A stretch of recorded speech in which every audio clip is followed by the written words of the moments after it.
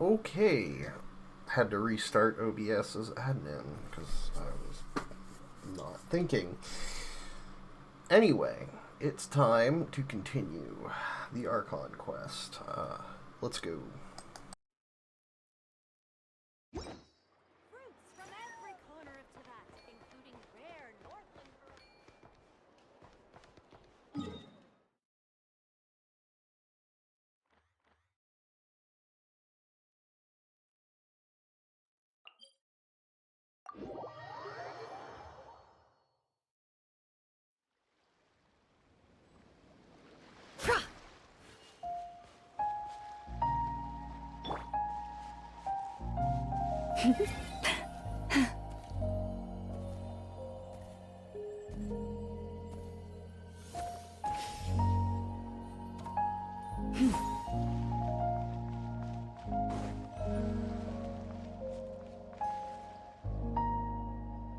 Oh, do you think the others are making good progress?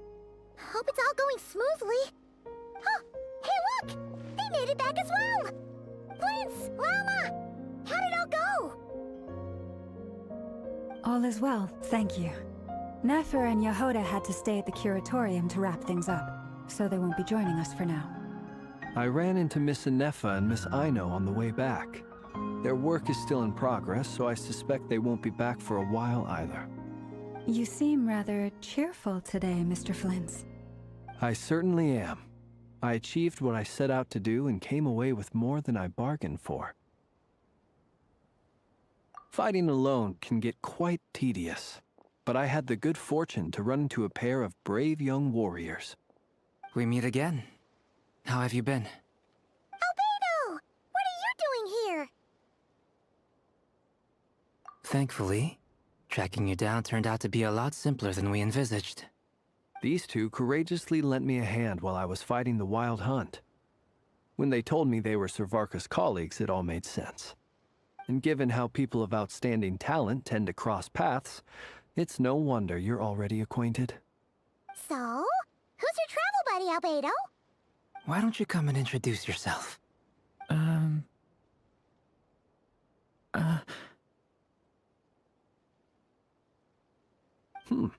A gentleman of few words, I see. And a rather stern countenance. I presumed you were acquainted with him. Is that not the case? It's nice to meet you. Again. We've technically met before. Wait a sec! You're Minnie Durin! That's right. It's me. I'm glad to see you again. By the way, he says it's okay if you drop the mini. Yeah, I'm not as mini as I used to be. Interesting, isn't it?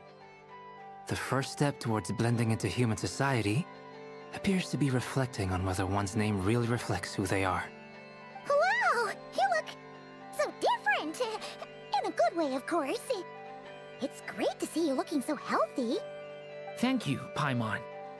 And although you're as mini as ever, I understand that diminutives don't always convey endearment. I'll be sure to simply call you Paimon as a sign of my great respect for you. Wow! You're such a smooth talker now. Paimon could get used to this.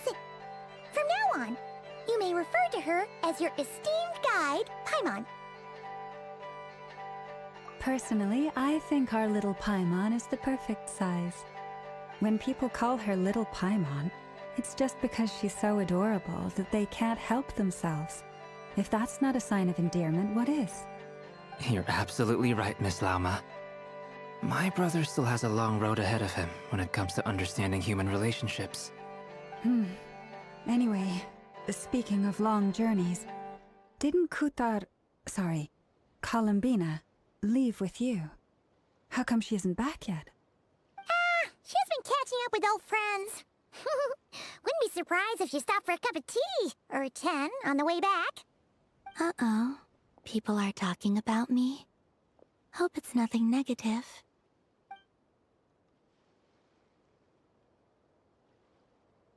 Judging from your expressions, I'm guessing it all went well? It's getting crowded here. I'll go grab some chairs. No need. This is a job for an alchemist. I'll whip some up momentarily. Thank you for your hospitality, ladies and gentlemen, but I was merely escorting my friends back. I'll be meeting Zendrone shortly, as we still have some things to discuss. It's been a pleasure, everyone. But this is where I'll say goodbye. We really appreciate your help. Oh, come on. Spare the formalities. I'm just glad I could help out some true friends. I understand. Well, bye for now, Harlequino.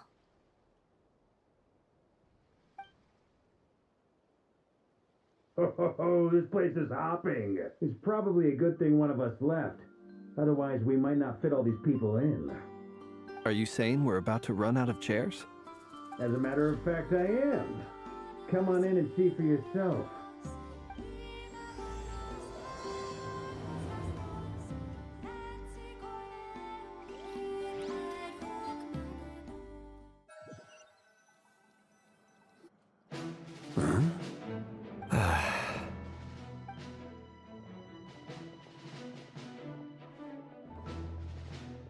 I overheard your little chit-chat outside, by the way. With Miss Columbina's colleague gone, we should be back to the original crew plus the other colleagues I brought in. Though, it looks like we have another new face. Someone else managed to rope in a colleague too? Frankly, you and Paimon are the only people I know here. This here is Dainsleif, colleague of Teyvat's greatest guide, Paimon, and greatest adventurer, the Traveler. Well, not exactly colleagues, more sort of friends. When someone else jumps in to do the announcing, you know you're speaking to someone important. Let's hear what he has to say. Note to self. Once Paimon knows your name, the rest of the world will soon follow. When he comes looking for us, it's usually something important. Paimon's guessing you've heard about the Wild Hunt, then. From the looks of it, you're about to hold a meeting. If I were to say that the Wild Hunt is our mutual enemy, would that earn me a seat at the table? As the saying goes, the enemy of my enemy is my friend. Mr. Dainsleif, there's a seat with your name on it. Though, I can't promise the same for everyone else. Hey, Albedo, think you can rustle up a couple more chairs? After all this time apart, Grandmaster Varka's first order is to rustle up a couple more chairs. I've missed this. Is he being sarcastic? Hey, he's your brother. Why are you asking us? I've still got a lot to learn about the nuances of human conversation. Trying to decipher Albedo's way of speaking has been like jumping in at the deep end. Oh, good point. Paimon gets you now. Don't sweat it. There are people who go their whole lives without getting the hang of it. You're ahead of the game already.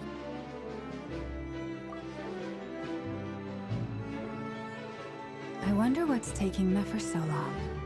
Perhaps you should go and check in with her. If anyone can hurry her along, it's you.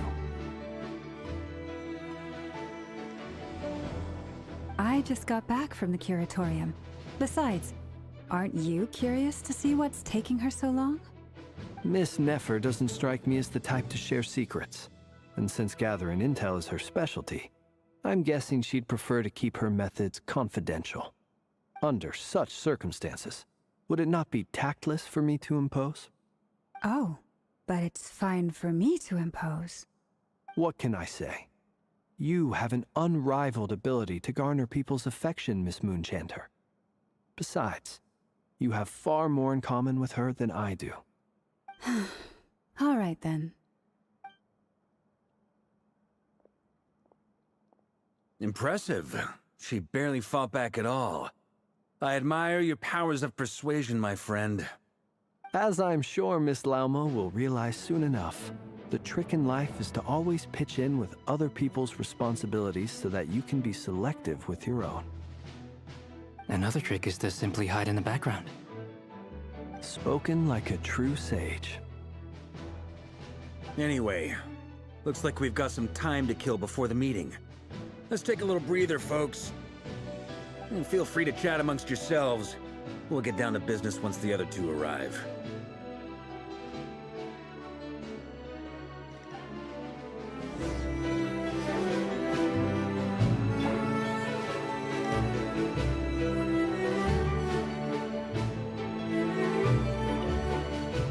You're both awfully quiet. Why don't I start us off with an icebreaker? Much obliged. Have either of you ever had your portrait painted? If not, I'd be glad to help. That sounds like a lovely idea. You know how to paint, then? I dabble occasionally. He's an excellent painter.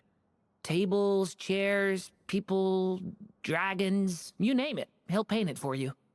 I'm flattered. If I ever get the chance, I'd like to give it a try myself. I'll bear that in mind. Anyway, how about you, Durin? What sort of portrait would you prefer? Oh, I'd be fine with anything. Whatever style feels best to you. Very well. Then I'll play it by ear. You can replicate any style I want? I can try. If you show me a sample, I'll do my best to match it. Thank you. In that case, I'll dig up some reference material for you.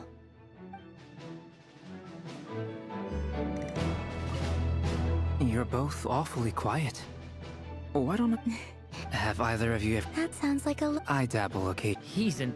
I'm flattered. If I ever get the... I'll bear that in mind. Oh, whatever style feels... Very well. You can replicate it. I can try. Thank you.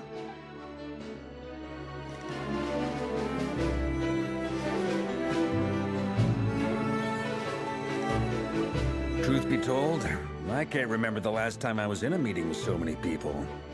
You're not alone there, my friend. The Lightkeepers also struggle to bring everyone together for a serious discussion. I don't doubt that. I've only ever met two Ratniki, one being you, and the other being that young guy, Itlua. Itlua is a good apple. I'll give him that. He's kind, honest, and regularly delivers supplies to my lighthouse. A true Ratnik to the core. In that sense, he puts me to shame. So you're what? A fake Ratnik? That's what it sounds like you're saying. But I get the feeling that's not quite what you meant.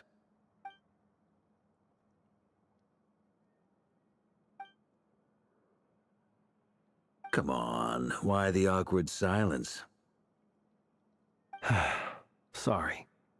I'm not even gonna bother trying to hide it. You've known all along, haven't you, my friend?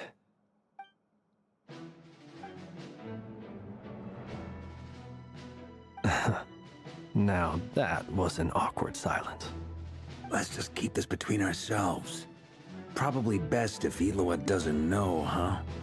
That goes without saying. Gotta be careful what you share with youngsters, after all. Anyone else in the know? Let me guess.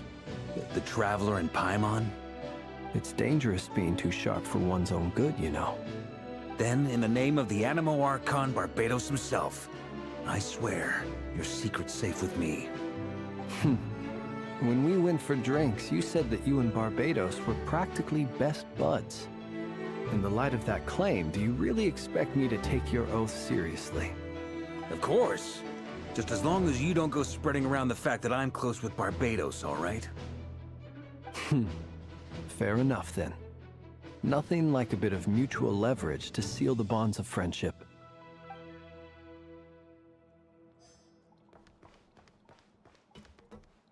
Is there something you'd like to say to me? Yeah! For starters, why'd you just show up here without even giving us a heads up? If you think back to our previous interactions, you may recall that that's hardly out of character for me. You do have a point there. Oh yeah! You'll need to find somewhere to stay the night too, right? Want to tag along with us? You never know. We might get a group discount. Sure. Let's do that. Great! Paimon will handle it! And in return, we can get Dainslift to be our very own personal bodyguard. If that's what you had in mind, you should have said so sooner. I'd be happy to help. Oh, okay then. Paimon was only kidding, but good to know. Anyway, since we're all here together, we might as well watch each other's backs. That's just what friends do, right? Indeed. Thank you.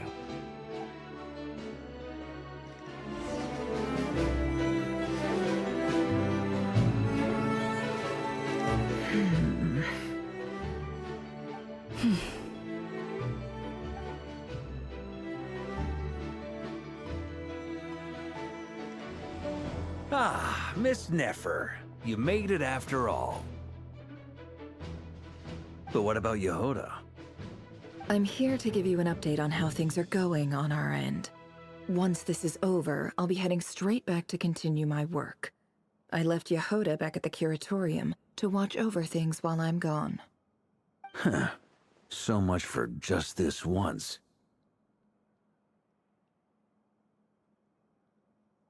Shh! Not so loud! We're on a roll here. What if she remembers and suddenly decides to back out? Did you say something, Mr. Varka? Huh? I didn't say anything. Right, Flints? Must have been a frog. They get so noisy around here at nighttime. It's like they're putting on a concert in the background. Anyway, before we begin, there's a few introductions to make. Let me start by saying that it's an honor to be speaking before so many distinguished colleagues and collaborators. First up, we have Miss Lauma. As Moon Chanter, she's the leader of the Frost Moon Scions, a local religious community in Nodcry. Then there's Miss Nefer, boss of the Curatorium of Secrets, an intel gatherer extraordinaire. Nefer is leading the investigation into Rerer's background, assisted by Yehoda and Lauma. From the little I've heard, they're making some great progress. Over here, we have Mr. Flitz, a ratnik and guardian of the abandoned lighthouse. In our last operation, he courageously distracted the Wild Hunt to buy time for the rest of us. For those of you who've never met, this is Mr. Albedo, a renowned alchemist and captain of the Knights of Favonius investigation team. By his side is a new face for us all, myself included, Mr. Durin, who has come to lend his aid. Next up, we have the Moon Maiden and former Fatui Harbinger, Miss Columbina. Then we have the Traveler, who's earned more titles than I could possibly hope to list out, so I'll spare you the rundown. And Paimon, the ultimate travel companion and quite possibly the best guide in all of Tevat. Wow! That's a lot of people! Great turnout!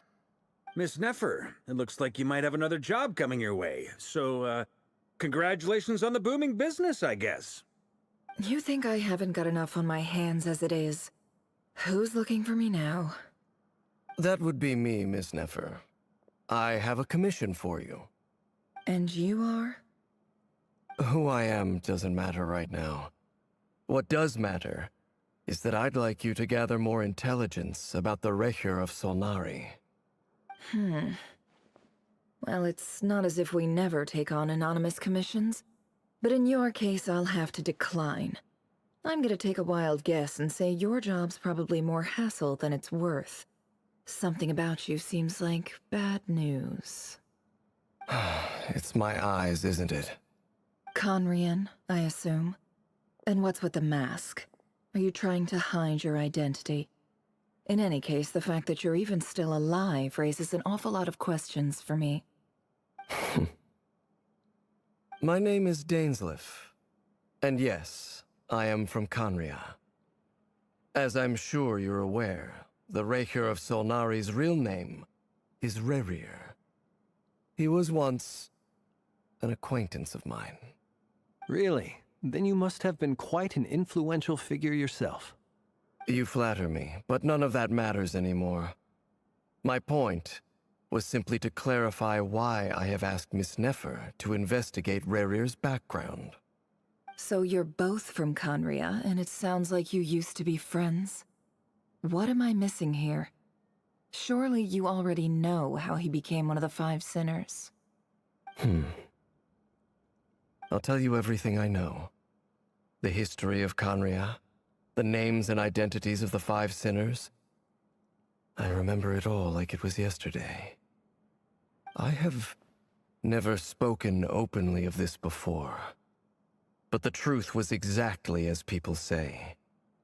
The 5 sinners were each driven by their own desires, and it was by playing upon these that the Abyss tempted them to their fall, tearing Conrial apart in the process. The visionary, Vedifenir, who wished to foretell the future.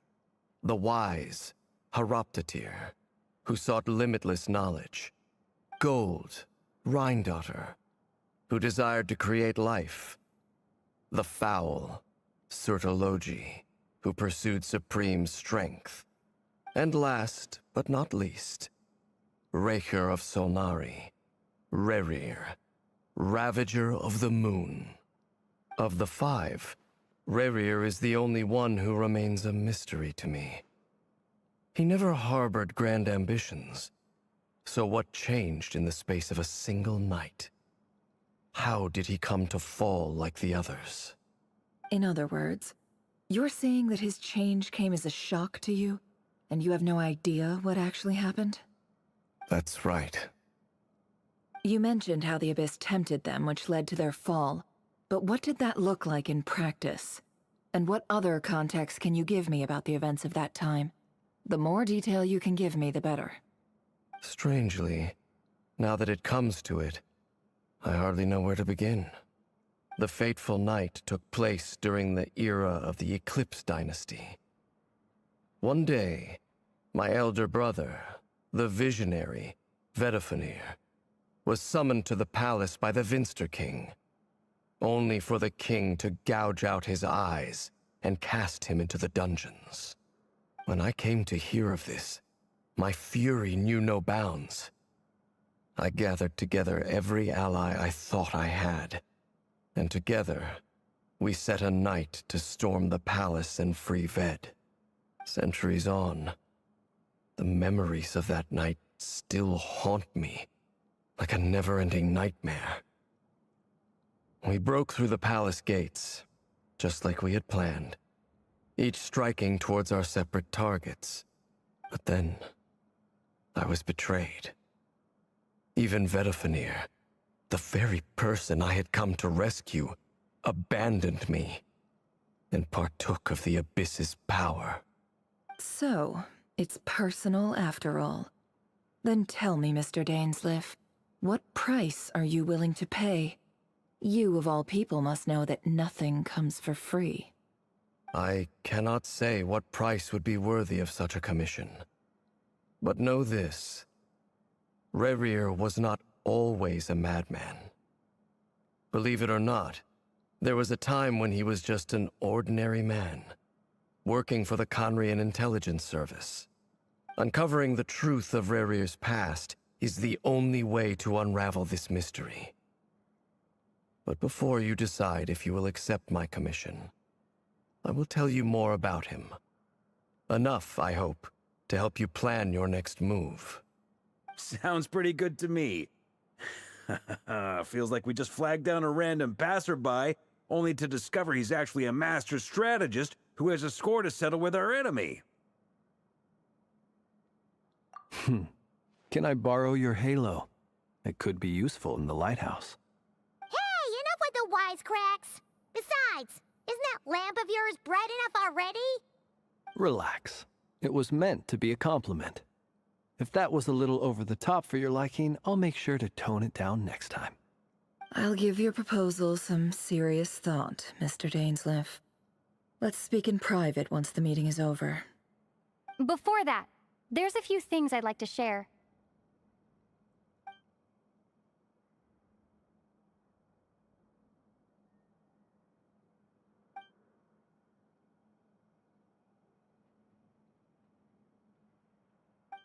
Now that we've united the hearts of the 3 moons, your power should be greatly enhanced. But it seems like that hasn't happened yet? I believe it will take a little longer. You've done so much for me, so I want to be completely honest with you all. Even though I'm doing a lot better now, the truth is, my recovery will likely be an ongoing process. From the moment I was born, my power has been slowly ebbing away. And that is because Tevat has never accepted me. Even with the moons united as one, it seems my rejection cannot be undone. So far, I have yet to find a solution. It may turn out to be a problem that will plague me until the day I finally leave this place behind. Even so, I will do everything in my power to help you drive out the Ray here of Solnari. As Arlecchino put it, this is not about chasing the spoils of victory. It's just a gesture of heartfelt gratitude. Kutar.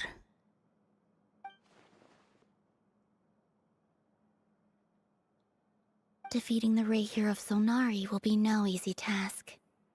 While my strength slowly recovers, we'll also need to gather more intel. Naturally. We should take all the help we can get if we hope to defeat him.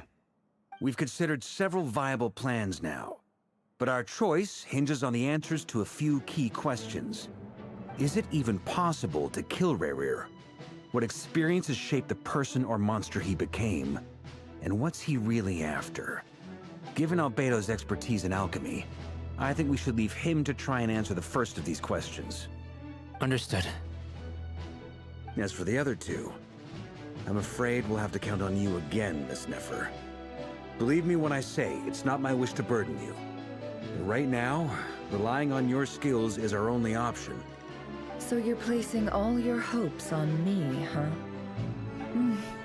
We can't thank you enough for agreeing to help us. Honestly, I can hardly believe how lucky we are. You sure have a talent for changing your tune, Miss Moonchanter. Timid like Yehoda one moment, then flinches insincere flattery the next. Ladies, please. I must object to your portrayal of me. That's all. Feel free to keep bickering. Just pretend I'm not here. I almost don't want to leave this room. I'm curious to see how this plays out. I have faith in you, Miss Nefer. Something tells me you'll stand by us until the very end. Oh?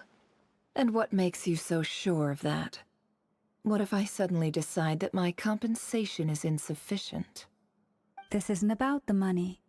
I can sense that you've got a deep-seated distaste for Rerir.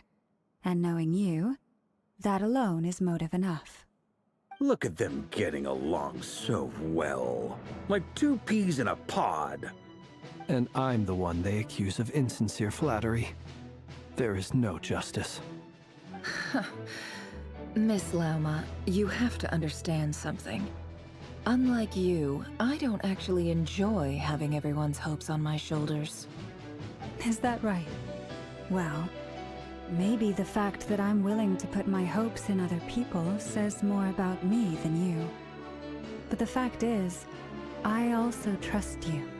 And that's because I know that you're someone we can count on. Anyway, we've got our plan, so let's get moving. Mr. Dainsleif, let's talk. And Traveler, once we're finished, if you've nothing else planned, I'd like you to come with me. This whole experience is teaching me a lot. For instance, I now know that when other issues come up in the future, I'll have far more luck getting Lauma to convince Miss Nefer than trying to do it myself. Hate to say it, friend, but that's one of the funniest things I've heard in a while. Why? You think I've got it wrong? Quite the opposite. But what makes it so hilarious is how long it's taken you to realize.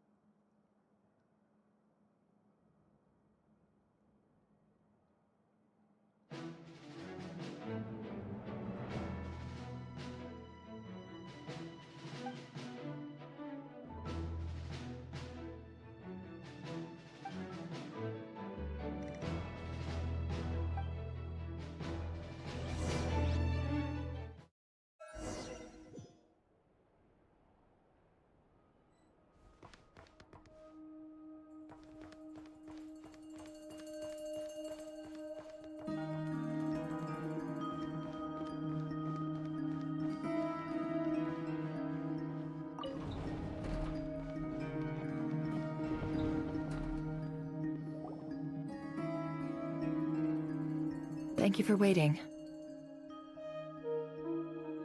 It's okay. We actually used the time to help Dainsliff get a room at the hotel. That's very considerate of you. Now, I trust you share my curiosity about Rarier's past, and you seem fairly familiar with Mr. Dainsliff already. We spoke at some length after the meeting.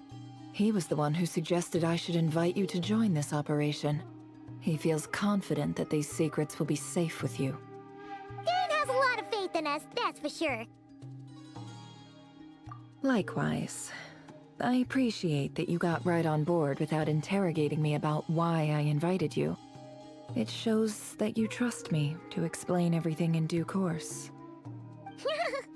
That's because we know what you're capable of. We appreciate you too, Nefer. You might have been forced to help in the beginning, but this time, it was your choice.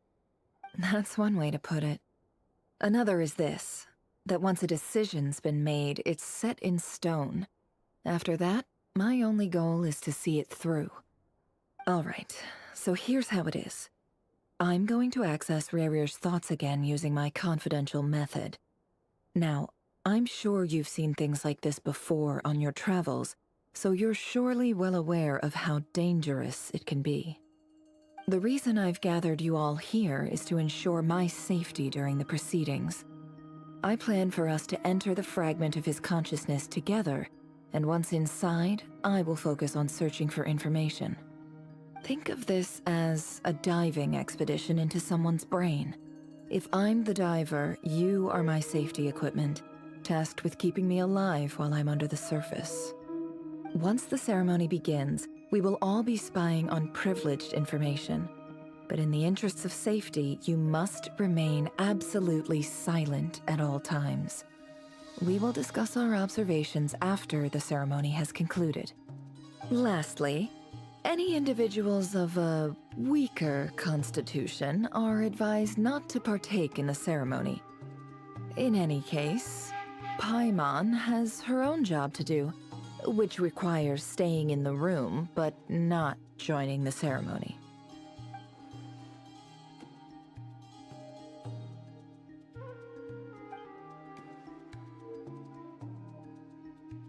Well, good luck, everyone. Sounds like all Paimon can do is cross her fingers and root for you guys. There's a little more to it than that. I was being serious when I said you have a job to do. While the rest of us are inside Rarier's mind, it's imperative that we have a team member on the outside. In the event that something goes wrong, you will be our first responder. I don't anticipate any issues, but the extra level of safety will be greatly appreciated. I second that. This is a dangerous operation here, and you're our whole rescue team. That's pretty much the most important job in the crew. So, Paimon's like the lifeguard? Yeah, that makes sense. All right, got it. Good. Please, take a seat. We'll get started momentarily.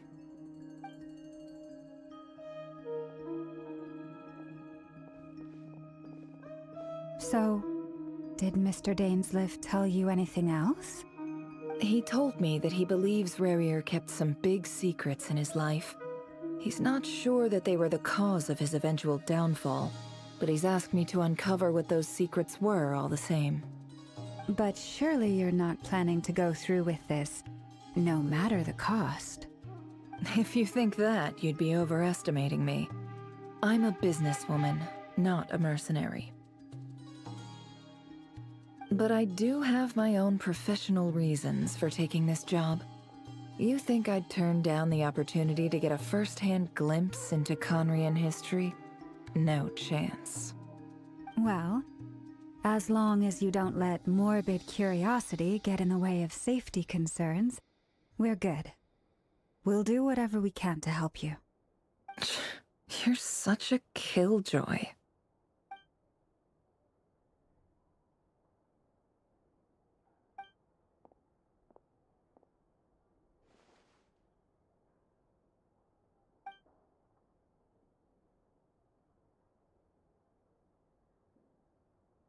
All right, I'm good to go.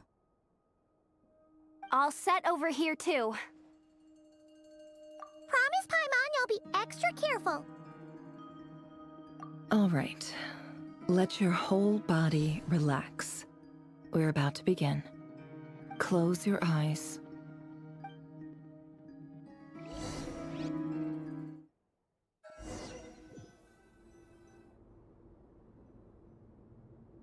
Phew.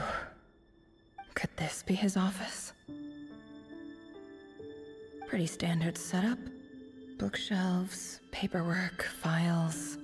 According to Dainsliff, Rarier used to be an intelligence operative. Chances are there's plenty of top-secret intel stashed away in this room. Is this where you keep your secrets, Rarier? Can't say I'm not looking forward to this.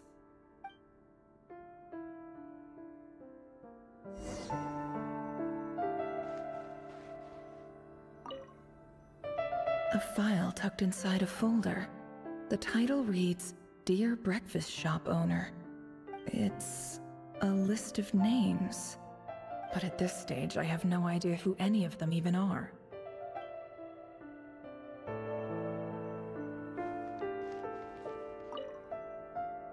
Wonder what kind of encryption technique this is.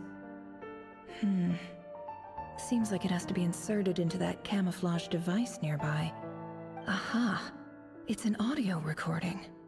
Please, hear me out. I can't shake this feeling that someone's been spying on our house. No, I'm not being paranoid. It's true. I saw someone dressed in all black. It was a couple of days back, but that was on another street, not near my house. I swear, I know what I saw. There's a note in the margin. Surveillance of the run for their residence has concluded. We apprehended the target and filed the mission report last night. Could the voice in the recording belong to one of Rarier's targets?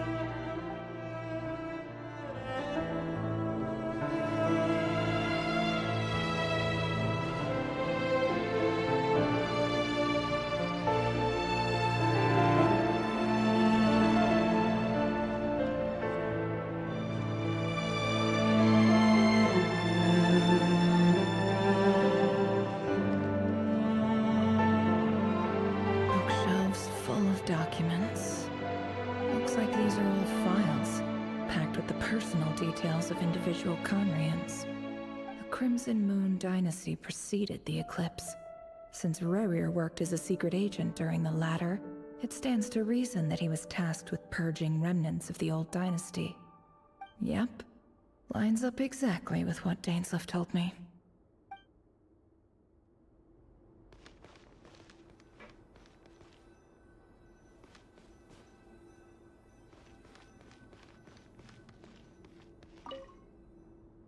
A box containing a ring inlaid with a precious gem. Must be for his girlfriend.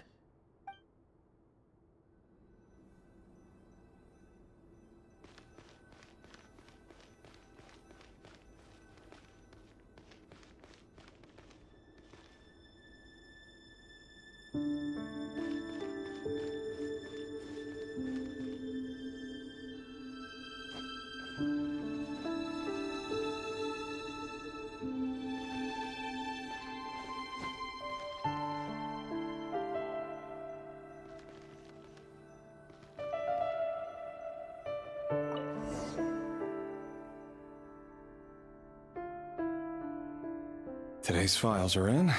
Time to wade through them, just like usual.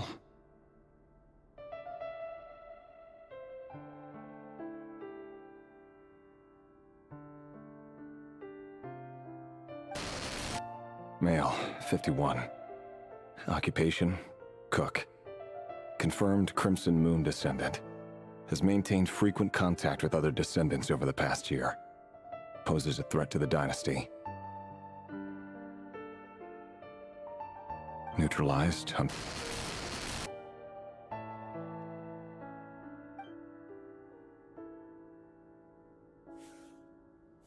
This one should be archived under purged targets.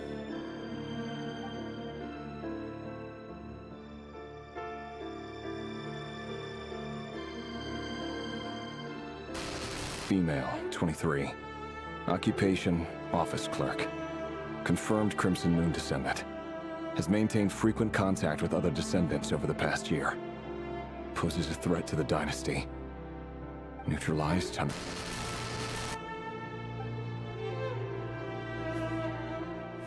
Another one for purged targets. Sounds like she was that other man's daughter. Never mind. What's it got to do with me?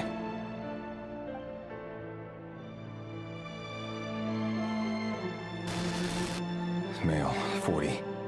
Occupation, teacher. Confirmed Crimson Moon descendant. Has been observed making contact with other descendants during the past year. Poses a threat to the dynasty. Neutralized on...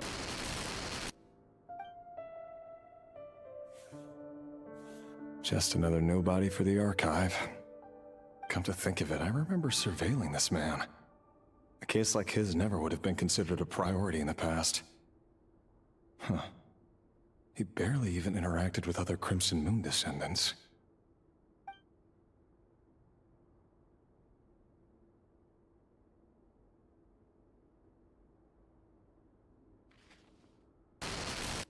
Female, 16. Occupation, none. Orphan and confirmed Crimson Moon descendant.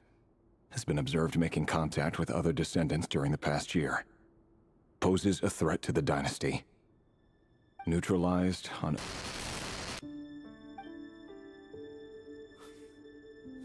Filed. I have no recollection of this girl. None whatsoever. She doesn't seem to be anyone important, but then again, how many of them really are?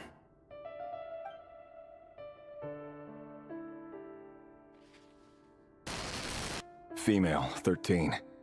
Occupation, none. Orphan and confirmed Crimson Moon descendant. Has been observed making contact with other descendants during the past year. Poses a threat to the dynasty. Neutralized on...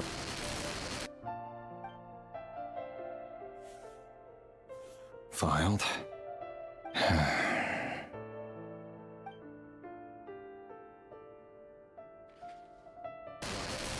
Male, 11. Occupation, none. Orphan and confirmed Crimson Moon descendant. Has not been observed making any contact with other descendants during the past year. Poses a threat to the dynasty. Neutralized on...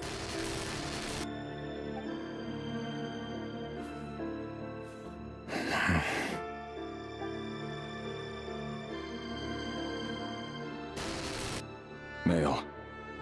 6. Occupation, none. Orphan and confirmed Crimson Moon descendant.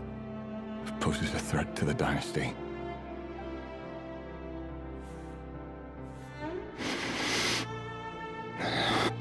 It's funny, isn't it?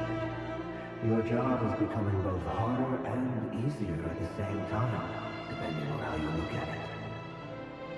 Sooner or later, the Crimson Moon descendants will be completely wiped out. But as their numbers dwindle, they become harder and harder to track down. That's not how it is. Fortunately, however, most of the able-bodied adults have already been taken care of. The remaining weaklings will be increasingly easy to deal with. No! No. My job is to ensure the survival of the Eclipse Dynasty. And the only way to do that is by eliminating any and all potential threats. It's a perfectly legitimate line of work. Every single one of my colleagues can attest to my fairness. And if my friends were aware of the facts, I know they'd back me up too. Assuming, of course, that they were aware of all the facts.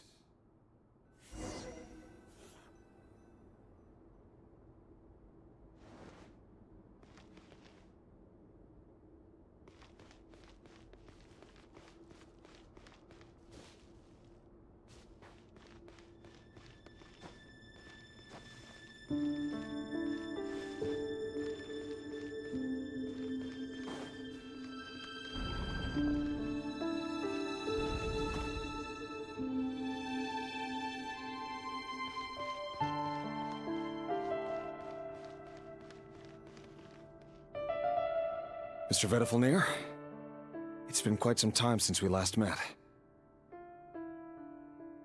Rerir, I trust you're here because you have something important to discuss.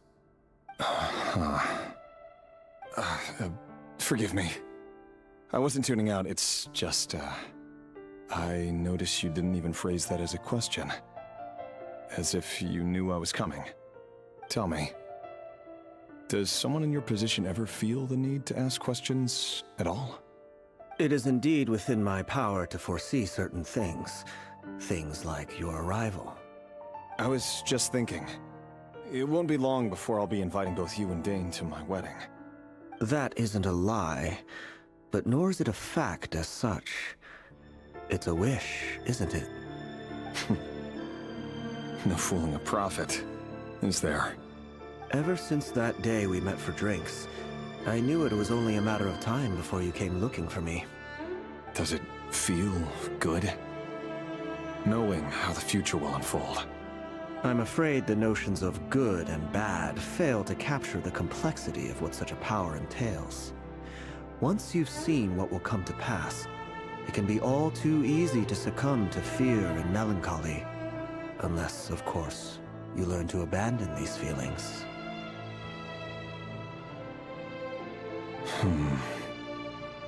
You fear my silence, and long to hear the words I left unspoken that day. That's right. You must have noticed my reluctance to broach the subject. And the reason is simple. Because the truth could never have lived up to your hopes. For both our sakes, such words are better left unsaid. The burden of prophecy was never meant for your shoulders. So who exactly do you deem worthy to hear your prophecies? None but our exalted king? Or rather, our king as he once was. You're closer to his majesty than I am. You must know better than anyone how much he's changed. You say that as though it is to my benefit. Yet precisely because of that, I dare not speak rashly. A king can turn out to be the most virtuous of rulers, or a tyrant more terrible than the most vicious of dragons. You are so wise and far-sighted, yet still you would have me live in fear of the unknown? You make a fair point. Especially given my silence alone was all it took to send you spiraling downwards. Very well then. Let me offer you some advice. And I say this not as a prophet or a visionary, but simply as the brother of your friend. For many reasons, there is very little chance of your marriage ending in happiness. If happiness is what you seek, you should find another fiancé.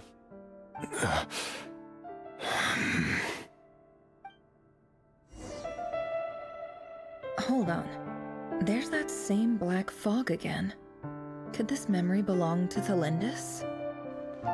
Guess I'd better tread carefully.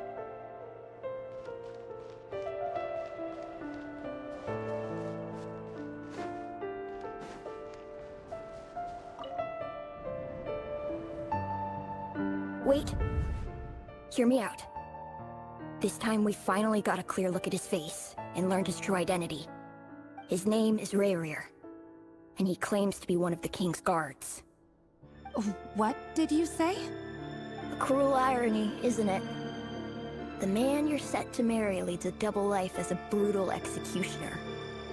Why are you telling me all of this now? Simple. It's because I want you to kill him. You are the only person he would never suspect. No, absolutely not. I would never dream of doing such a despicable thing. So you'll just stand by and watch him slaughter us to the last. Do not forget that the blood of the Crimson Moon flows in your veins too. The blood of the Crimson Moon? What does that matter now? The dynasty has long been dead and gone. You think that alone is reason enough for me to throw away everything I have? Why wouldn't it be? You two were once a child of the Crimson Moon, just like me. Don't tell me you've never felt so much as a flicker of fury for the way we were trampled into the dust. as long as you promise to abandon this pipe dream of restoring your dynasty, I can try to persuade him. Or have him persuade the Vinster King. Persuade the Vinster King? Do you even know why he's so obsessed with hunting us down? Why he keeps trying to force us to hand over our secrets?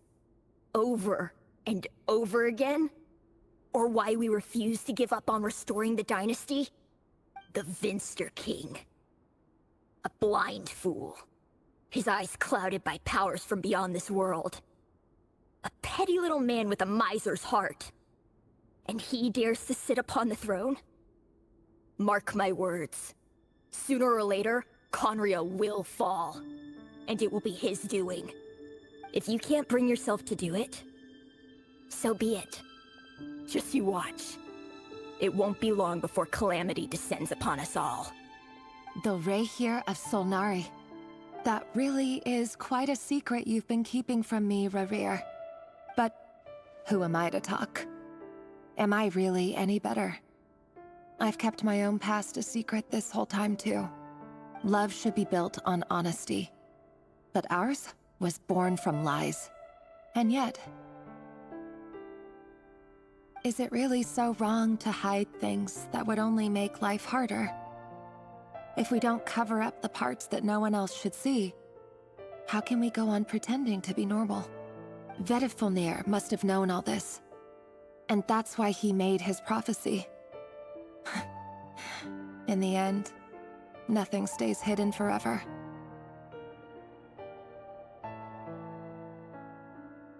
But I won't just sit by and watch this disaster unfold.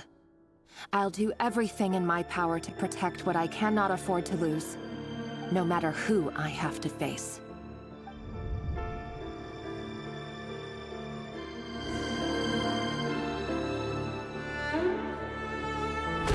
Huh? Was that Rerir who just walked past the window? Doesn't it give you the chills that he still takes the same road to work every day? As if nothing ever happened. Those people at the deli. Enough already.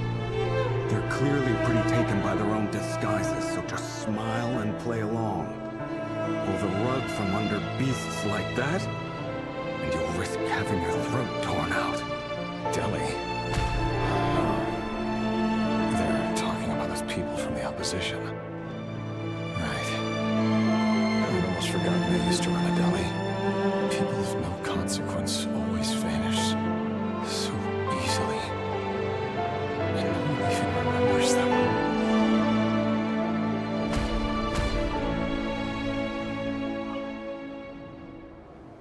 But surely you can see he's not the man he pretends to be. So many have died already, and they say that the king's madness grows with each passing day. We're not going to survive this, are we? But why does it have to be this way? Do we really deserve to die just because of the blood that runs through our veins? Felindis, are you even listening? Sorry, Freether. My mind was off wandering. I heard you, though. You're talking about what Rerir said. He's just following the king's orders. He's a secret agent, and it's his job to hunt down rebels and dissidents. By the time you first met him, he'd already taken lives. Maybe he was using you from the very beginning. No. Rerir has no idea I have anything to do with the Crimson Moon. My family are only distant relatives of the main lineage, and besides, my eyes are perfectly ordinary.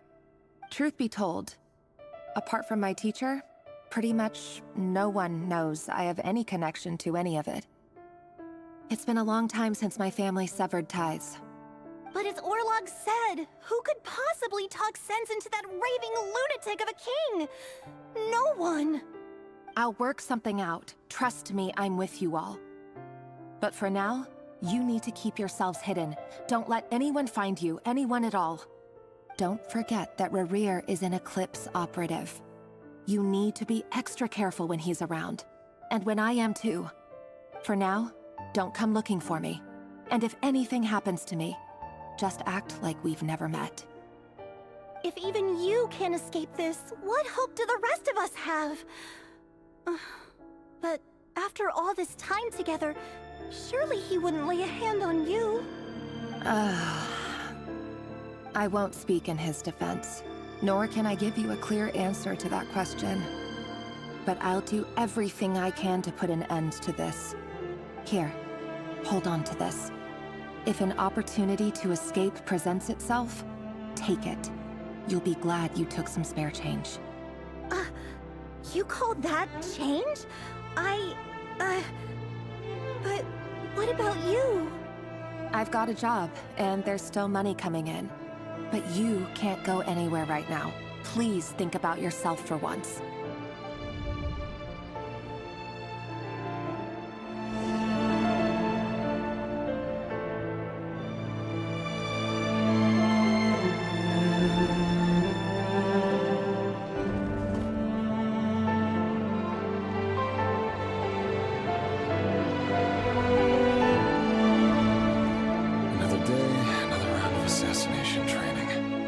Training ground is just beyond this hidden passageway.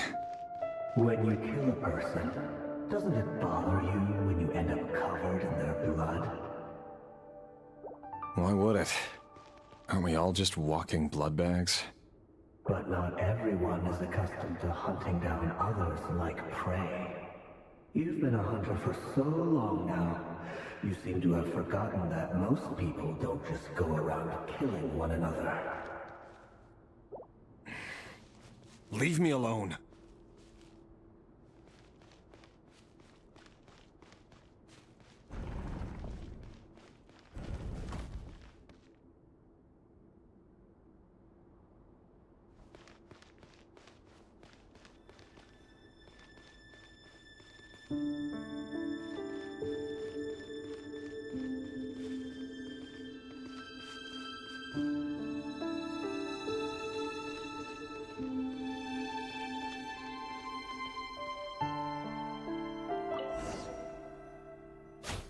Make sure you have a firm grip on the handle.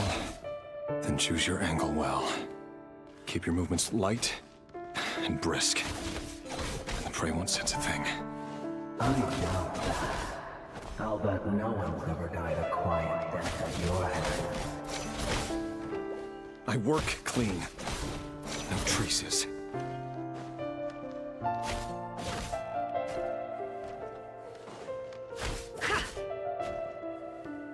That doesn't make it open to the door, though. The king just happens to need you right now. What if someday he doesn't? That won't happen. He's changed. Ever since he fell under the spell of that power. In the beginning, he only had to take out a handful of the guilty. The ones I've dealt with have always been guilty. And I've carried out my work flawlessly.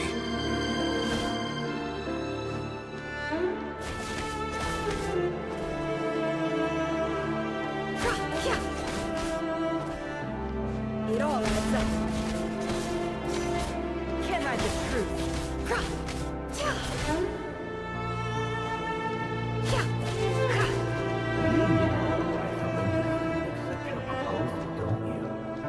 Was it because he didn't trust you?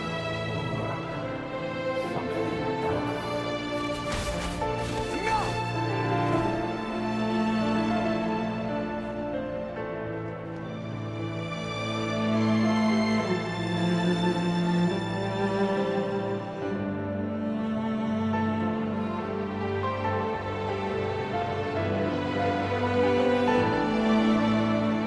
Delindis, do you still remember Orlog? Orlog. The boy who was pretending to sell flowers. You spoke for quite a while, didn't you? Yes, we did. What about him? He was arrested 2 days ago. Chances are he's already dead. He... I just don't get it! After everything he's done, why do you still stand by him? Or does it mean nothing to you that people keep dying? No, that's not... Just hear me out. I need to go now, Thelindis. They're looking for us. You take care too. If you ever need a place to hide, come find us.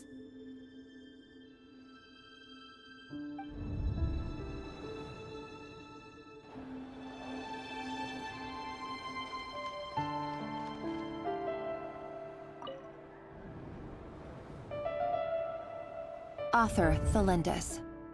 Over the course of this week, the research object was subjected to interference for a total of 47 hours for experimental purposes. The results are as follows. All subjects of observation that were sent inside have now... The situation within is proving more problematic than anticipated. No progress whatsoever. What now? Won't you give me even a glimmer of hope? Things are getting worse by the day. I have to find a way or we'll all be in danger.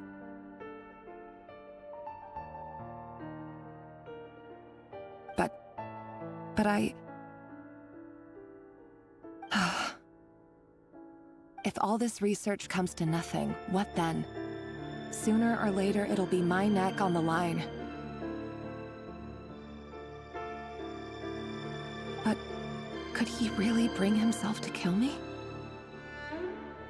No. Surely he wouldn't have the heart.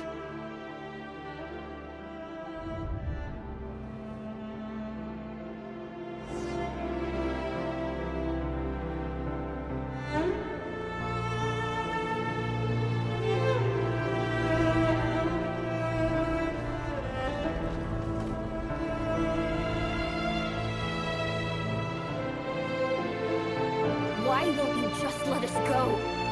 We don't even know each other. All we want is to live ordinary, peaceful lives. You want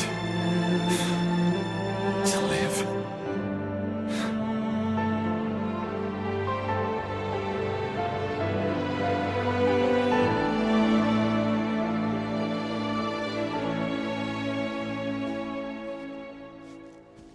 Yes. I just want to go on living. Is that really such an unforgivable crime?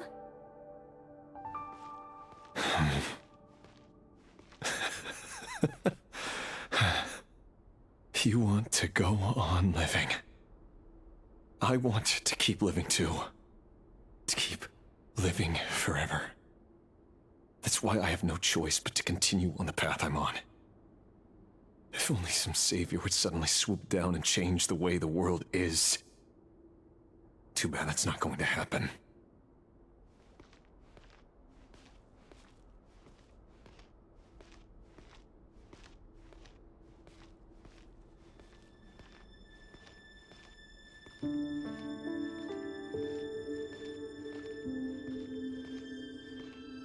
Imagine that. If there really were such a person, you and I wouldn't be standing here like this, would we?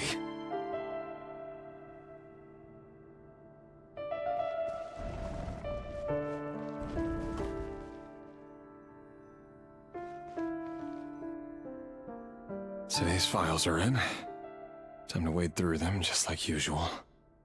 No, I don't get tired of it. It's my job. And not only am I lucky to have it, I'm good at it too.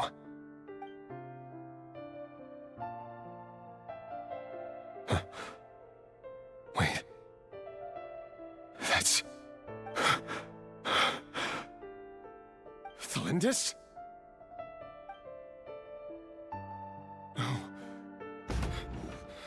No. No! Why? But you bear no mark of the Crimson Moon. How could you possibly have anything to do with them? It cannot be! A diluted bloodline. Carefully concealed. I see it now. You've been living in the shadows just like me. What a fool I've been. Numbing myself with talk of justice. Even imagining my friends would back me up. But in the end, Mansul, Finster King, How far are you going to take this? From the direct bloodline to secondary offshoots? And then what?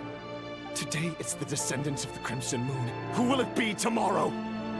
Will you not rest until everyone down here is dead? No.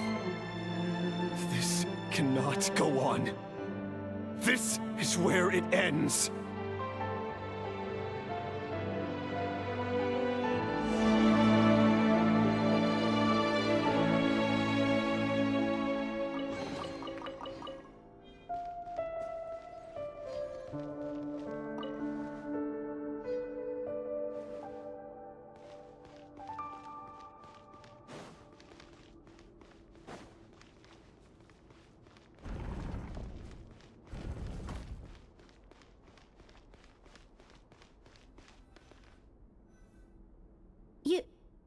You're really letting me go?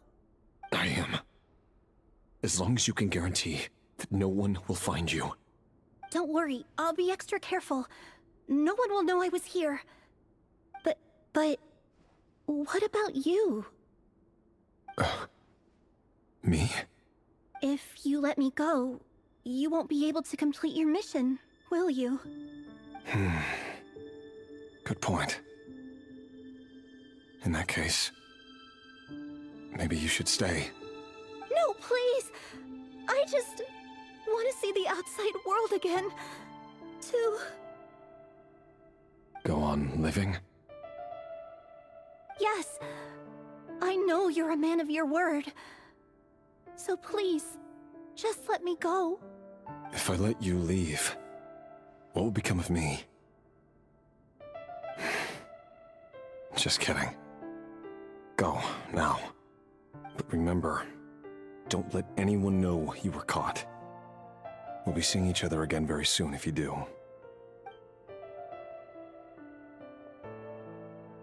Even shadows in the dark must live by a code. But you can't save everyone. You've been whispering in my ear for days now, Vedifilnir. What are you trying to do? Break me down? I only say this because you long for an answer to your problems. Let her go, Rerir. You risk losing everything. I will not abandon Thalindis. Then you'll need a little more vigilance and a lot more power. The world is changing, Rerir. Keep your eyes peeled for your moment of opportunity. That voice used to be so unclear. But now I know exactly whose it is. It's Vedifilnir. He won't tell me how to actually resolve any of this, but he keeps trying to manipulate me like a puppet. What's his game here? Tell me then. What will this moment of opportunity look like? And no answer. He's like a ghost. Always disturbing me when I'm on edge, but never answering when I need him most. So, the Eclipse Dynasty was purging, well, massacring the descendants of the Crimson Moon. And it seems like it was all connected to the Vinster King's research. The King's obsession with abyssal power left the future of Conria hanging in the balance. No wonder every aspect of Rerir's life was so unstable. And it looks like this Thalindis, Rerir's would-be fiancée, herself belonged to a sub-branch of the Crimson Moon Dynasty's descendants. It almost defies belief that a couple like them could hide the truth from each other for so long. If the Vinster King hadn't intervened in such a drastic way, they might have gone on deceiving each other for the rest of their lives. And why does Vedifilnir, Dainslif's older brother, keep talking in Rerir's head? This guy kept more secrets than I ever imagined. The human mind is like a vast desert of shifting sands. When you follow the flow of someone's memories, you only ever see the parts they're willing to let surface. Time for something a bit more creative. We've been inside Rerir's mind this whole time, building up a picture of his psyche. There's already enough clues on the board to start reading between the lines and mapping out the rest. Now, we can finally begin to put the pieces together. Sure, it'll only be a reconstruction. Part simulation, part reasoning. But it's usually pretty accurate. Once we've built up a cognitive profile, we just need to cross-check the logic behind his actions. And then we'll be able to take a sneak peek at whatever it is that Rerir has really been hiding.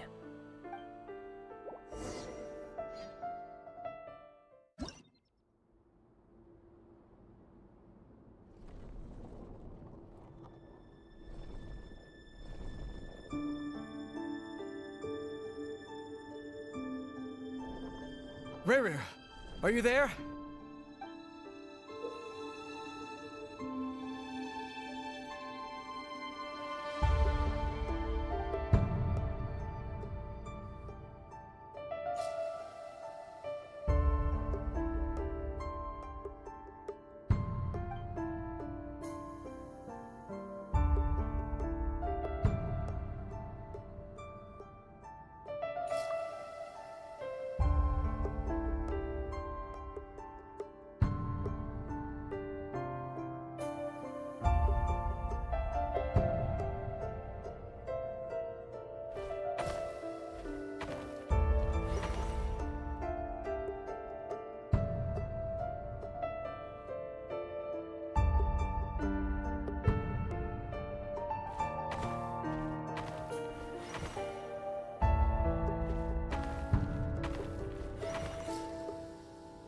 Hey, Rerir! Come out, it's urgent! Dane? What's wrong? Quick, come with me. I'll explain everything once we've met up with the others. Okay. I'll come. But the Lindis is still over at the Universitas. I'll need to leave her a note. All right then, but make it quick. I've never seen Dane so worked up before. Whatever this is, it must be big trouble.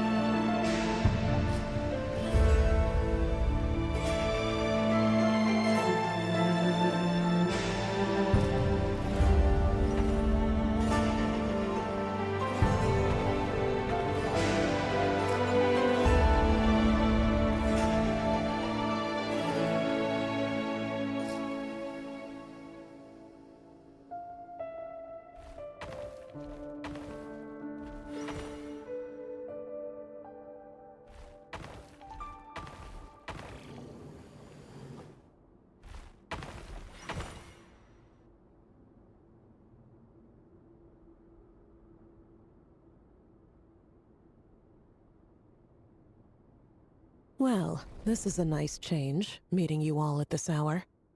When men and women of ambition can speak face to face in broad daylight, I say that's a big step forward for our dear Conria. Don't be ridiculous. We do not fear the day. Why would we seek refuge in the night? You might ask your blade that same question. I'm told it prefers the cover of darkness. The word on the street is that Sir Elegy only strikes when he has an unfair advantage. But that is patently false. I see you're missing an arm and a leg. Surely only a fair fight could explain that. If this is your way of offering me replacement limbs, believe me, I'll take them. Oh, we can certainly discuss that. With bioalchemy, anything is possible. Assuming I have your full support in my research. Lunatic. Robtatir, what brings you here? Why, Dainsleif, of course. He invited me. Please, cast aside your apprehensions, Miss Rhindaughter. Whatever the rumors may say, I am but a humble servant of the king, and I can assure you he affords me no greater convenience than he does you. Well, the Universitas Magistrorum won't stop fawning over you. So at least some of the rumors must be true. You're clearly doing well for yourself, so drop the humble servant act. It endears you to no one. You're president of the Universitas Magistrorum, the chief royal mage known as the Wise by royal appointment, and by far the most favored among the 4 pillars of Conria. Vice President Veit doesn't even try to hide his envy when he sees you. My success is the product of hard work and good luck. It's as simple as that. Were the king not such an extremist, I hardly think I would have received a senior post at my age. Of course, no job is without its gripes. Serving a king like ours can be a challenging task, as I'm sure you can imagine. And as for Efterveit, in missing out on the presidency, he's dodged a mountain of stress. Like everything else in life, it comes with pros and cons. You're all here. I apologize for the short notice, but it was an emergency.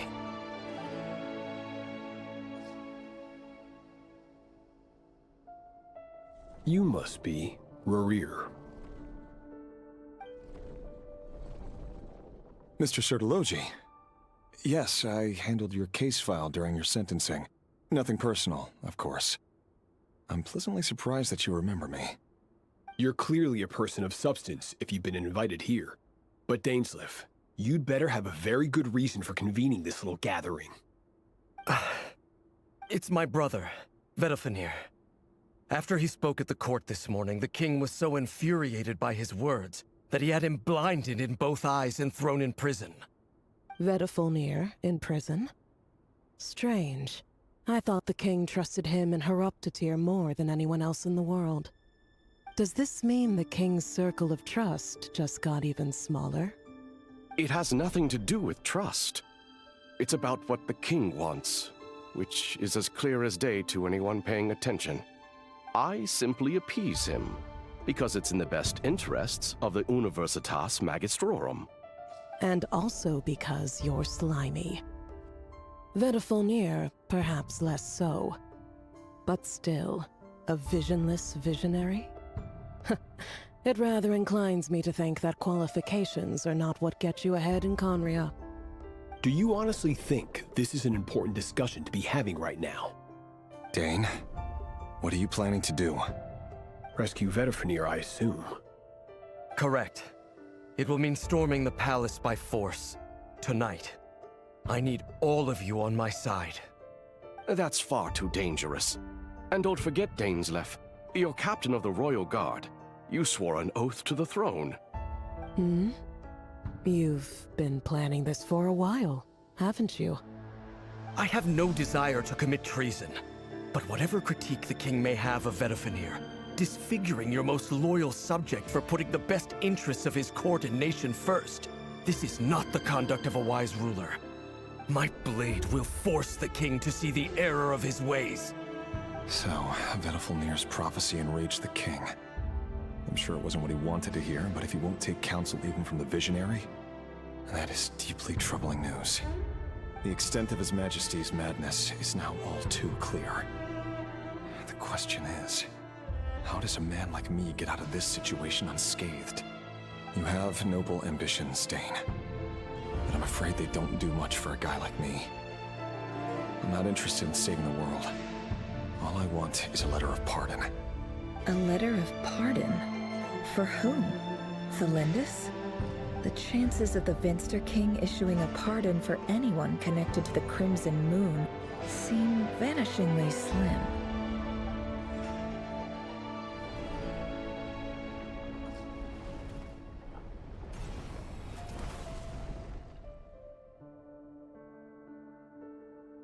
This black fog over the board must have some connection to Thelindis.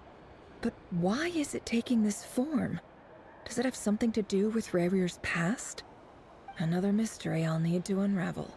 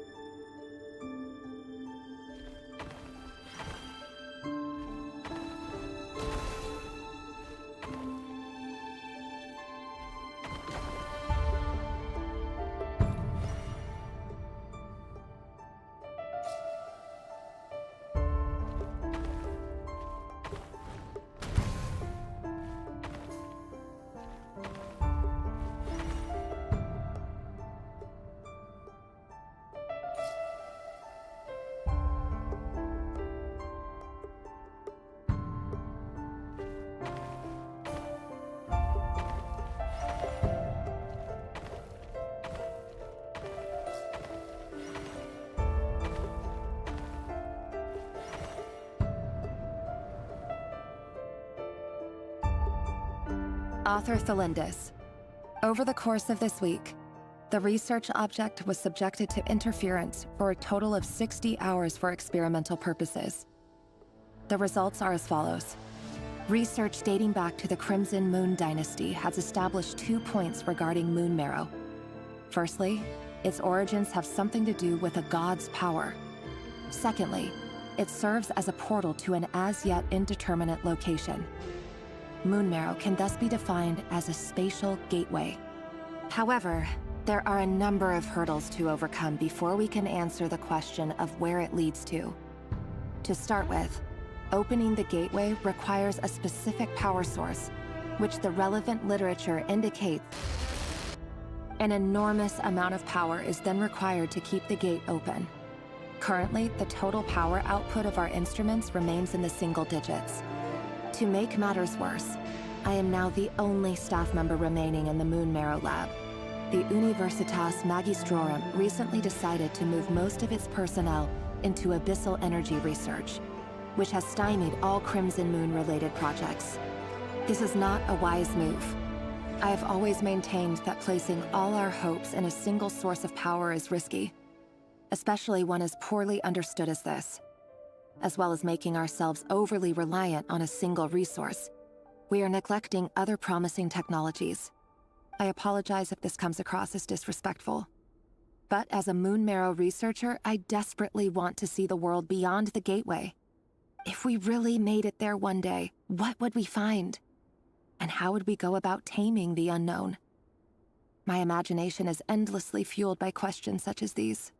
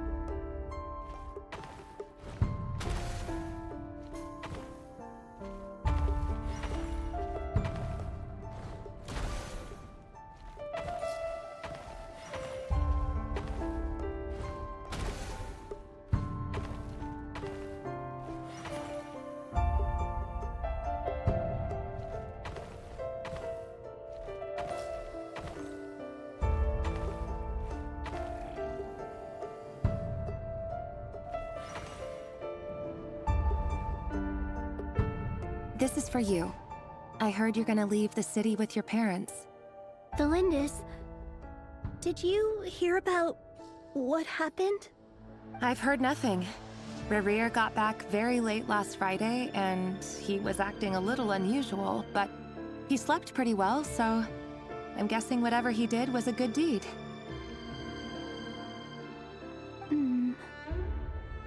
You never saw him, and I don't know what he did. And this conversation never happened. You understand? What if he finds out that you pried into his secrets? Don't be silly. I don't know what secrets he does or doesn't have. All I know is he's just a normal guy who happens to run some errands for the king. Are you scared of him? I don't know. The Rerir I know doesn't match the person you all describe. Logically, I should be scared of him. And yet, I don't want to lose him. But enough about that. You should get going, and be careful with the package I gave you. Keep it secret. Keep it safe. What's in it? A piece of the moon. All you need to know is that as long as you keep it safe, then in the future, everyone will be able to see a red moon. A red moon? You mean our moon? That's right. Our moon. Promise me you'll look after it. I promise, Thelindis. The Crimson Moon bloodline will never die out. Its light, the color of blood, will become like a fire that flows in our veins, no matter how long it takes.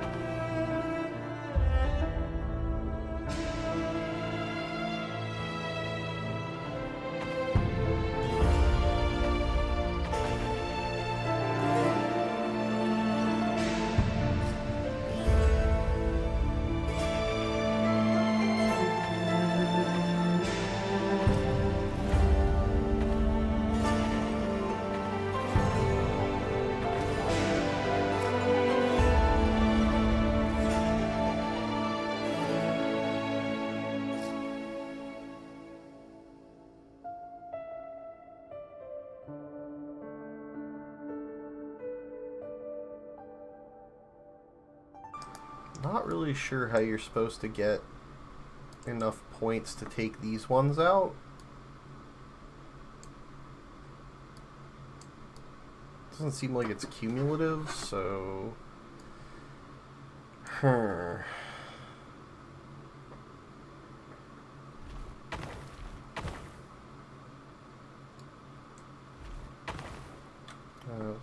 let's reset that, because, like, you can't move diagonally.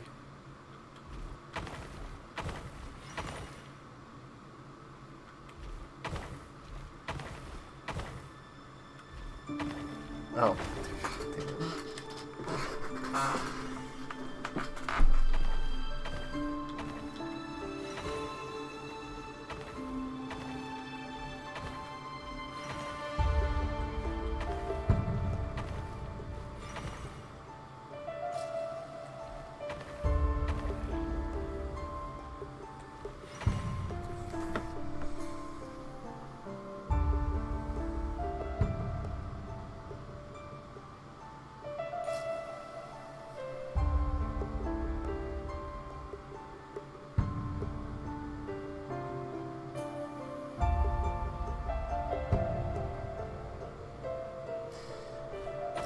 Yeah, I don't get it. Like, actually, how do you get enough points to have more?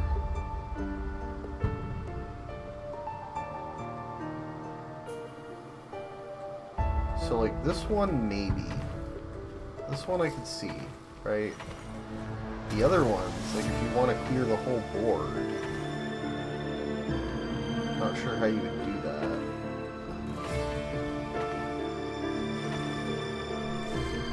Hurry, everyone, and stick to the plan.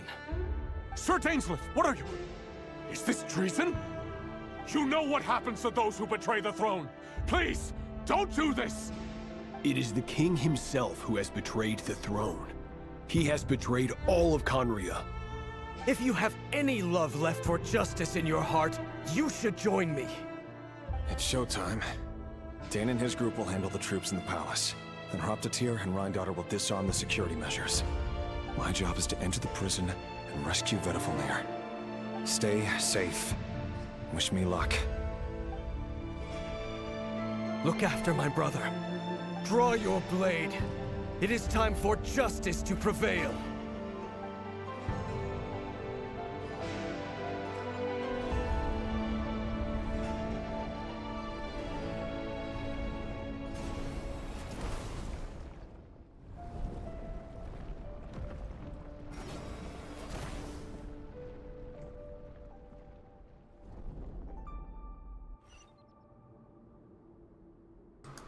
Okay, that's actually pretty cool.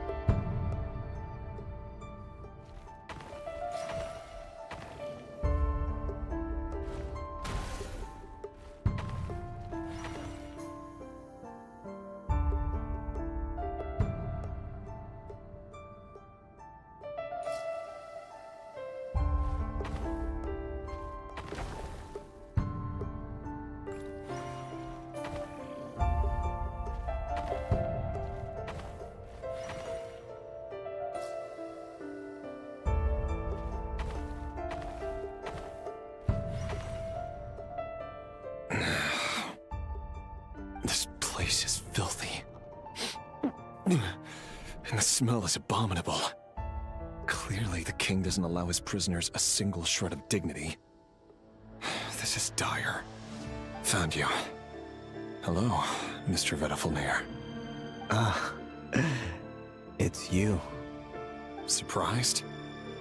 Oh, wait.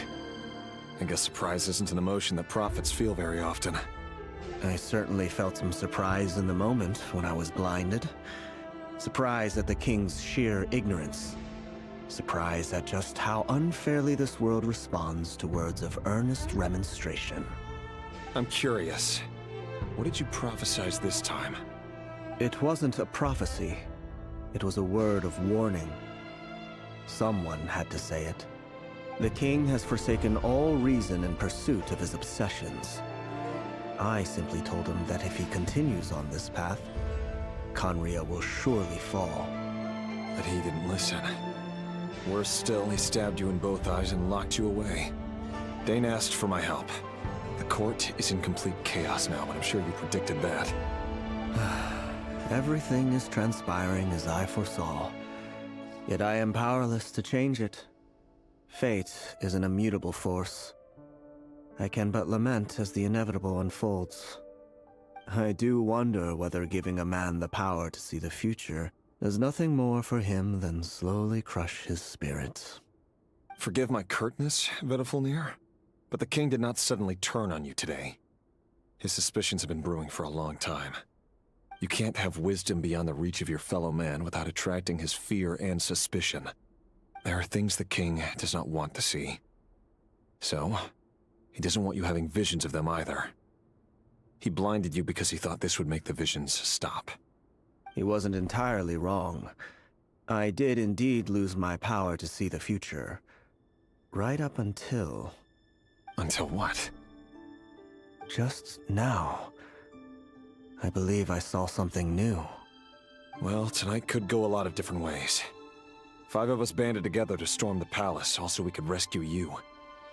This will go down as the most tumultuous day in Conrian history. I sense hatred in you, but also hope. A desperate hope that with the tyrant deposed, that will be the end of the story. But this is not the end. It is the beginning of a new chapter, and a whole new story. There are many men of honor and courage in this world, Rerir. But you are not one of them. You're not here for justice, are you? You're here for yourself. Is that a dagger? Interesting. Why not the polearm? It was always your weapon of choice. With your abilities, I don't doubt that you were able to recover some of your sight. But I also doubt that you want to make an enemy of me right now. Of course not. We're on the same side, aren't we? We could be. But I need you to be honest with me, Vedifulnir. At this point, you're my only hope for the future. You mean your future? With your beloved, Thalindus? Yes. And I know there are bigger things at stake here. A dynasty, a nation, maybe the entire world. But forgive me, I care first and foremost about myself. I can't abandon the one I love to save myself. I just can't do it. But you see a broader picture of the future than I. You see the solutions to the biggest problems of our age. So tell me, what is my solution? What's the answer? In matters of fate, answers are either right or wrong. What will be and what will not.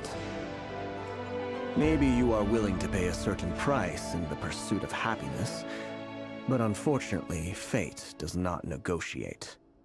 That is the cruelest thing about fate. It is unmoved by your sacrifices. That can't be true. I know it's your voice that I keep hearing in my head, urging me to see how the world is changing, to seek more power, so I can protect the things I love. You show me disaster, but you won't show me how to avoid it? Why? Why are you doing all this? My voice. In your head.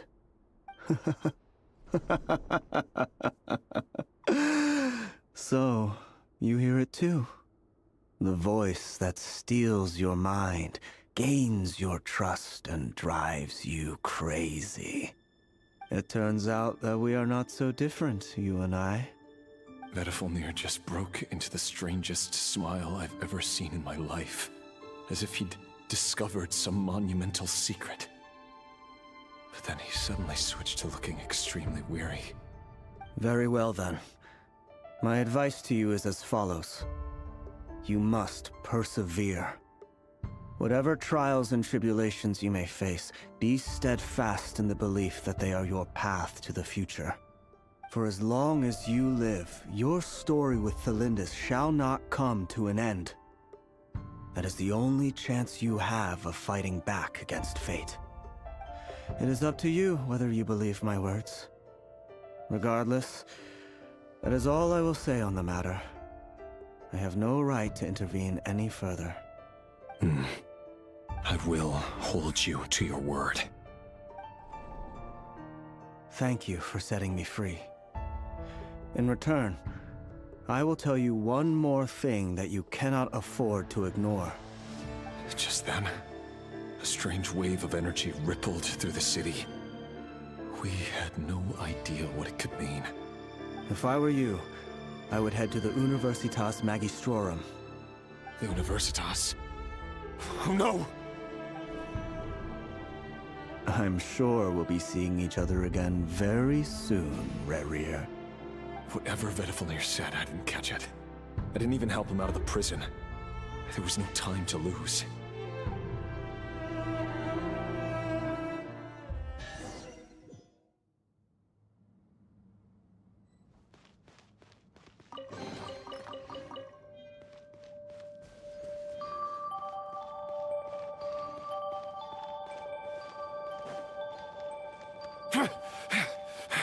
Monsters? Is this Rhindaughter's doing? Or the Universitas Magistrorum? Out of my way!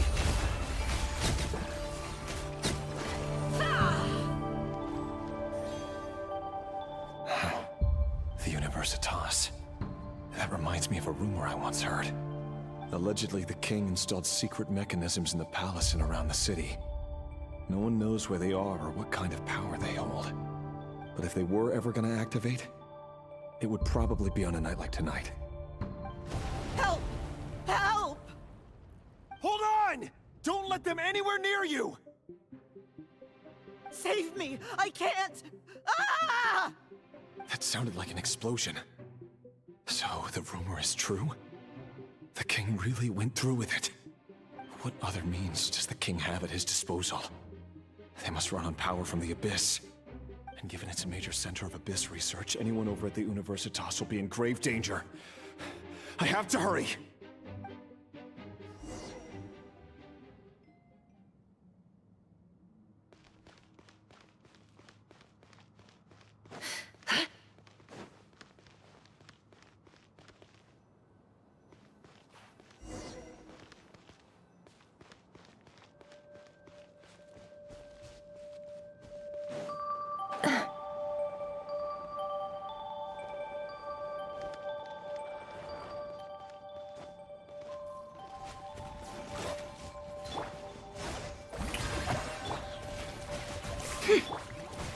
You poor lost lamb, for the everlast. Rest and rebuild! Torrent, bring refuge! Can't hide the truth. The mystery unravels.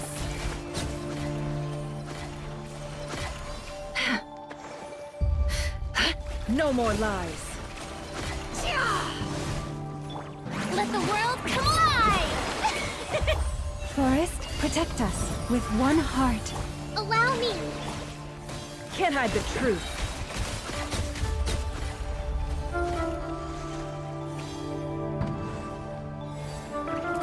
Seek within. No more lies. Let's see what you're made of. Let my name echo in song! Shower me...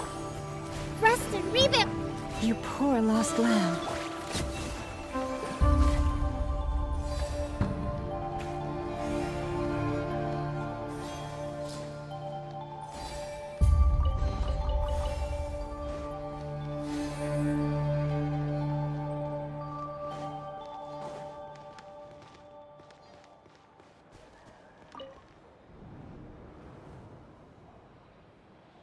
Monsters. At the Universitas Magistrorum? Why now? Oh no! They're coming! It's no use. The table won't hold out much longer. The weapons. Where are the weapons? Of course. All the lab equipment was upgraded after the inspection last week, but the new weapons haven't been allocated yet. I'm done for. Is anyone there? I need help! Ah!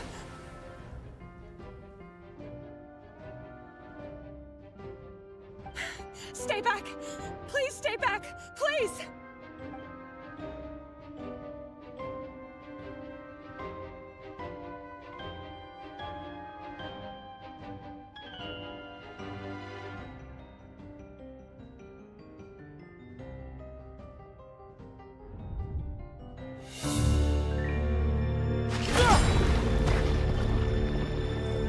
What's that? Rear. So the rumors about your work are true. What? No! Listen, something happened at the palace tonight. We have to leave! You don't need to lie to me anymore. What do you mean? I know why you're worried, and I will respect the decision you've made. But it's okay, because I found a solution. I know how to end all this. You can have it back. The normal life you so desire. But until then, I'm afraid our wedding will have to wait. Cylindus? No, don't do it! Cylindus! Cylindus!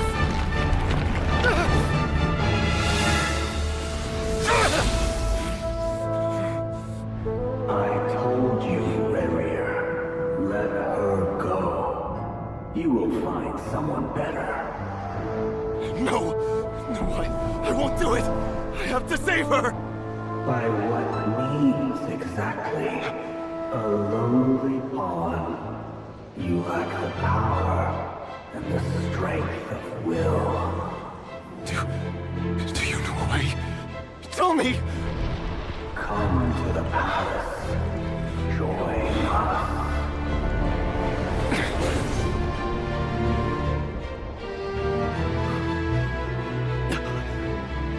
Rerir, thank goodness we... Step forth and take your share. You made it. Not you too.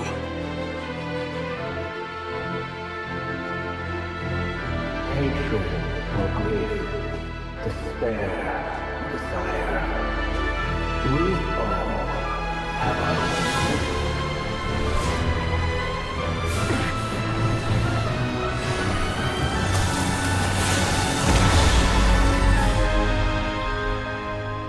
Rerir.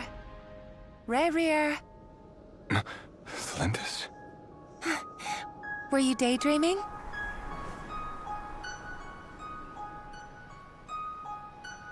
You still remember, Rerir? That question you asked me a couple of weeks ago? Oh. You mean the proposal? Yeah. I'm wondering, where do you think would be a good place to discuss it? Maybe in the garden? Or were you thinking a fancy restaurant? It's your choice.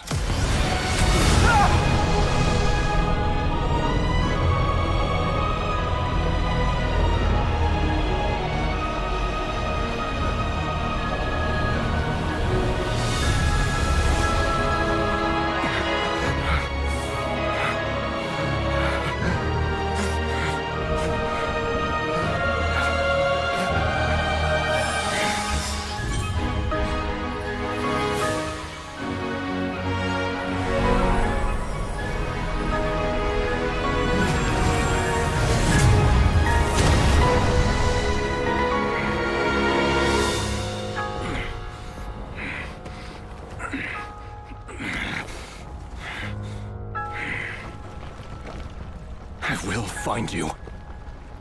And then, You can give me your answer.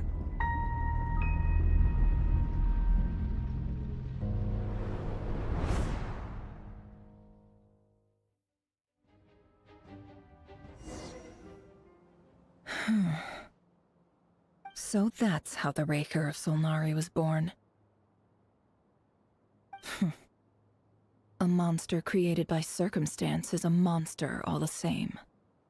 Viewing other people's thoughts for too long can get uncomfortable. Right now, I'm feeling a strong sense of loathing. In a nutshell, the story of Conria is what happens when the truth falls by the wayside. Everyone tells little white lies, and before long, you have a huge pack of lies that destroys everything. Phew. Time to get back. His past is filled with sorrow, but the tale of any fallen civilization is one of endless tragedy. Cruel as it may be, that was Conria's fate.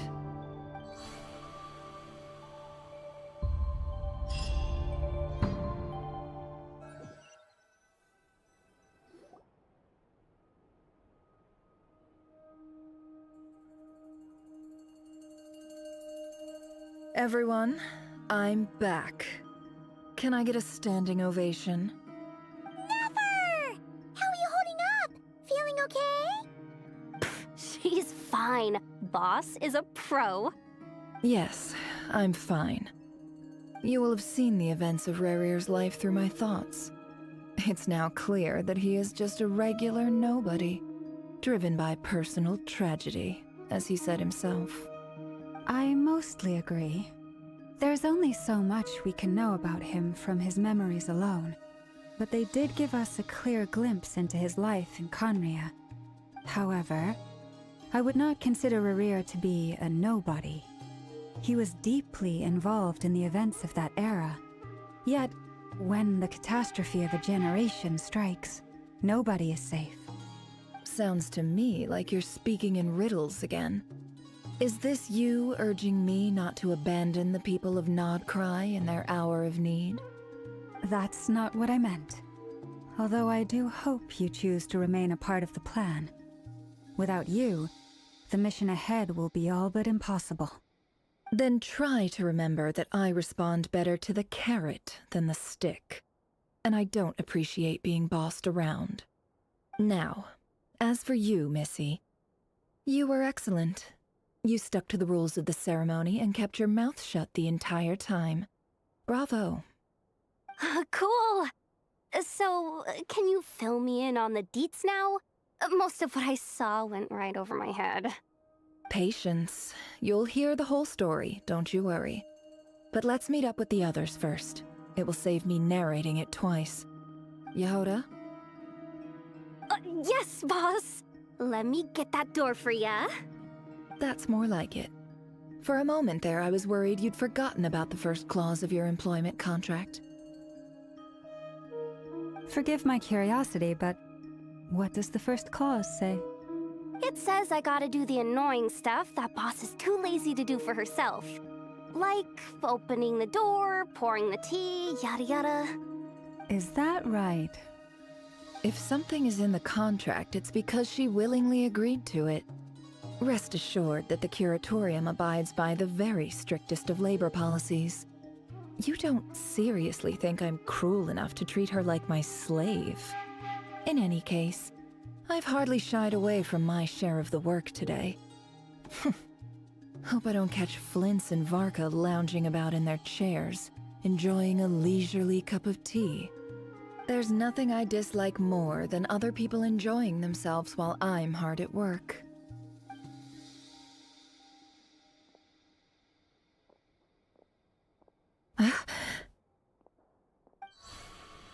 Oh no.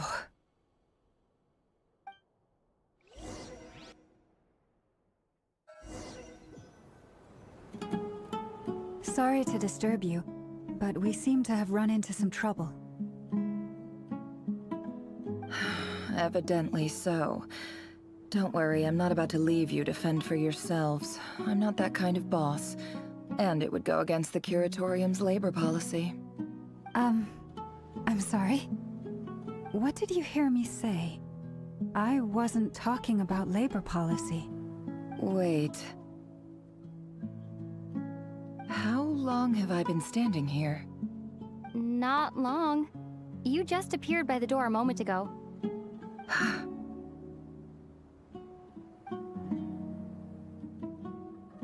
Boss, what's wrong? You look like you've seen a ghost. We've been tricked. We never left at all. Somehow I hallucinated that whole scene back inside the office. Hallucinated? But how? How indeed. This place should heed my will alone. All thoughts and actions that occur in here are just a result of pawns moving across the chessboard in a carefully calculated manner. And nobody has access to this chess set but me. So you control everything in here? More or less. But yes, it's a special technique of mine. Has anything like this ever happened before? Only once. It was the first time I used the chess set. Is there any similarity between what happened then and what's happening now? I suppose my thoughts are a little turbulent, which was also the case my first time. Is there anything I can do to help? The first clause of your contract clearly states that I only need your help with things that I'm too lazy to do myself. Meaning, you're not feeling lazy right now? Meaning, this is not something Yehoda can help with. The chess set is a personal treasure that I alone understand. I must be the one to find our way out of here. Boss, it's fine. Really. Let me do something useful. Oh, listen to you. Whatever would I do without you, Yehoda? What? Really? Yes, really. Where would I ever find another employee as obedient and servile as you? God forbid anything ever happens to you.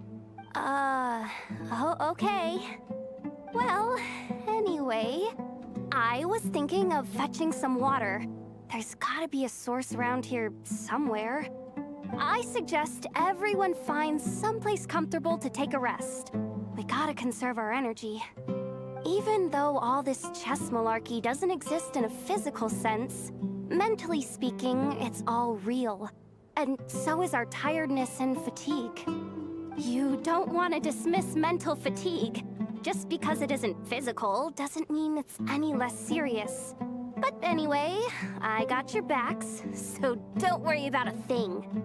Don't I have the best employees? Jealous much? If we can find a suitable time, I'd love to borrow Yehoda for a day to help out at the Frostmoon Scions. Would you be amenable to that, Boss Nefer?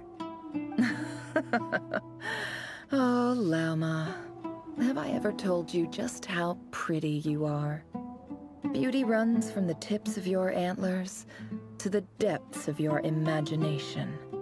Time to rally, everyone. Follow me. As we continue our journey, the same rules will apply. That means stay focused and no talking no matter what we encounter. And don't disturb the chess pieces. You have my word that I will get us all out of here.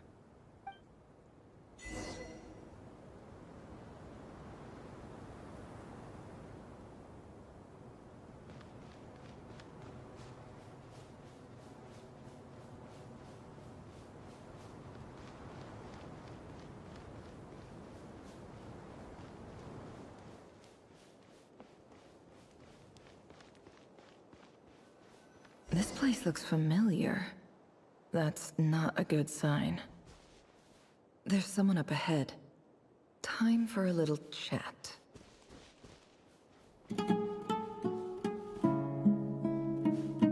I wasn't expecting visitors at this hour. Wait, is that? Oh, it's him. There you are! Sinue's been looking for you all day. I think he has some news for you. Oh yeah? What were you doing just now, Uncle Retinue? Hiding away some more loose change?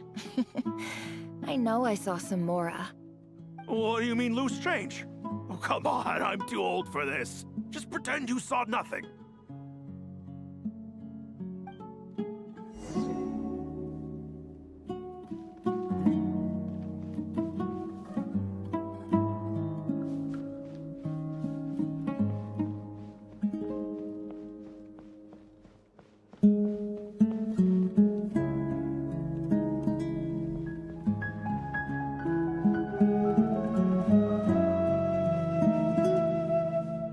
Hey, kid.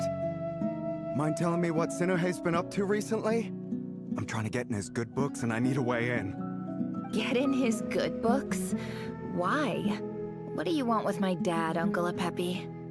I've written a new song. I was hoping to showcase it at the next festival, but I'll need his approval. A new song, huh? I'd love to stay and listen, but unfortunately, Uncle Retinue says my dad's looking for me. Well, there's plenty of time and I'm not going anywhere. See that pile of stones? I'll be sitting there warming up my vocal cords. Come find me when you're done.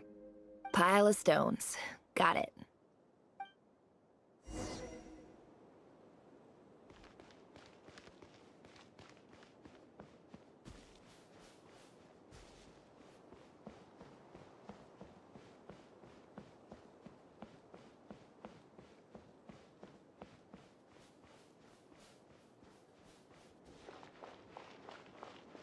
Hi, Dad. Uncle Retinue said you were looking for me. Ah, there's my little princess. If you'd gotten back just a little sooner, you could have shared the spoils of war with me.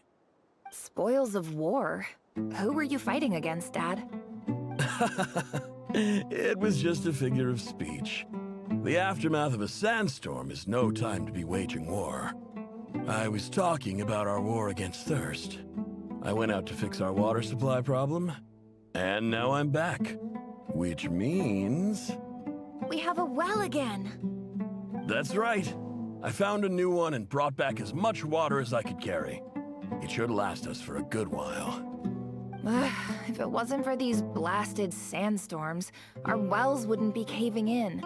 You wouldn't be spending all your time out searching for new water sources. As the chief of our tribe, I'm supposed to be leading us out of hardship and poverty, onto better things. You know how prosperous our ancestors were.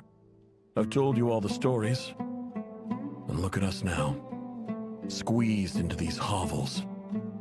No one would choose this, if it wasn't for the endless wars over the years. But things are looking up. I started working with some folks from the academia a few months back. They gave me some contacts in return for my assistance in the desert. So you're the academia's helper now? Special ambassador, they call it. Think of it as a partnership. It's nothing bad, okay? We've been isolated here in the desert for too long. Seeking opportunities elsewhere is the best thing for us, and the fastest way to progress. So, do you get anything good out of being a special ambassador? Of course. My luck's improving all the time. One day, I swear I'm gonna lead us out of this place. We'll find somewhere new. Somewhere better.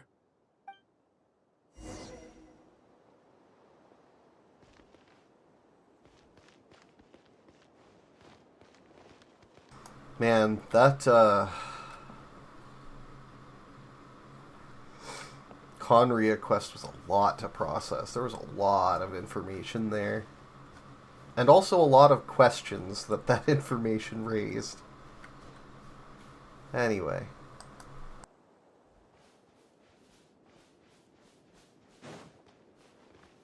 This is also really cool. I'm just enjoying this. This has been really good so far.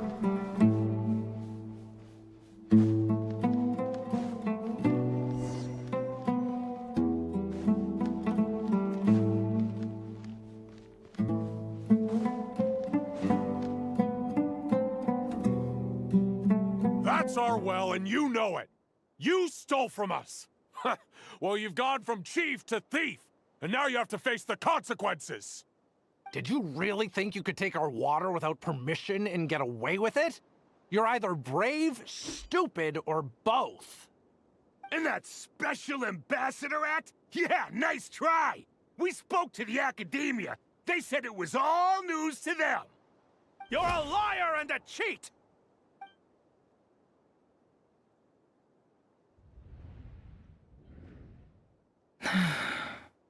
I heard Yehuda gasp, but I don't blame her.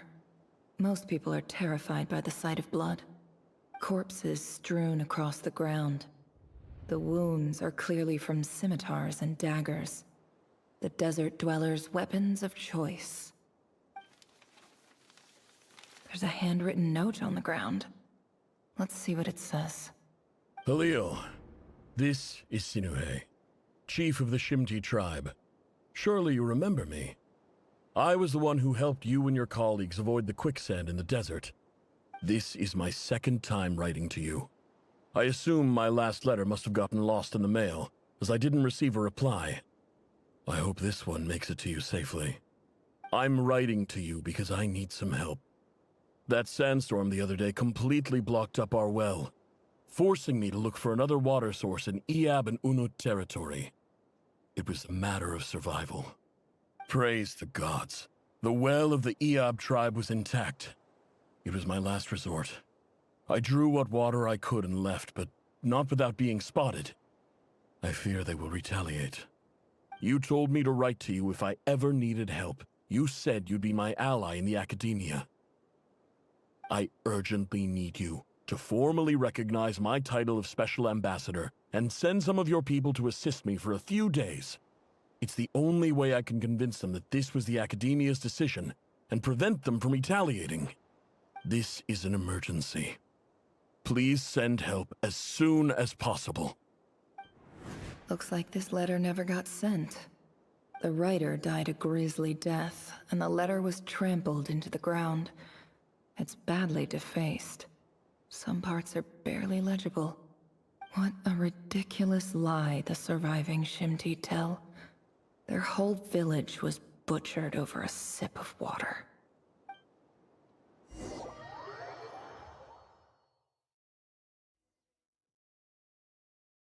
Ah, officer. Welcome. Welcome to our humble village. I thought you would at least have the courtesy to provide some respectable libations. This is the finest wine Aru village has to offer. I promise.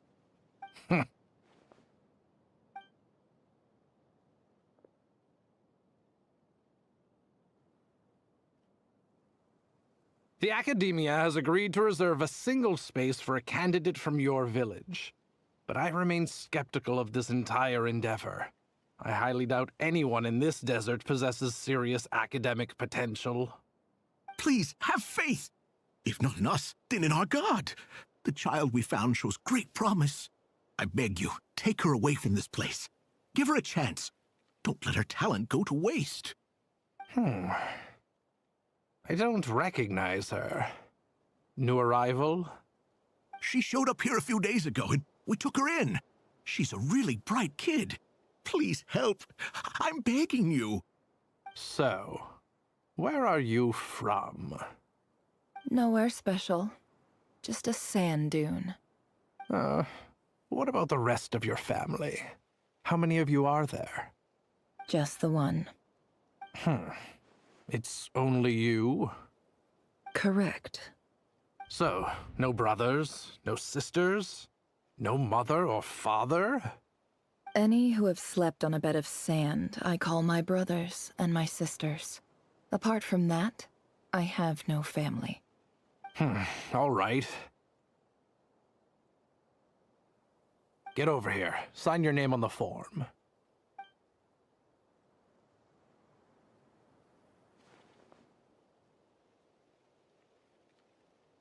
Never? You're rather fair-skinned for a desert dweller.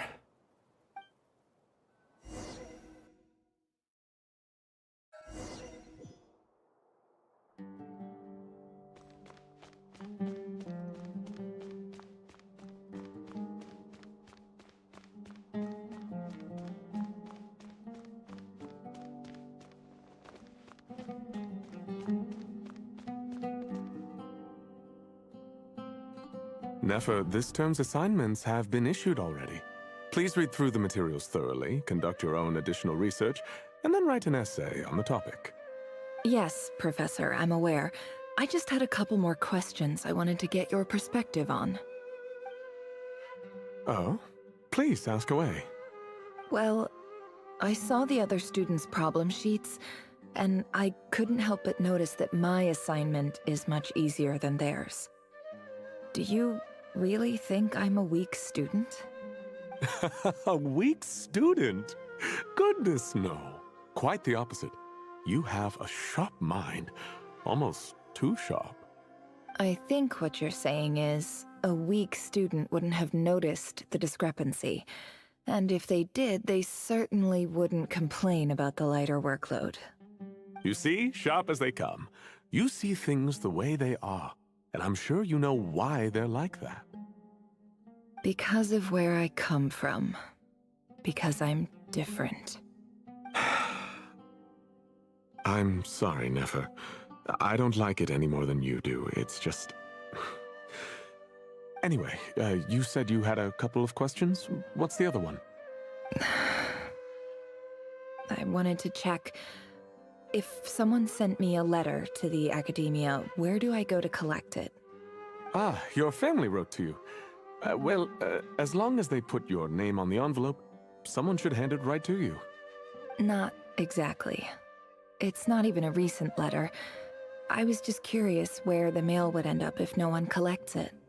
The House of Dana, I expect. I know there's a box for unclaimed mail somewhere in there, probably sitting on a shelf. Whatever you're looking for, that'd be the place to start. Okay, got it.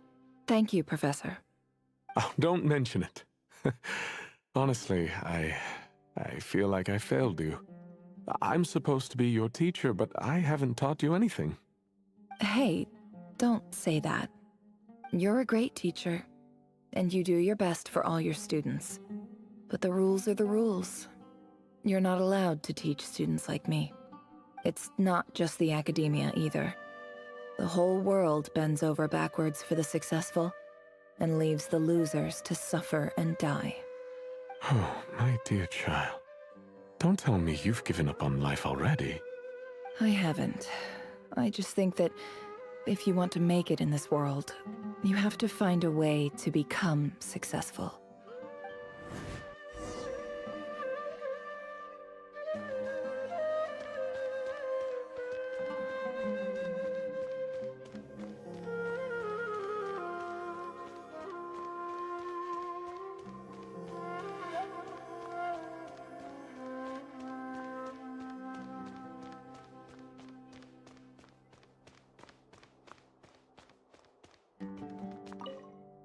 This must be it. A big cardboard box full of unclaimed mail. And probably some letters that ended up here by mistake, too. Let's take a look.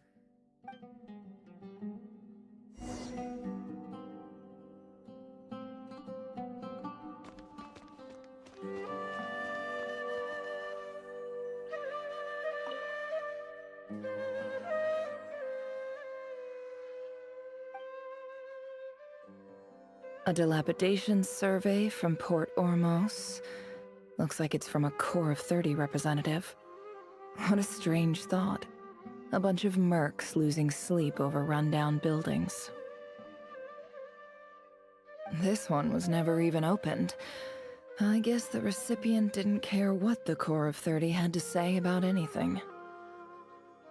Who was it addressed to? I don't recognize the name, but it must have been a Ksharawar professor.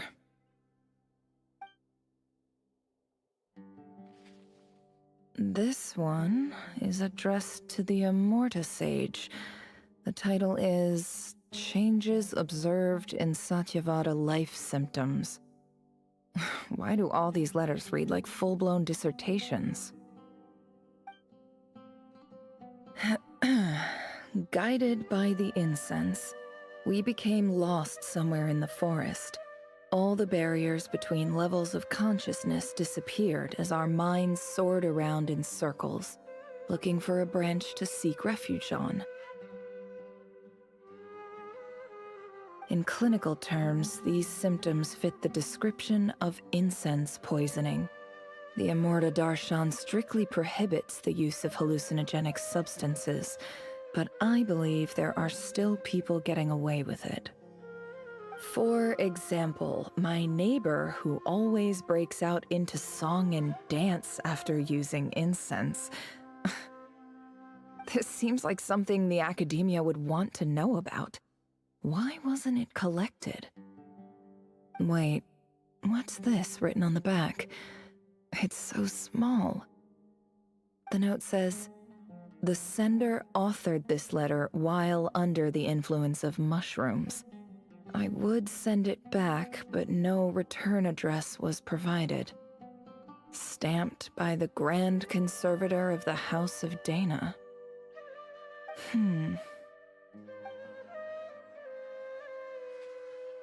This next one is addressed to Grand Sage Azar. A few words of protest regarding recent changes in Sumeru's educational policy.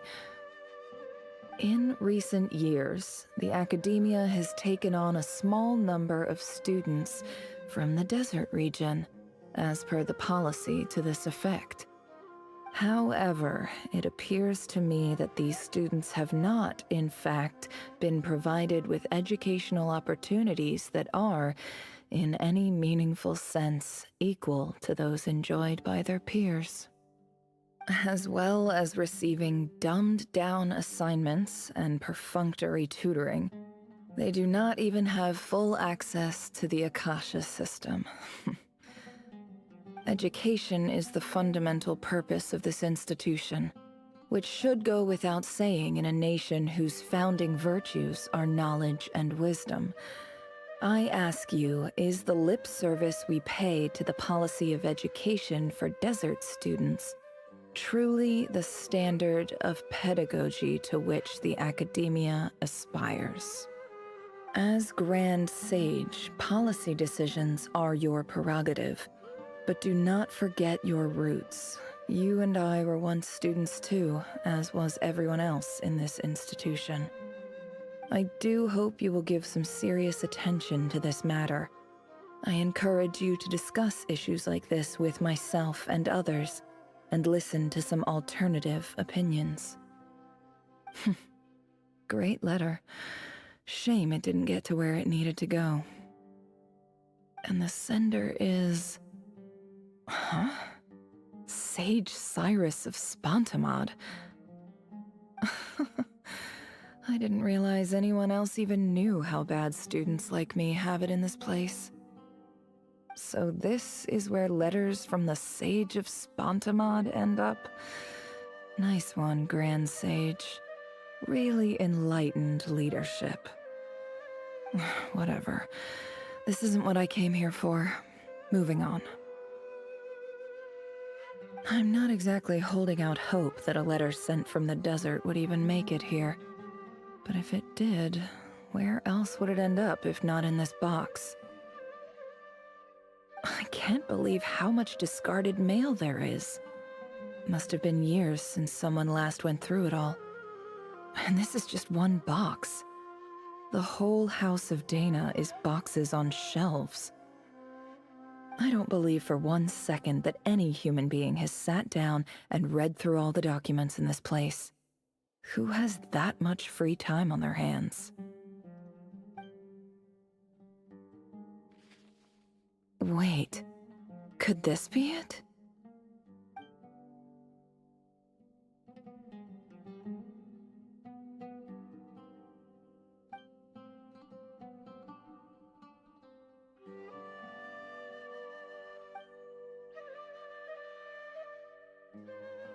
Greetings, Halil. My name is Sinuhe, chief of the Shinti tribe. I was the one who came to you and your colleague's aid when you ran into trouble in the Great Red Sand. I don't know how well you remember it now, but I brought you to safety and gave you some water and other supplies. You seemed very pleased and told me your name. In my tribe, learning a person's true name is serious business. And I therefore see you all as friends. You were kind enough to leave your contact details, so we could stay in touch. The Shimti tribe lives a harsh, nomadic existence in the desert. You were sympathetic towards my plight, promising to make me a special ambassador of the Academia and help us find a way to make a better living. This brings me to my reason for writing. Our tribe has fallen on particularly hard times, and I would like to ask for your assistance. There was a terrible sandstorm a few days ago, which blocked up the well in our land. To ensure my people's survival, I had no choice but to venture into Iyab and Unut territory in search of an alternate water source. The Iyab and Unut are descended from the Thamudians, while we trace our ancestry to Tulatala. We worship the Lord of Flowers and have had relatively good relations with our fellow tribes up until now. I found a well belonging to the Iyab tribe. They declined to help us, but I really had no other option, so I took some water to keep me and my tribe alive. My actions are certain to incur their wrath.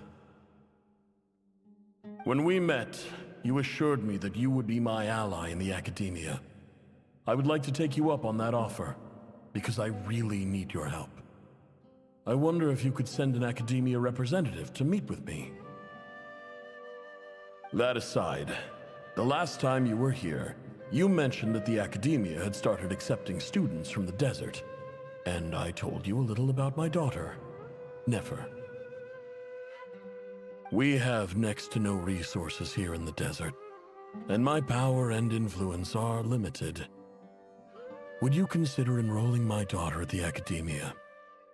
She is a smart girl. I know she won't disappoint you. From the outset, the Academia never took you seriously. Those things they promised were just empty words. I doubt they even remember the name Sinuhe. And you were so emphatic that your luck had finally changed for the better. You swore you'd lead us to a better place one day. You spoke with such conviction, like you were the most powerful chief in the whole desert.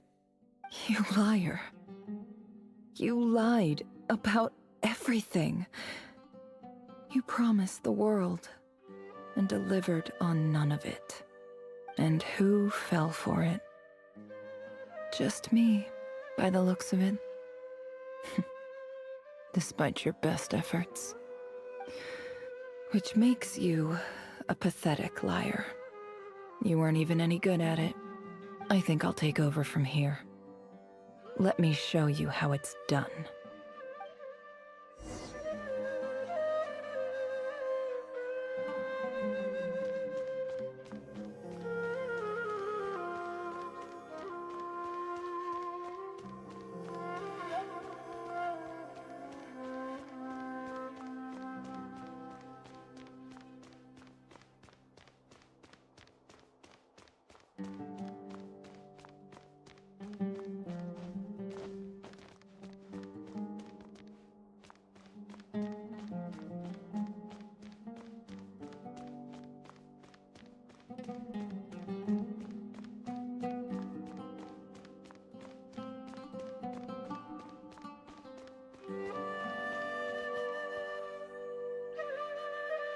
I just came to say goodbye.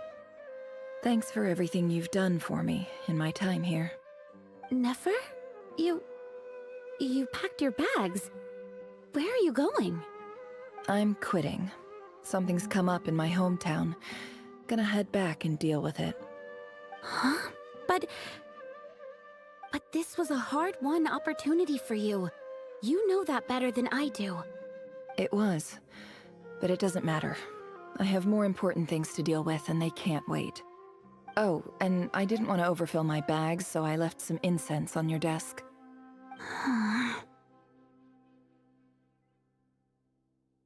What's wrong? I thought you liked incense. Although, I did read somewhere in the House of Dana that it has hallucinogenic effects. Don't use it all at once, all right? Isn't this the stuff you brought from your hometown? You're just letting me have it? But you said it's a rare and valuable commodity. Yeah, about that. I lied. It's not rare at all.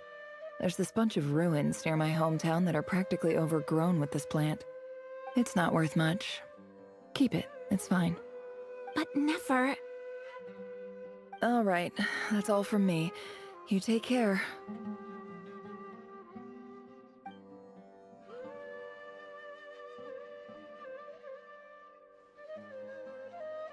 Don't forget me, okay? I mean, we're more than just classmates, right? We're friends. Yeah, I'll remember you. I lied again. That incense is worth a fortune, and it's a rare find even in those ruins. And as for remembering her, I have far too much to do when I get back. No time to reminisce. I'll be lucky if I even make it through this alive. But either way, I expect I'll forget you pretty quickly.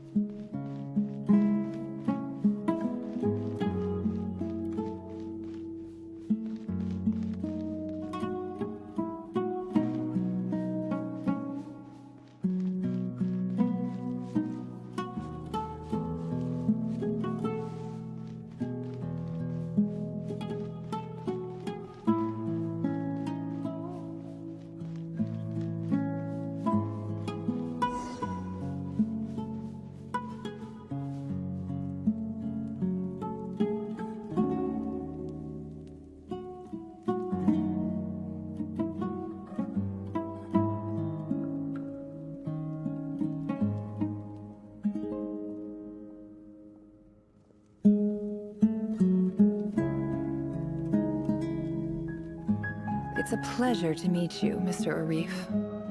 So, what does the Academia want?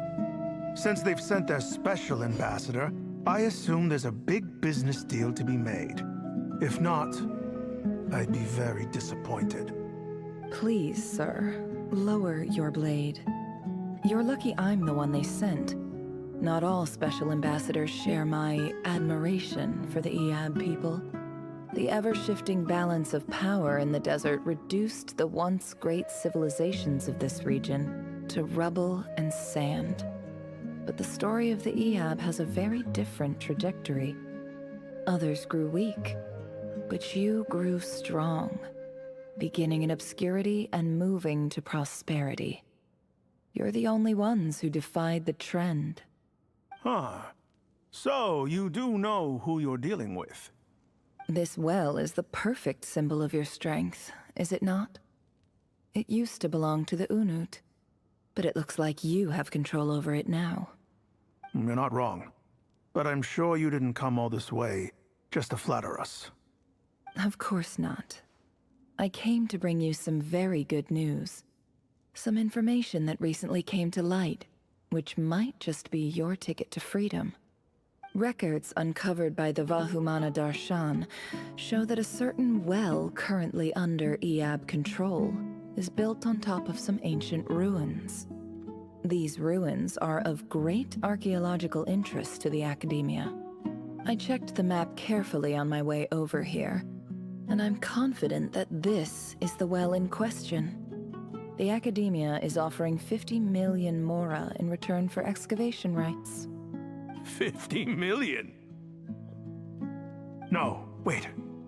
If these ruins are as important as you say, 50 million's a little low, don't you think? Don't get greedy, Iab. We know far more than you think. We know that you seized this well by force. Wasn't that the first step in your rise to power? To drive away the Unut and steal their water supply? So what if it was?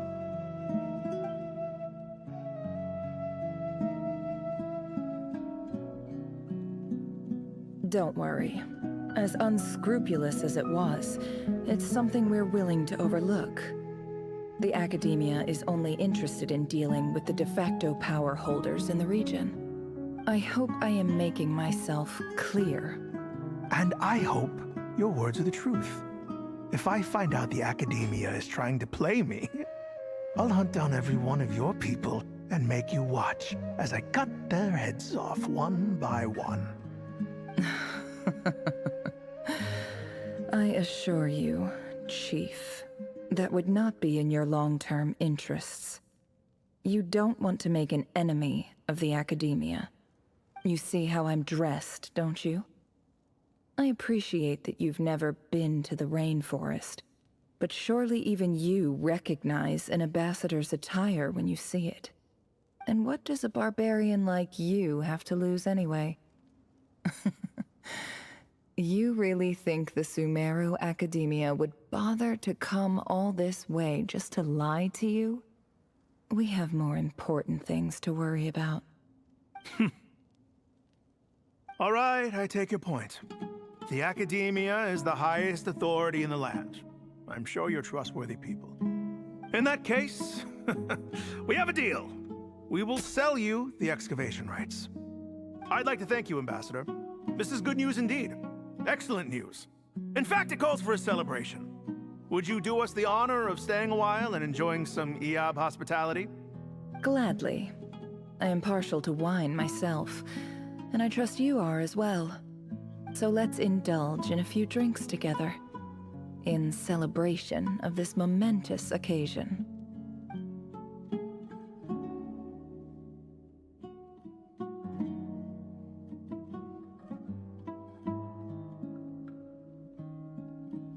Chief!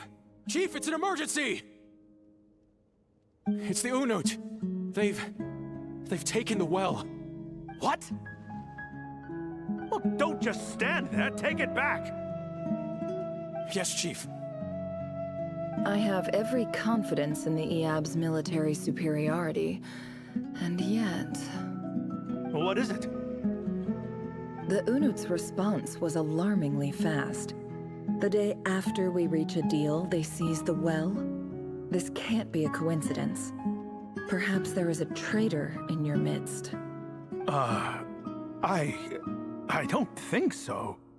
I am obliged to remind you, Chief, that the Academia will only deal with the de facto power holders. If you cannot regain control over the well, I'm afraid you won't see a single mora of that 50 million. No!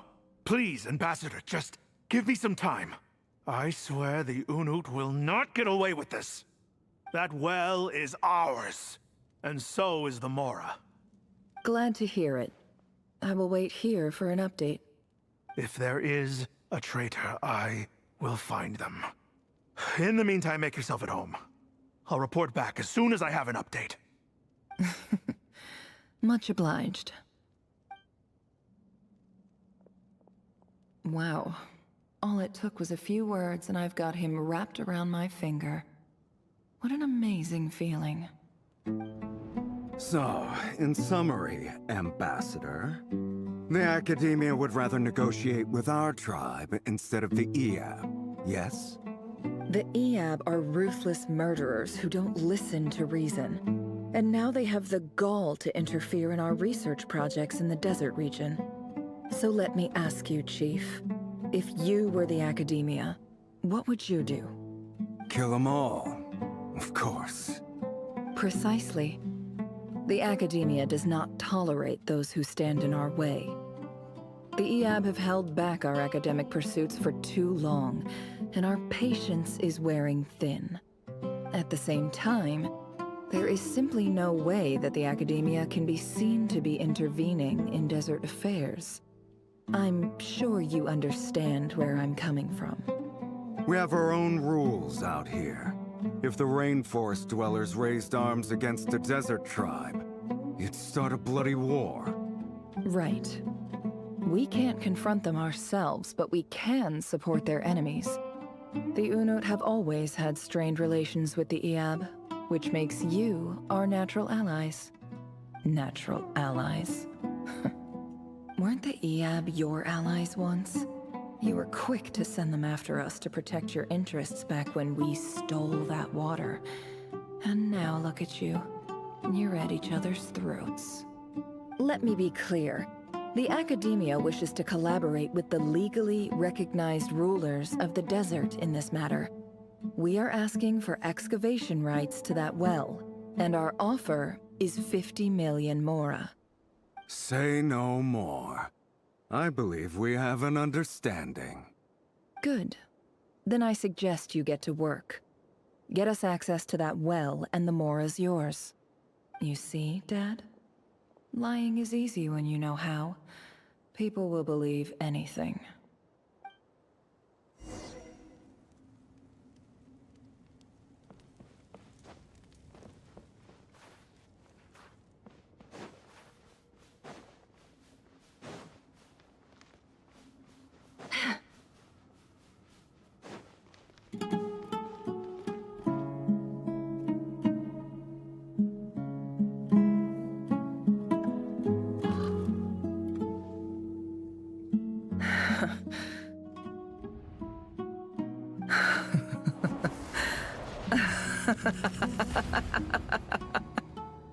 Look at yourselves. You may be vile, savage monsters, but your butchered bodies bleed like any others. You're no different. You're nothing special at all. The monsters who destroyed my home, they're just ordinary, petty human beings. What a joke. I think we're even now. Maybe I've even done the desert a favor. It's a better place without all these people around. Oh, Sinuhe, my gullible fool of a father. Perhaps if you'd been as ruthless as I was today, our tribespeople would still be alive. In this dog-eat-dog world, a chief needs to be tough to survive. But you couldn't do what had to be done. So I did it for you. Nefer, it's okay. All of this is in the past now. I believe I remember you promising to remain silent. Yeah, but even so... Yehoda, is there anything you can do to ease the tension? Alright, time for a sharp turn onto a completely different topic. So, anyway, that's enough of that. When are we getting out of this place? Feels like we've been walking forever. I'm getting pretty tired. Oh, Alma, you tired? Yes. If we can find somewhere to sit down, I could certainly do with a rest. It's not far now. There should be a temple just up ahead. Yes. Really? A temple? That's where this story ends? I guess that's how things go in the desert. Desert dwellers can never escape their destiny. Or so everyone says. I never wanted to believe it, but looking back now, I'm as desert as they come. You mentioned a temple. What's waiting for us there? My biggest trade secret of all. Ah. Then I'm guessing it's where you got your power from. The power to peer into other people's minds. I didn't know you were clued up on any other religions.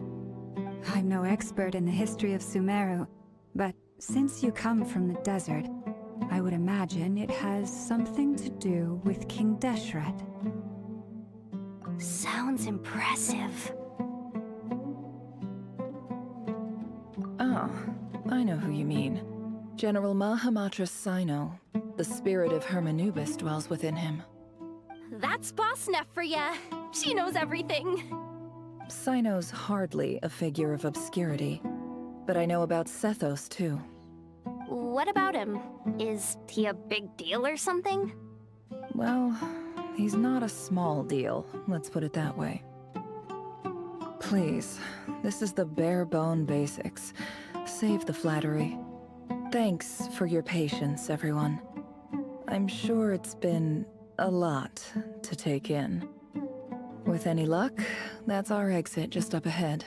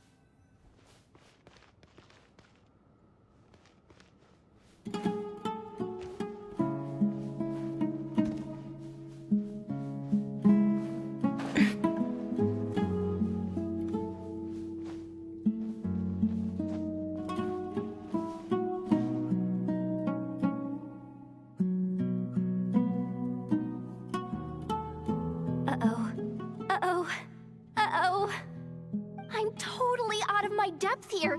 I don't have anything to add about any of this stuff. Like, look at that statue, for instance. I want to do the whole name-dropping, this girl knows her stuff thing too, but I've never seen anything like it before. A statue with the head of a bird. That's Thoth, the Ibis King, one of the 7 pillars of King Deshret. The legends say that he, the Crocodile King, and the Goat King were the 3 retainers of King Deshret. Let's take a look.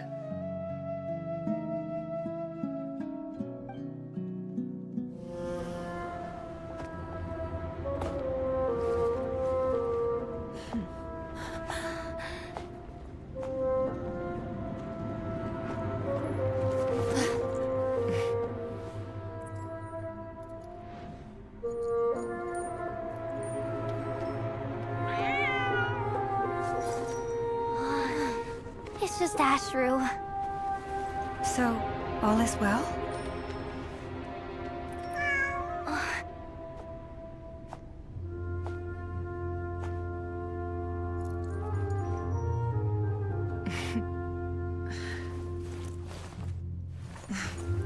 Typically speaking, at this point, the world disintegrates. Then we find ourselves back in the outside world. Besides, these are my memories. There's nothing to fear. You're sure? Of course. It's almost over.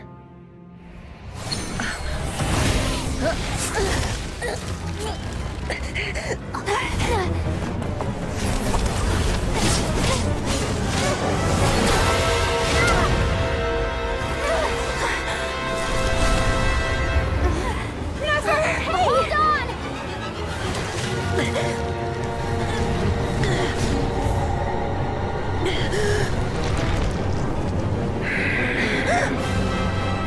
Knowing too much is always a death sentence. Speak for yourself.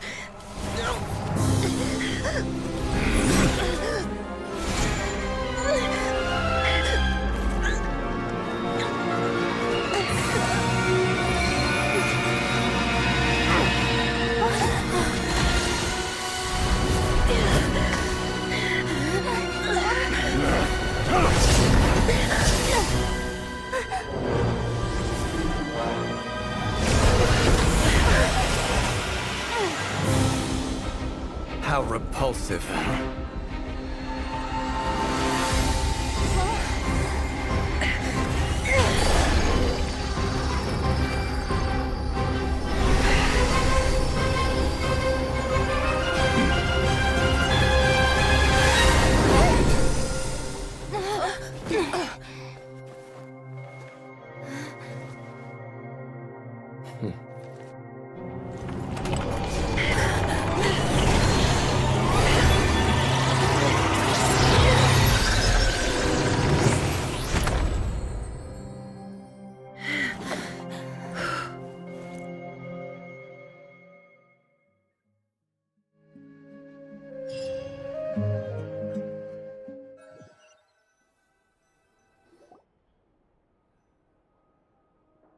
timed that pretty well, didn't I?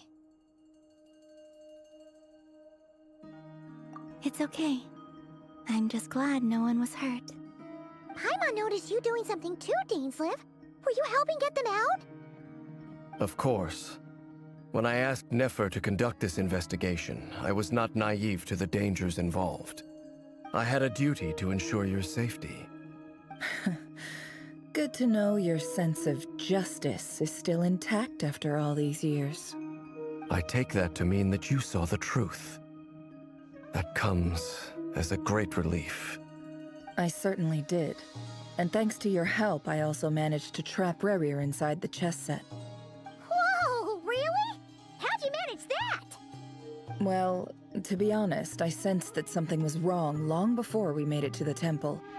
By using this fragment to probe into Rerir's past, well, the monster formerly known as Rerir, it seems I alerted him. I was tracking him, then he caught on and started tracking me too. Can't say I'm surprised. But how did he track you through your thoughts alone?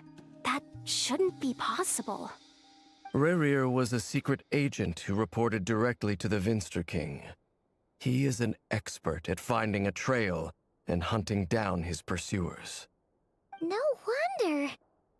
He infiltrated the chess set, read my thoughts, and built a new virtual chess set inside of it. That's why we weren't able to leave at first. Speaking of your chess set, it's quite a remarkable item. Would I be right in thinking you have some connection to King Deshret? You overestimate me. I only have a connection with one of his underlings, the Ibis King. You all saw how this came to be. A long time ago, the Iab massacred my tribe, the Shimti, in our home village. A few years later, I enrolled in the academia, where some new information came to light. The Unut and the Iab fought a bitter battle over the rights to a well, all for the sake of a non-existent 50 million Mora. The Iab ultimately won that confrontation, but their victory came at the cost of almost every warrior in the tribe. The final blow to the Iab came at the victory feast, when an Unut assassin beheaded their chief right before my eyes. The remaining Iab fled and have been scattered to the winds ever since. Having gotten my revenge, I returned to my hometown, where to my surprise, the nearby temple was still standing. There it was, seemingly immune to the relentless hostility of the desert, while my tribal home lay in ruins. As I stood there gazing at the temple, I noticed a cat just outside. This cat, as it turned out, was home to the spirit of the Ibis King. He led me to a gate deep inside the temple, and there he made a deal with me. This chess set is my gift from the Ibis King. The chessboard within is made to the same specifications as the one in the mausoleum of King Deshret, and represents his power of piercing analysis. With this chessboard in its container, I gained a certain ability to perceive hidden secrets.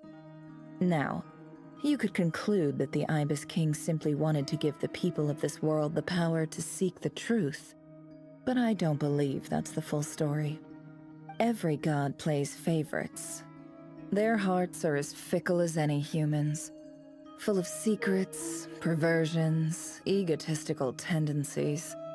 But precious few gods are willing to admit this. It is the same with all powerful forces, including fate itself. Their gaze falls preferentially upon a select few. As you rightly point out, this is an act of favoritism. If you're alluding to the Abyss, then yes, I agree. Gather the others. It's time to share everything I've learned.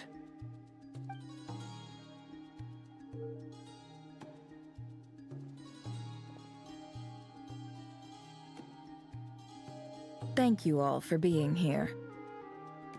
As promised, I did some further investigating into the Raker of Solnari's background. I am pleased to report that the investigation has been most fruitful indeed. The Raker of Solnari, real name Rerir, was once a Conrian subject who served the Vinster King. I will now share the important details of his story. Please save any questions or comments for the end.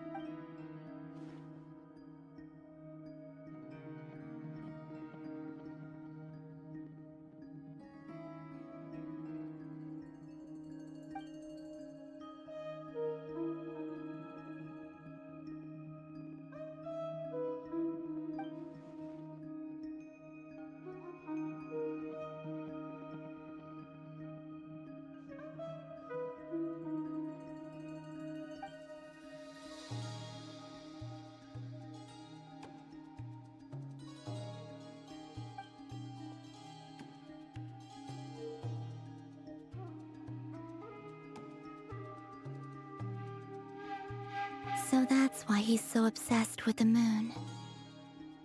A tragic tale, to be sure. But it does not excuse his many transgressions. No matter how much Rerir suffered in the past, the fact remains that he is what we know today as the Wild Hunt, wreaking havoc upon innocent lives in Notcry. He becomes more dangerous with each passing day. If left unchecked, it is simply a matter of time before all of Teyvat suffers the consequences. This is a threat that the Knights of Favonius cannot ignore. A question for Miss Columbina. Forgive me if this is presumptuous, but have you ever seen the spatial gateway that appeared in Rerir's memory? Never. But I have heard stories of something called the Moon Gate, and this seems to fit the description. Miss Lauma, any thoughts on this? In the lore of the Frost Moon Scions, the moon is believed to hold many secrets. Some sources speak of ancient knowledge, others of a gateway to the unknown. The term Moon Gate is one I have heard before. But as is the case with all of our legends, there are no records of any first-hand witnesses. We cannot know whether it truly exists. Then back to Miss Columbina. As a moon goddess yourself, do you have some idea of where the Moon Gate leads to? Not at this stage, sorry. I do hold the power of the Frost Moon, and my strength is recovering well. I can sense that the gate would open at my command, but... But there's more to the power of the Frost Moon than that? Yes. A moon goddess has the right to open the Moon Gate, since it is a path to the moon.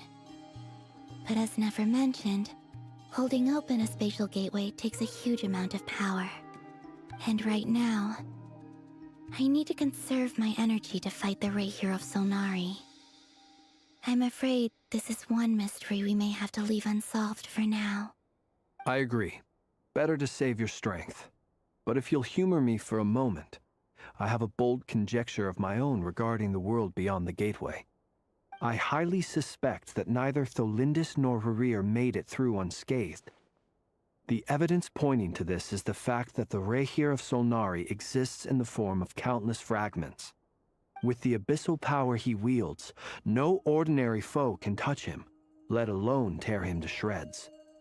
And yet, the Wild Hunt proliferates wherever his scattered fragments lie, drawing hordes of monsters to many different locations across the land. So your theory is that Rerir was physically torn to shreds by some powerful force?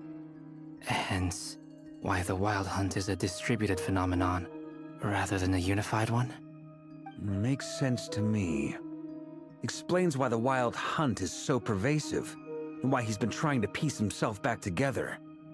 He was whole to begin with, and he wants to be whole again. Without the power of the Abyss on his side, he almost certainly would have perished the moment he was torn apart. But the Abyss, much like a curse, has kept him alive.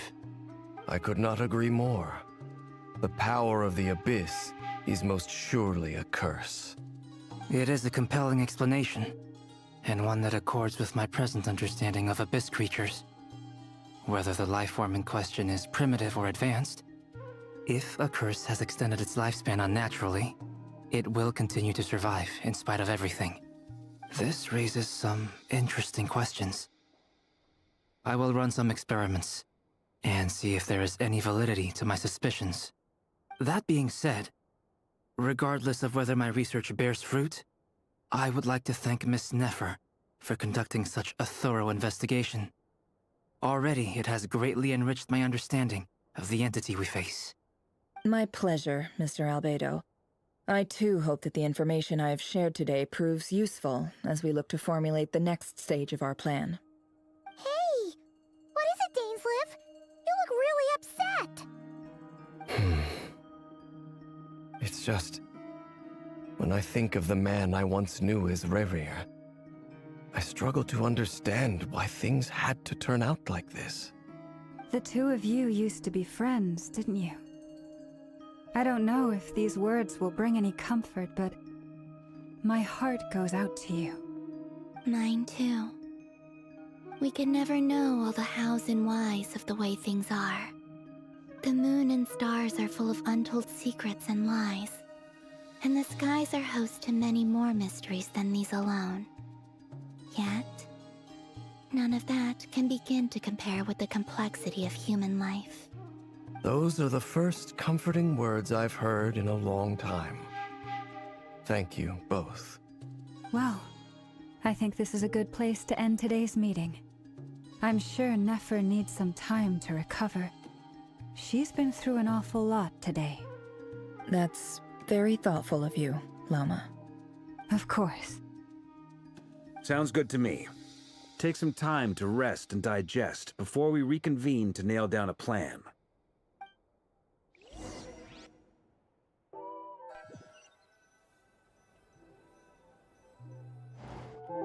Hey, is this a bad time? Hope I didn't kill the conversation.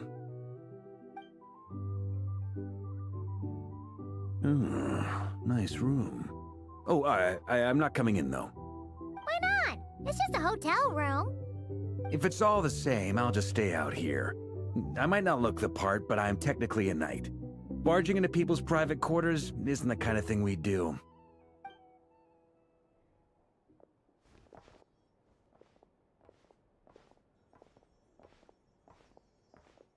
Anyway, Nefer went back to the curatorium to get some rest. But before she left, she shared some things with me that I thought you should be aware of. Firstly, although she managed to trap the Raker of Solnari inside her chest set, there's no guarantee that the power of the Ibis King is any match for one of the 5 sinners. Their powers are beyond our comprehension.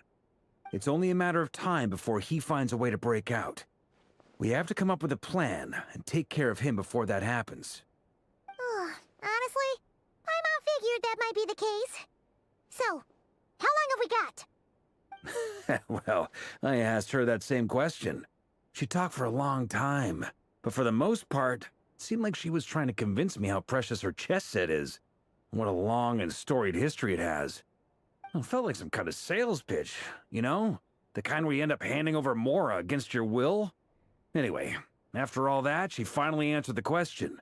2 days, at most. 2 days? Holy moly!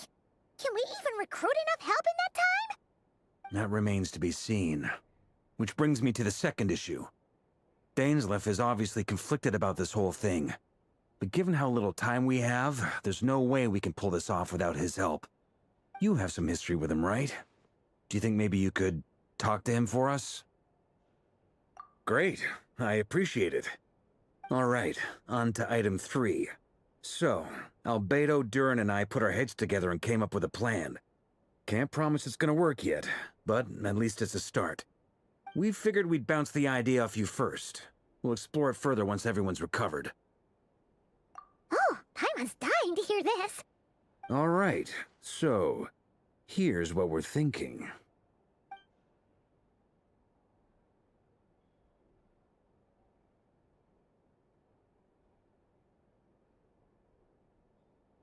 We felt a little uneasy about roping you into this. I mean, firstly, you're not locals, and secondly, none of us are your boss. You're well within your rights to refuse if you so choose. Roping us in? Why would you even say We know the stakes here. It's all of us against the Rayher of Solnari, or none of us stand a chance. I choose my words very intentionally, I'll have you know. I like to think there's an art to striking a down-to-earth tone even when the stakes are through the roof. Sir Varka, I have a few thoughts about this plan. I'm all ears. I think we can be more flexible with how the roles are allocated. In my view, the most sensible lineup would be like this.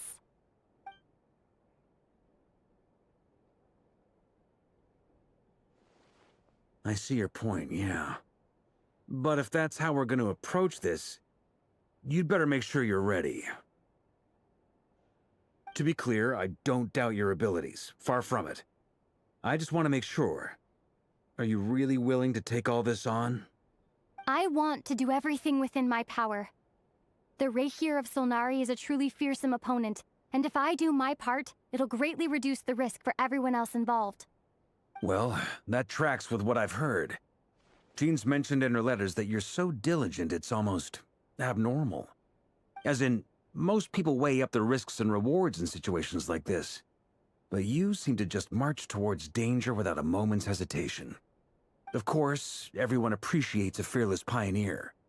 But all that aside, I'm the Grand Master of the Knights of Favonius, and you're our honorary knight. I want to make sure your courage doesn't come at the expense of your safety. Thank you, Sir Varka. Well, I should be the one thanking you. It means a lot to have you on board. I'll give some serious thought to your suggestions.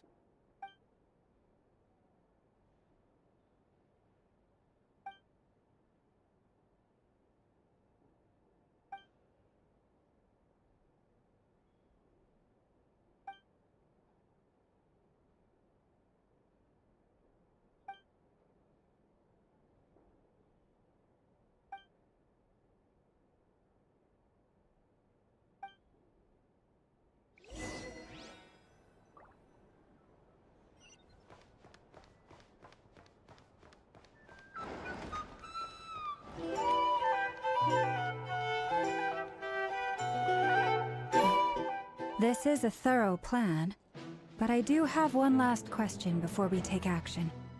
How can we be sure that our enemy won't leave the designated area? Great question. Albedo's been hard at work analyzing Rayher and the Wild Hunt's behavioral patterns. His conclusions are as follows. Firstly, from the earliest known confrontation until now, Rayher has never displayed any ability to manipulate the dimension of space. So it's unlikely he has any power in that domain. Secondly, he seems to have a particularly strong vendetta against our group. If we put him in a fight-or-flight situation, he'll choose to fight every time. Thirdly, finally, and most importantly, he is consumed by hatred, both for the moon and for his enemies. Turns out, we tick both of those boxes. We have a reincarnated moon in our ranks, and a spy who accessed his private memories without permission. He'll be baying for blood, not looking to escape. As someone who's had their fair share of interactions with the Wild Hunt, those all seem like valid observations to me. Understood. Then I will defer to the verdict of the group. Well, everyone, that's the plan in full detail. Albedo and Durin are carrying out their part as we speak. Plan approved. Scheduling. Okay, any firepower you need, I got you covered. Let's light this baby up. The Frost Moon Scions are behind you as well. And the rest of you?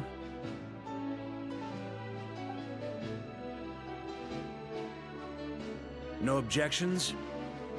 All right, then it's settled. This is the plan we're going with. Next up, an old tradition of mine. Anyone who wants to back out, now's your chance. Wait, we can still back out of this? Everyone says things they regret, right? I don't want anyone feeling trapped because their mouth said yes before their brain had time to think things through. A very people-first approach. I hear that's common practice in the Knights of Favonius. Heh. Who'd you hear it from? D-Luke? Shh. We don't use people's real names at work. This contact will be known only as Owl, please and thank you. This plan can only work if everyone does their part. Flint's and I will absolutely support it. We shall indeed. You'll be glad you accepted our help. Also, you are the last person I expected to see here, Miss Dory. It's not often I get called Dory in a work context. My peers usually call me Lord Sangama Bay.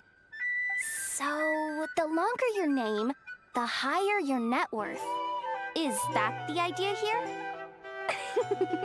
In that case, Mr. Flint's here must be worth a fortune. That's right, I know your full name. It's... The walls are thin here. I'd appreciate you keeping that a secret. Okay, fine. I'm actually only here as a favor for someone else. Do you have any idea how much it would cost to hire me otherwise? Oh! Does this mean someone out there actually has the power to boss Dory around? It most certainly does not. We have a long-standing and mutually beneficial business partnership. She's actually the mom of a friend of yours.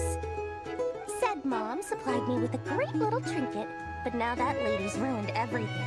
If I don't start building a little goodwill now, my whole business in Notcry is gonna go down the drain! Okay. So what exactly is so special about this pendant? It's a lucky charm that a great mage made for me.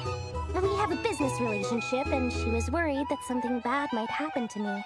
So, she wanted me to have something that can store power to protect myself with. I finally got it all fully charged up with Kovaki, and then never went and used it all up at once!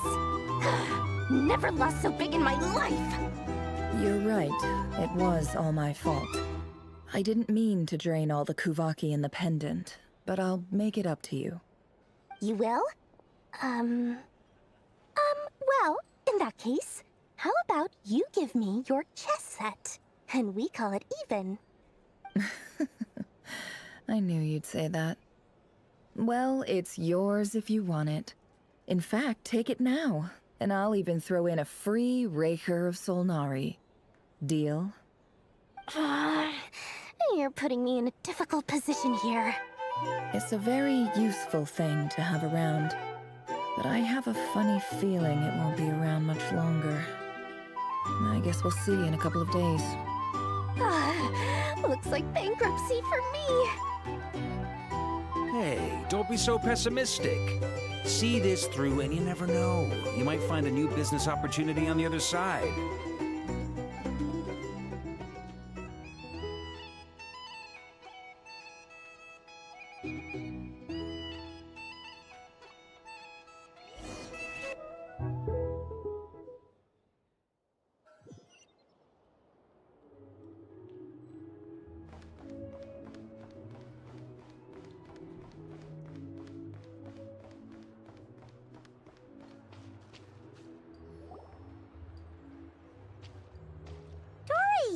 How are things going?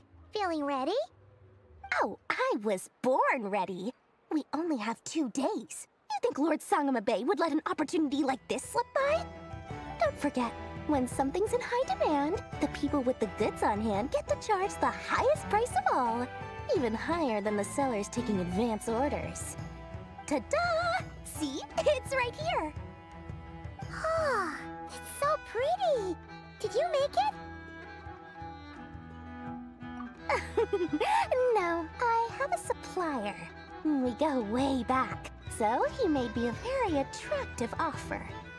Aha! No wonder you were talking about lucky charms at the meeting. You've been getting Kaveh to make them for you. That's not the full story. It actually started a while back as a project between me and the Dendro Archon.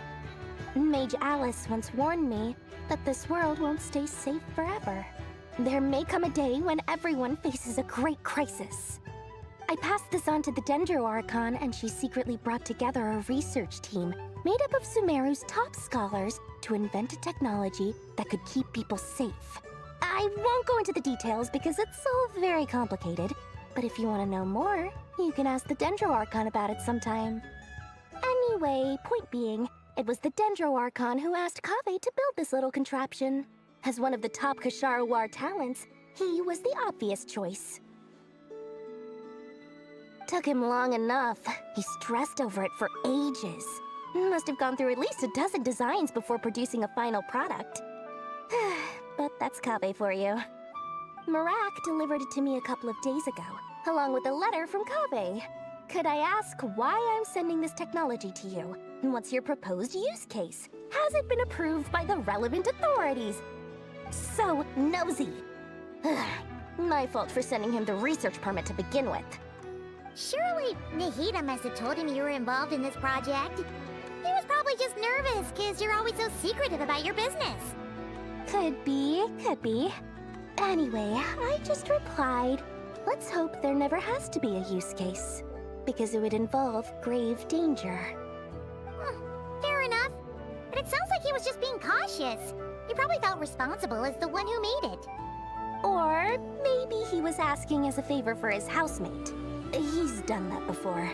Not sure why, though. His housemate doesn't seem to really care that much about this kind of stuff.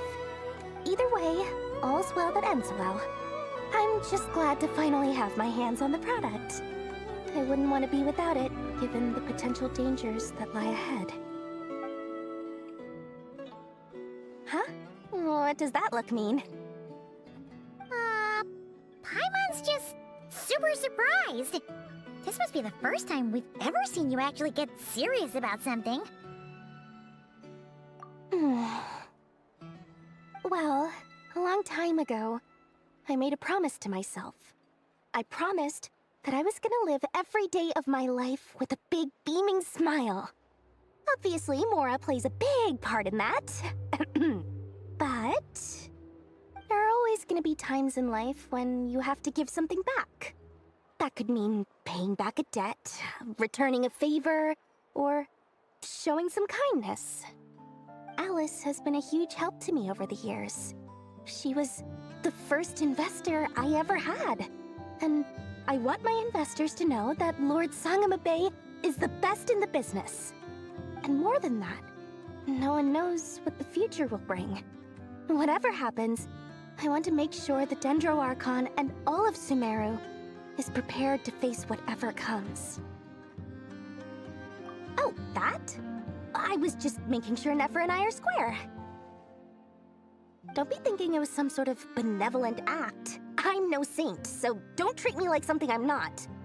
My priority is doing the business that I want to do, so long as my conscience lets me, but it usually does. That's the Lord Sangamabe business model. All right, if you say so. I do say so, and that's the whole point. I'm a businesswoman. Don't go trying to figure out what kind of person I am. You'll exhaust yourself. Much easier for everyone involved if you just take my word for it. Oh, and could you two help me get this stuff where it needs to be? Thanks so much. You're my favorite assistants.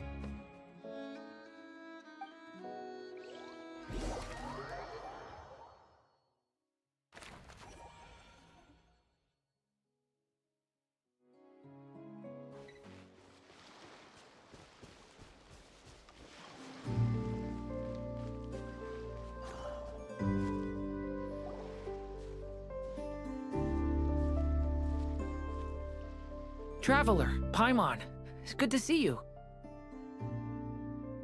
Everything going smoothly over here? Sort of. As you're probably aware, Varka, Diren, and I captured some abyssal creatures from the Wild Hunt. Per the plan, we dissected and analyzed some samples of these creatures. The process went very smoothly. The findings, however, come with some troubling implications. What? You can actually dissect the Wild Hunt? That depends on your definition of Wild Hunt and dissection. Harmless, lifeless. These words are accurate descriptions. The Wild Hunt is an interesting phenomenon. In and of itself, it doesn't seem to possess anything akin to a human personality. But taken as a collective, the medium through which the Wild Hunt is summoned does appear to have a soul. Master griped a lot about the wise Horoptatyr, and seemed somewhat fascinated with the Faust Elegy. But she barely mentioned Rerir at all. I don't think that was because of his lower social standing, though. Anyway, it's a pity. I should like to hear her thoughts on the nature of the life form he has become today. It's a strange mix. The furious energy of an abyssal being channeled through a fractured physical existence. A consequence of being torn apart by an unknown power. Perhaps the only explanation for his survival in this state is that he sacrificed a degree of individuality in exchange for a continued existence. Oh, sorry. Once I get talking about interesting research, I have a tendency to go on indefinitely. Back to our research findings. Essentially, they confirm my hypothesis. Rerir's corpse is completely contaminated by the Abyss, and the effects are irreversible. You could think of this as Rerir in mutated form. But in my view, even that would be inaccurate. In reality, his whole being has been consumed by the Abyss. In other words, he is now nothing more than a manifestation of abyssal power. Unfortunately, at present, we have no means of completely eradicating abyssal power. Hence, we cannot fundamentally destroy the Rehir of Solnari either. Oh, that's terrible news! So, that's it? We can't defeat him? Not even if we get the power of the Three Moons? Miss Columbina's situation is a difficult one.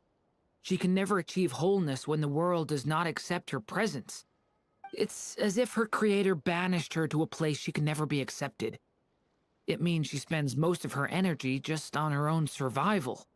Given the circumstances, it's only natural to despair.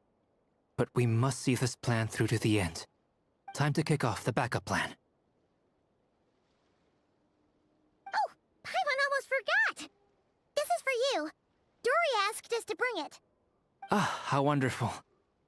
Well, thank you for making the trip. Durin and I will be heading off shortly. I'm sorry I won't be there to protect you in person this time. Please be careful. All right then. Stay safe.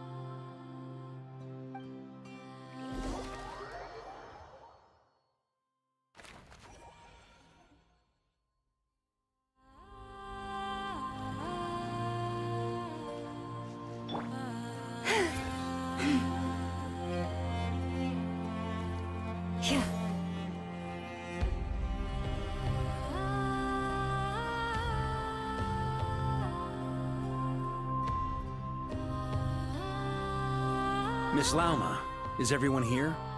Yes. The fate of my flock is in your hands, Grandmaster Varka. Please keep them safe. My lady, what are you saying? Within the next 24 hours, we will face the biggest crisis the world has ever seen. This is not a burden that we deserve to bear, but I believe that we reap what we sow in this life. So I intend to act. I must do what I think is right. For me, that means fighting for the future of Nodcry. This gentleman is the Grand Master of the Knights of Favonius, Varka, Knight of Boreas. In my absence, please follow his lead. Hey, everyone.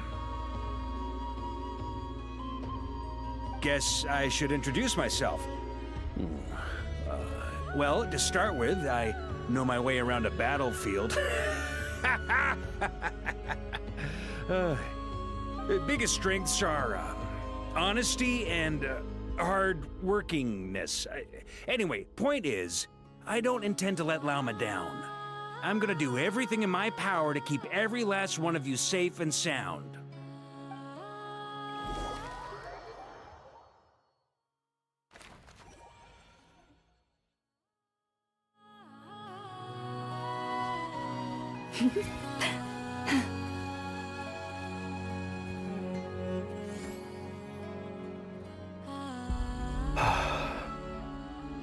Something on your mind? Miss Columbina, was it? I believe that's how the others addressed you. That's right. Names are funny things. Have you always been called Dainsleif? Yes. I take it your own name has a more complicated history. I have a different relationship with names than other people. To be honest, I'm not even sure that Columbina is my name. At least, not in the same way that Dainsleif is yours. But it's what everyone calls me, and I go along with it. A lot of my life has been that way. I get so used to things that I forget to question why they are so. I never used to think much about where names come from, or what they mean to people. Maybe something's wrong with me. You're different from other people.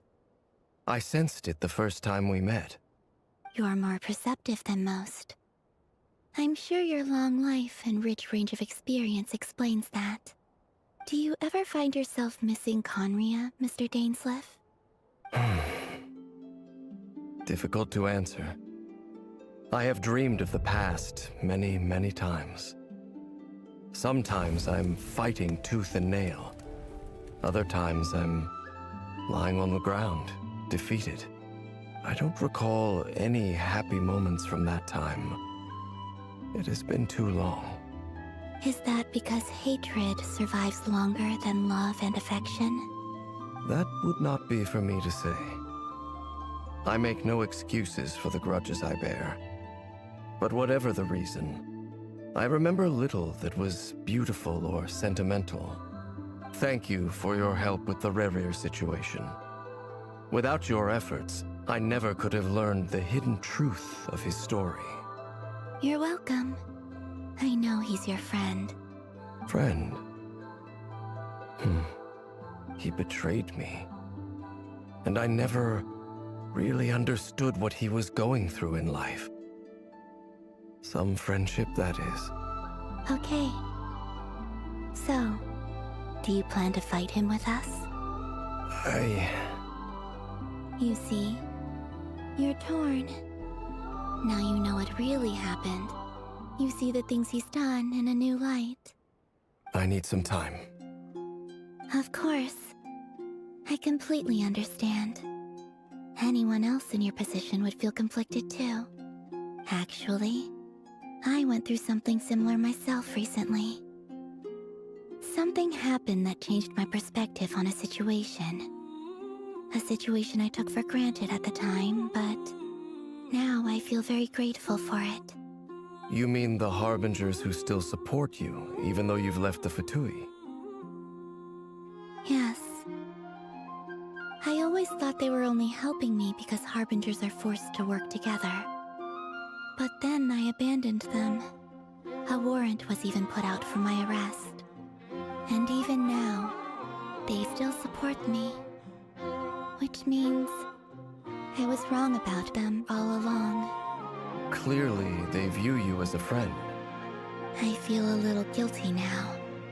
I regret not seeing her help for what it was, and not treasuring it.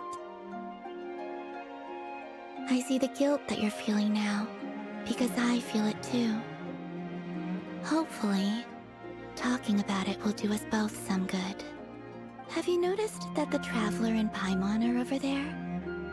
I think they've been listening. Huh. Shall we say hello?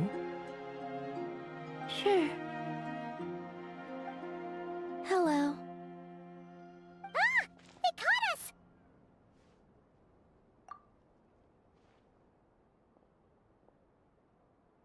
I apologize for making you worry.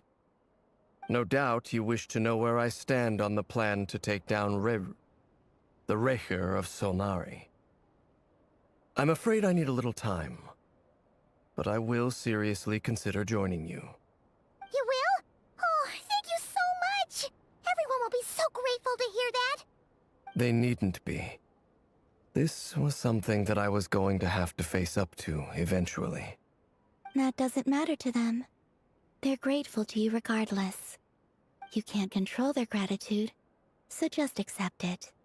And then, have a think about whether you're willing to join us.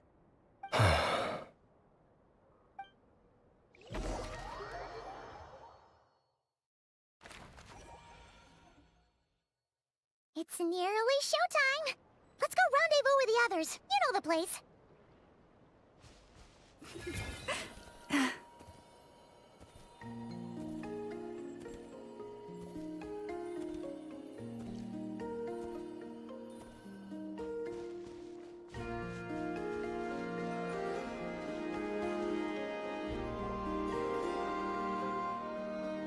Ah, you're earlier than I expected. Hey, Flint's! Been waiting here long?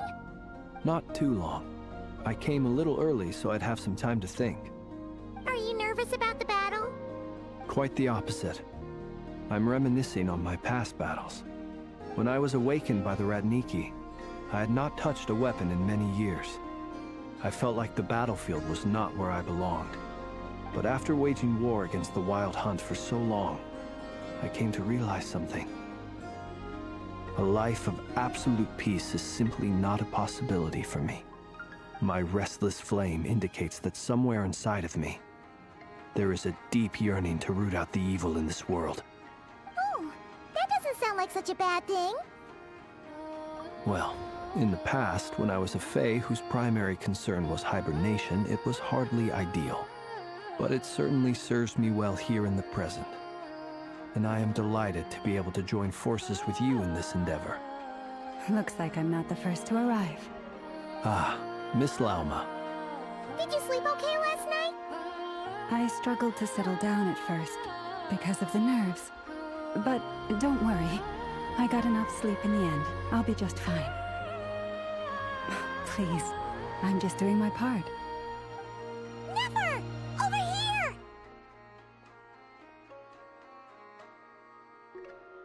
Aino asked me to relay a message. She said Anefa will be on high alert and keep a close watch over all secondary districts where defense is required, providing support as necessary. Meanwhile, Aino herself will provide range support to us directly, using her latest invention. Excellent. My thanks to all involved. The chess set's looking a little unstable. It won't hold him much longer. We should be prepared to engage at a moment's notice. No sense sitting around waiting. Let's make the first move while we still have the option. I agree. Paimon, find a safe hiding place. Got it! Be careful, Traveler! I will.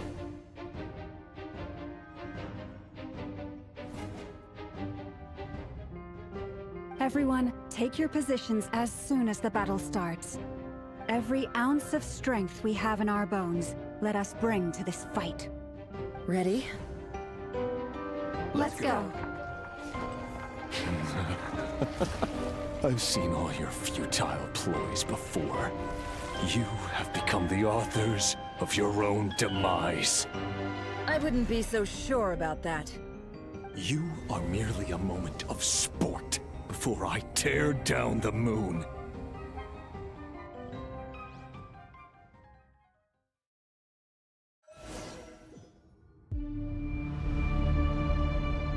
Stay on your toes. Yep, you too. Let me help you guys. Eat this! Moonlight. Pathetic. Close your eyes. Are you quite finished? Futile. Go! Hunt them down. Can't hide the truth. Let's see what you're made of. No more lies. A grave transgression. Leave this plane. Moonlight. Raise you. Be silent. Hunt them down.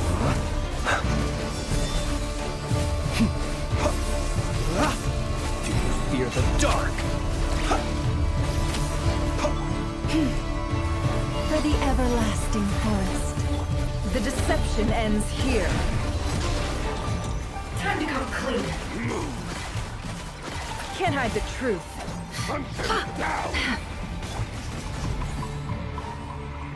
Go! Moonlight. Great. Shameless. No more lies. Time to come clean. It began with the moon, and so shall it end. The moon will protect you.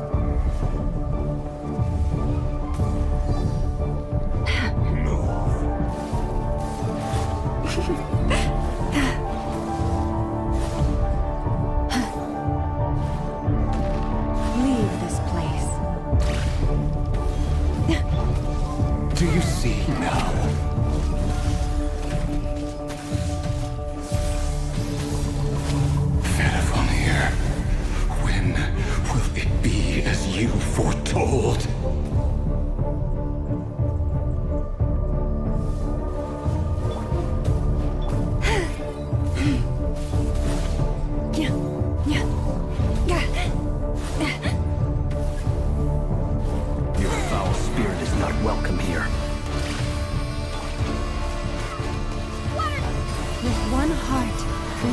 The mystery unravels. Can't hide the truth. Time to come clean. No more lies.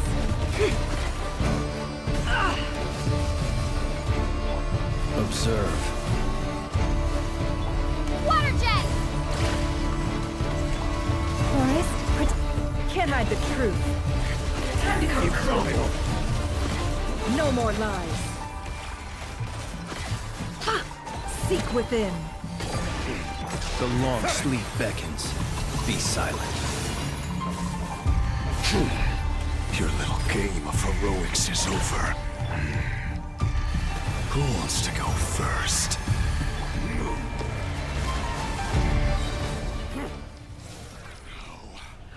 Get out of my sight!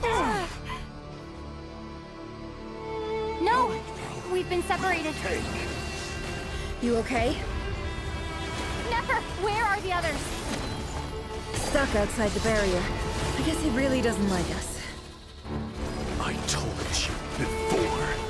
Knowing too much is always a death sentence. Be careful what you wish for.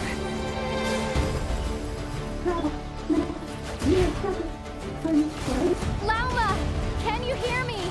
Hold on, where? Silence. Voices are gone. But at least I know they're still there. I need to focus.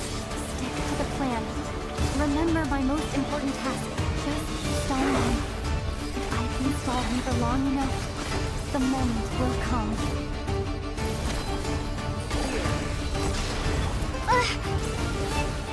Destroyed. Water jet! Can't hide the truth.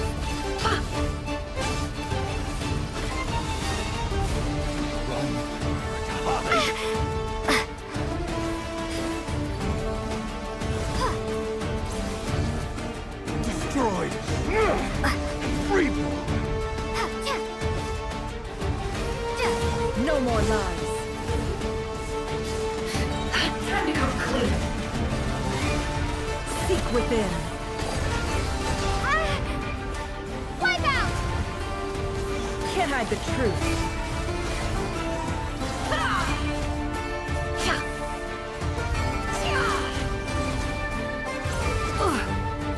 Destroyed. No more lies. The mystery unravels. Go!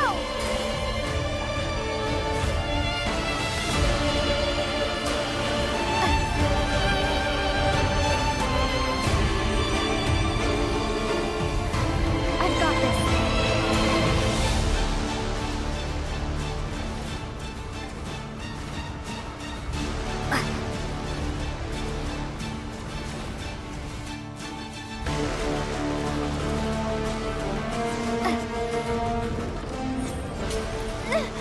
The shield's broken. I can't keep this up. Destroyed. Don't push your luck. Reborn. How much will it take?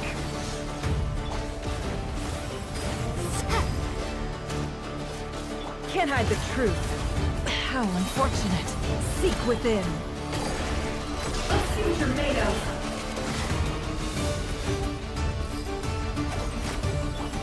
Water jet! Bombs away! It all adds up. No more lies.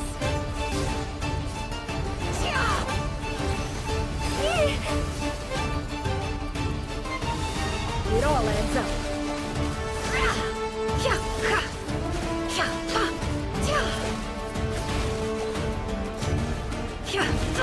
Absurd.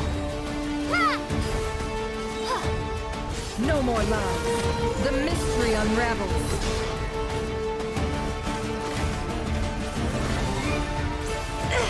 It all adds up.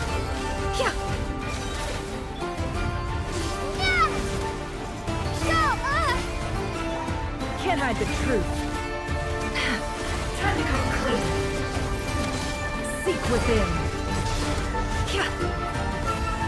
No more lies.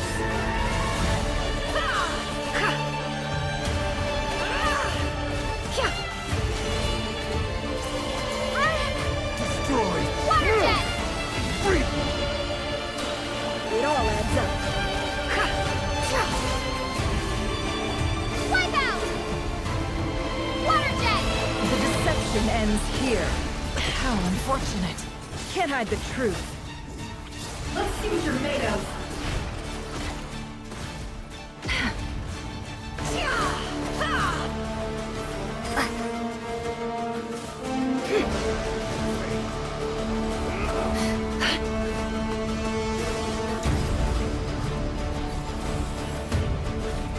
Curses.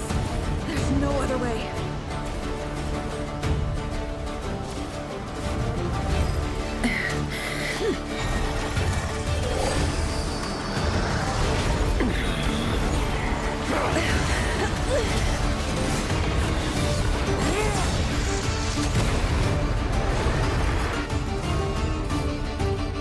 The only way to defeat Rarer is to borrow his own power.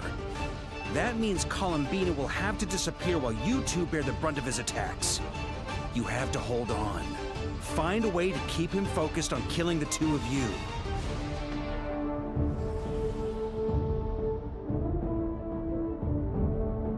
Never!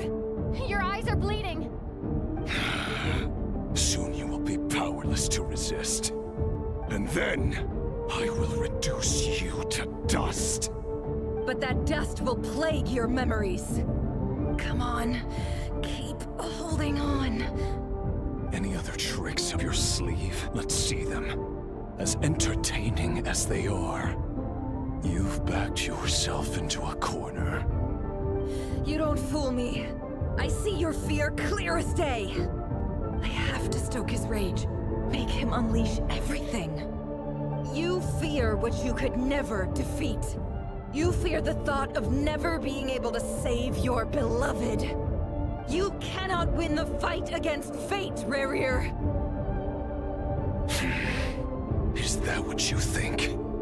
Well, now it's your turn to feel afraid!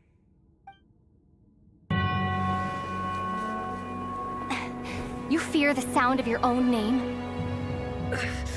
Is it us you hate? Or is it what you've become? Let's see what becomes of you!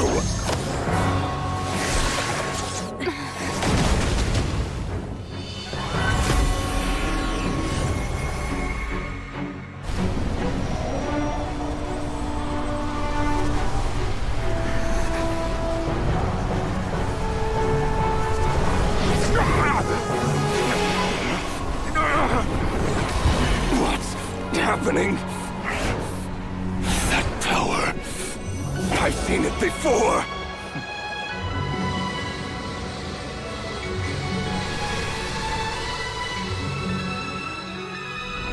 His power is on another level.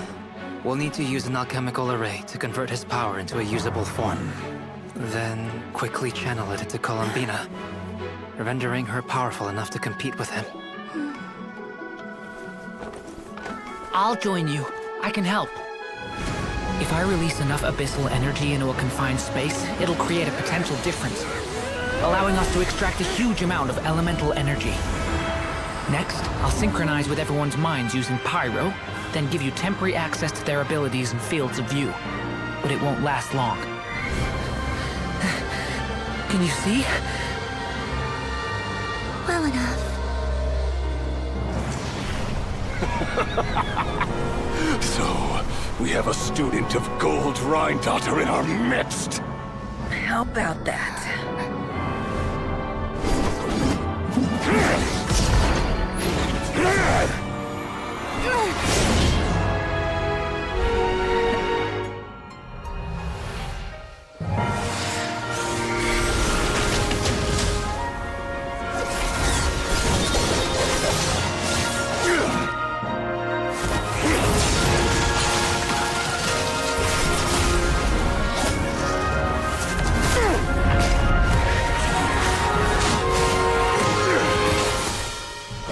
You use my own power against me? Just like how you stole Kuvaki. Look familiar?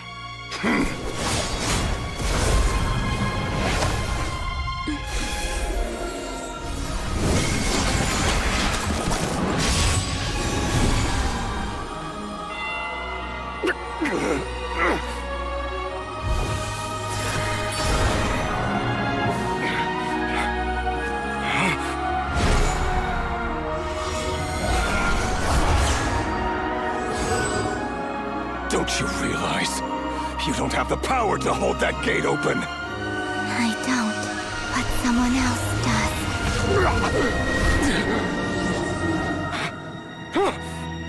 Goodbye, Reverie.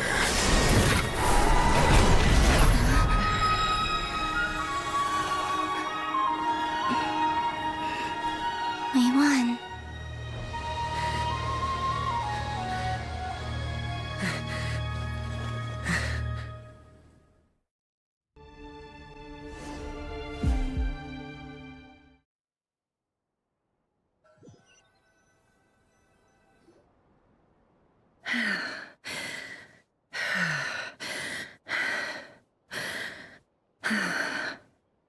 Nefer, how are your eyes? They're fine.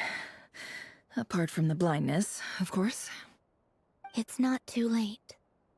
Let me handle it.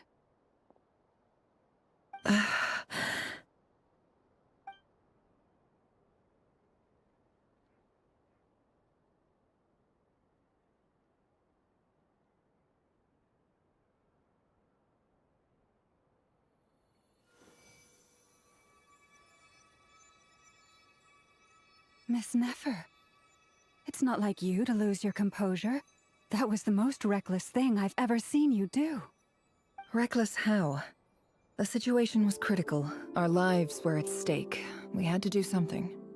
Even so. Okay. I guess you're right. Under the circumstances, it was a wise decision. You traded your eyes for an incredible victory. In business terms, I suppose that's a huge return on investment. I'd be hard-pressed to argue otherwise. Still, I don't like this outcome, and I don't want you to lose your sight for good. People suffer when they make sacrifices they shouldn't have to make, whether that means faith, strength, or in this case, your ability to even see. I had hoped you could win without sacrificing so much as a single hair on your head. Thank you. Really. All done. Don't try and open your eyes just yet. We'll see how you're doing in a couple of days. Until then, please follow your recovery plan to the letter. I'll send full details through Yehoda. For now, just get yourself home, relax, and rest. My dear friends, we have fought bravely and achieved a spectacular victory. A dark cloud has been lifted from the skies of Nodcry. All in this land will be grateful for what you have done. The moon will remember this day. Thank you both.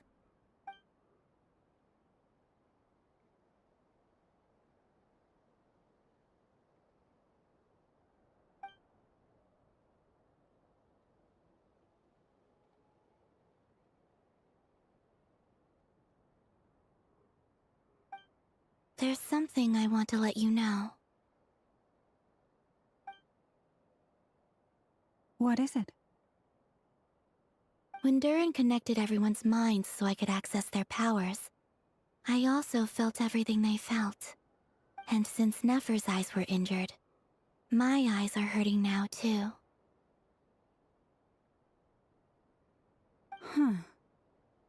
Hold on. Let me try. I only feel the pain. There's no actual damage. I just thought I should tell you. You're right. There's no damage. That's a relief. But I must say, I'm surprised to hear the Kutar share something like this with me. In the past, you never used to open up about yourself. Things are a little different now from how they were. I'm learning to share how I truly feel with my friends. Friends? You have no idea how glad I am to hear that.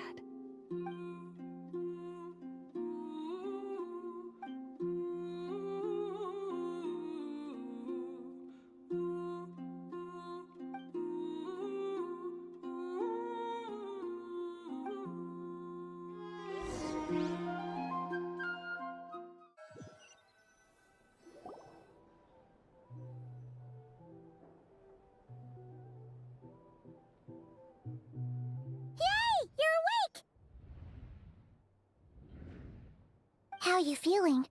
Any aches and pains? Did you sleep well? I'm doing all right, Paimon. No need to worry about me.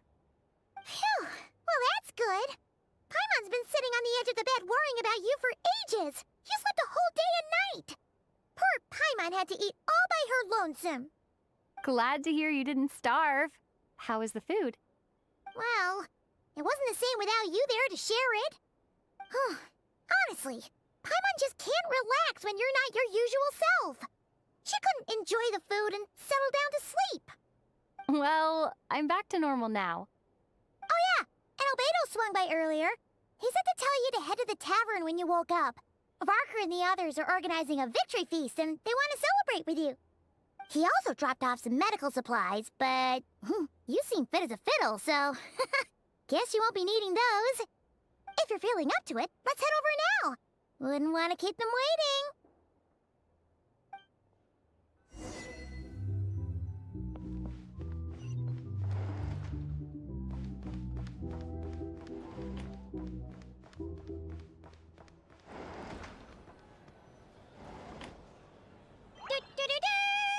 We're here!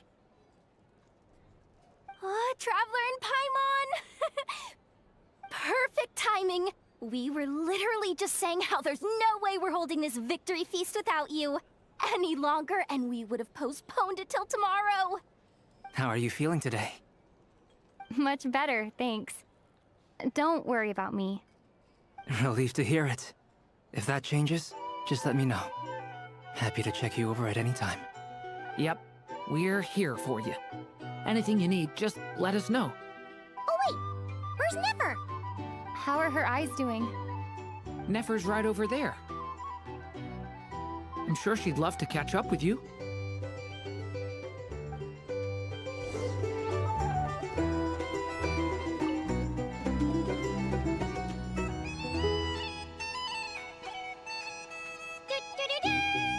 We're here! Oh, Traveler and Paimon! Perfect! How are you feeling? Much better. Relieved to... Yep. Oh wait, where's Nefer? How are her eyes? Nefer's right over... I'm sure she'd love...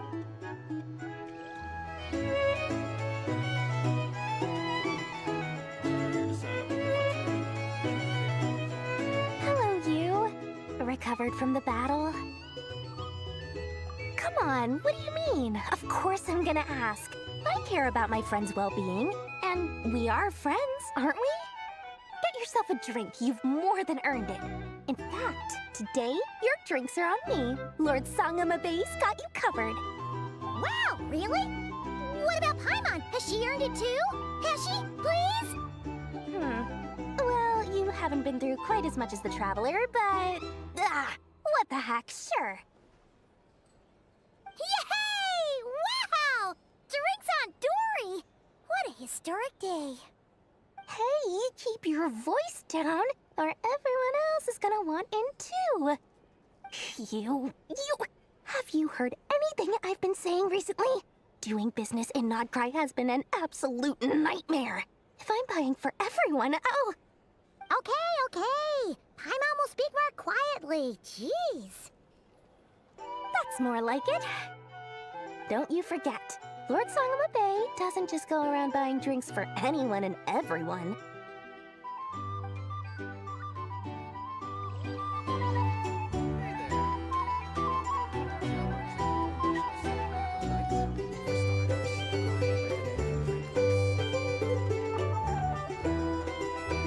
I thought of 1,000 ways to congratulate you, but now you're here, words are failing me. The honorary knight stuns them speechless once again.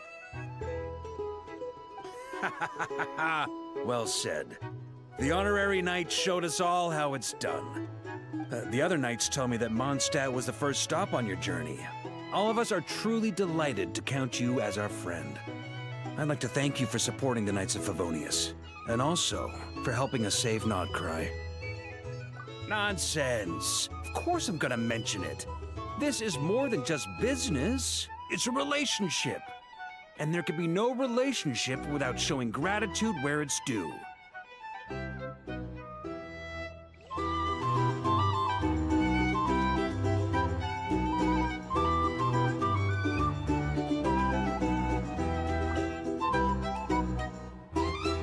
I see you've recovered? You bet. Snoozed her way to a full recovery. Glad to hear it. A healthy body is paramount. Nothing else in life is possible without it. So take it slow. You can't afford an injury. Paimon, too! You really saved the day when you swooped in to open that gateway. I came to accept that although Rerir was my friend in the past, here and now, he was an enemy that must be defeated. Though I will never fully understand what happened between us, I could not let this crisis deepen any further. We fought a very necessary battle, and you played your part admirably. Yeah! And if you ever need to talk, just remember, we're always here. I'll do that.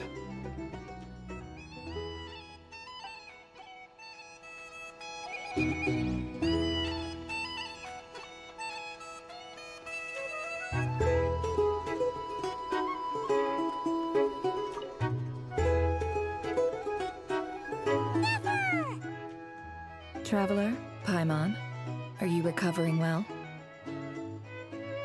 Turns out that moon chanter has some real talent after all.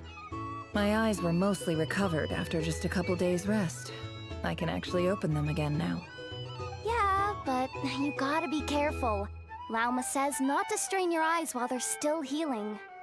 Yes, thank you. I'm well aware. Yehoda, could I borrow you for a moment? I could do with an extra pair of hands. Oh, sure. Coming. Did you hear that? I gotta go help Lauma for a second. You guys chat among yourselves. I'll grab us some drinks on the way back. Paimon, you still like 'em sweet? You bet! Make it extra sweet, because Paimon's earned it. Sure thing!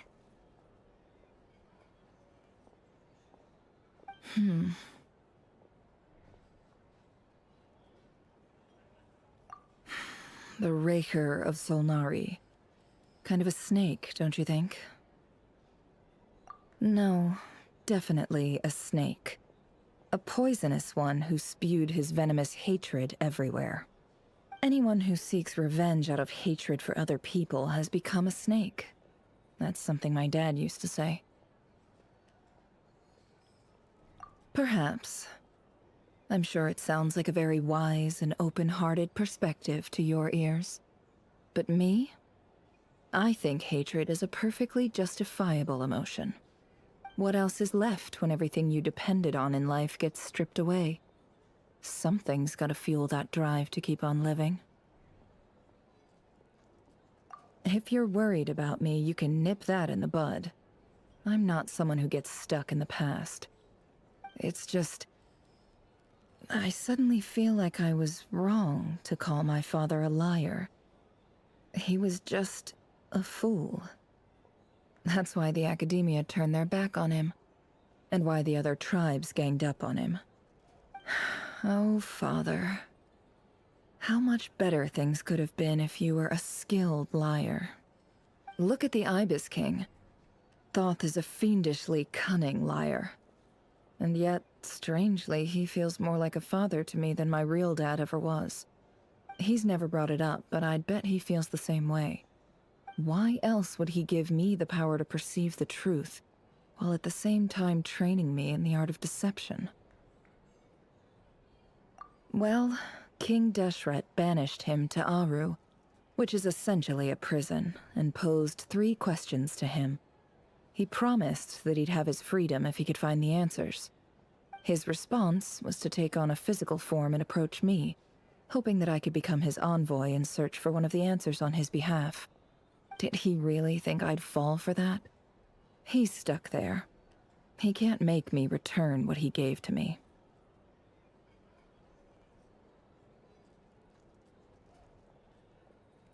So that's enough for you to decide he's nice, is it? He's a prisoner, and he was scared. So he decided to perform some good deeds to win people's approval. He lives in fear because he's a deceiver. How is Rerir any different? You can't work as a spy your whole life and expect a happy ending. It's preposterous. Yet I can't say I don't understand it. Liars live in the darkness of their own making, but it's still human nature to want to go on living. They say that a liar's soul is the most worthless thing in the world. What do you think?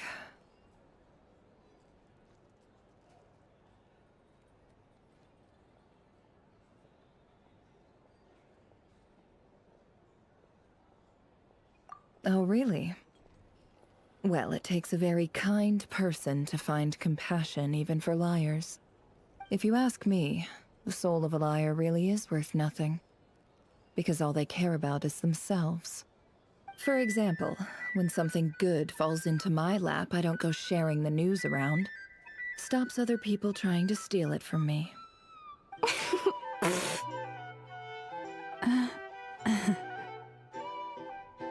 So be it. They have sharp ears. I can't keep anything from them. Oh, is that what it looks like? Well, you all know my past now, and I can't simply eliminate everyone who knows too much. So I guess I just have to put up with you. For the foreseeable future, at least. When you find yourself in a situation you can't control, the safest play is to keep calm and start monitoring everyone involved like a hawk. In the intelligence world, you need to have a sense of perspective and play your hand accordingly. If you understand what's at stake, please ensure my secret is safe with you. I trust you'll respect my wishes as a friend. But don't forget, I will also be watching you like a hawk. Very good. Oh, wait! Now that the panic's over and we've all calmed down, Paimon suddenly remembered something. After all that build-up, our mystery ally never showed up even once!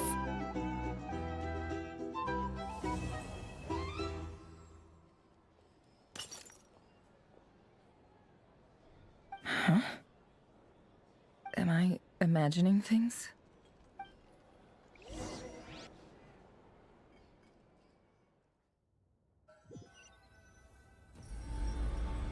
So, that close colleague who stayed behind with you?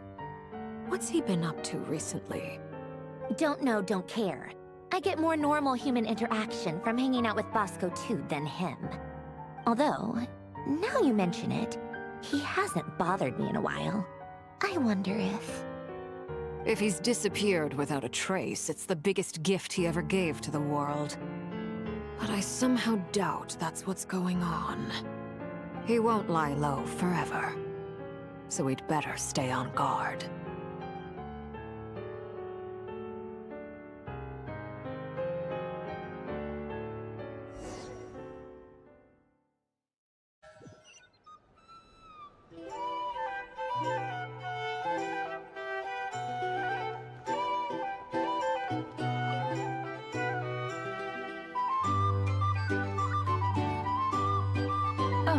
Lord Sangama Bay, how lovely to see you.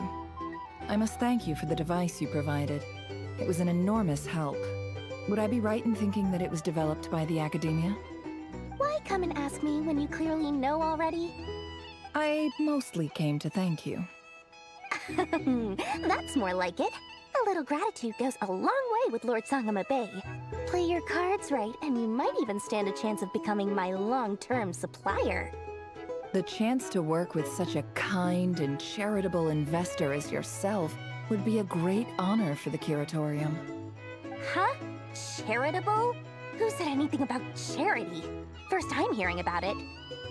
Let's see. The first plot of land you purchased in Nodcry, your desert interests, and... Stop! What do you think you're doing? Exposing my investment history! It's nothing to hide from. They're all perfectly legitimate investments. And some of the land you purchased was with the intent of building a sanctuary? Yes, I heard about that too. How did you... You're a curious case, Lord Sangama Bay.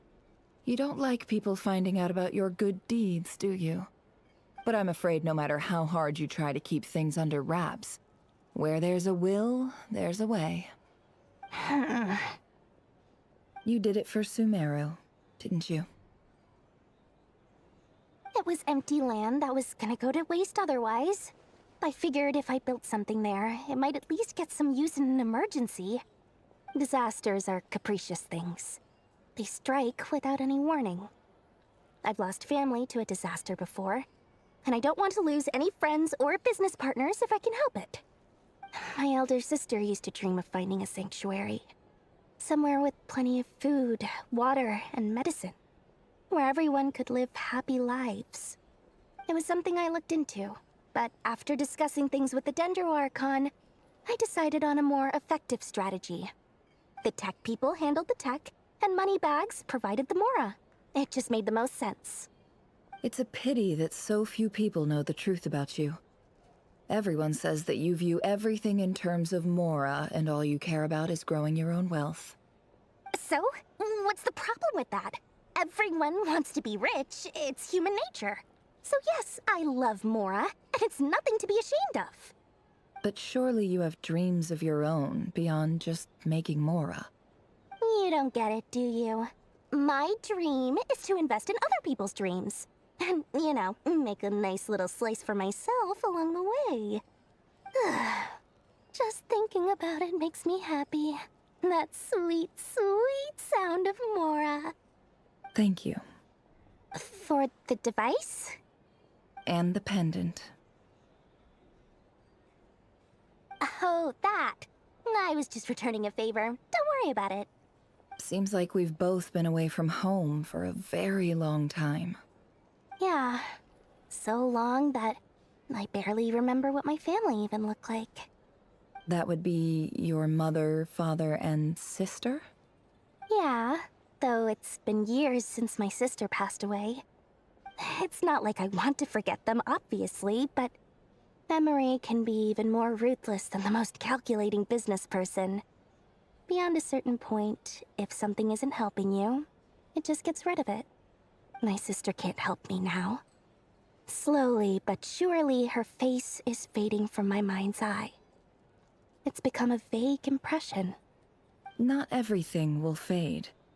When loved ones pass away, the beautiful memories are the ones that last the longest. Yeah, that's true.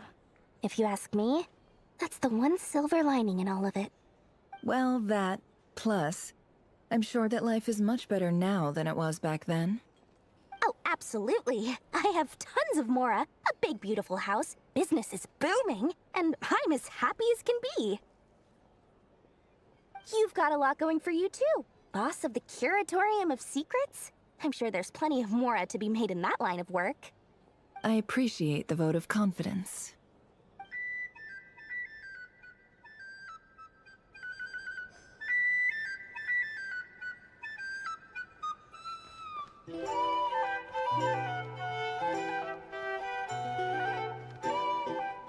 A drink? Or some information?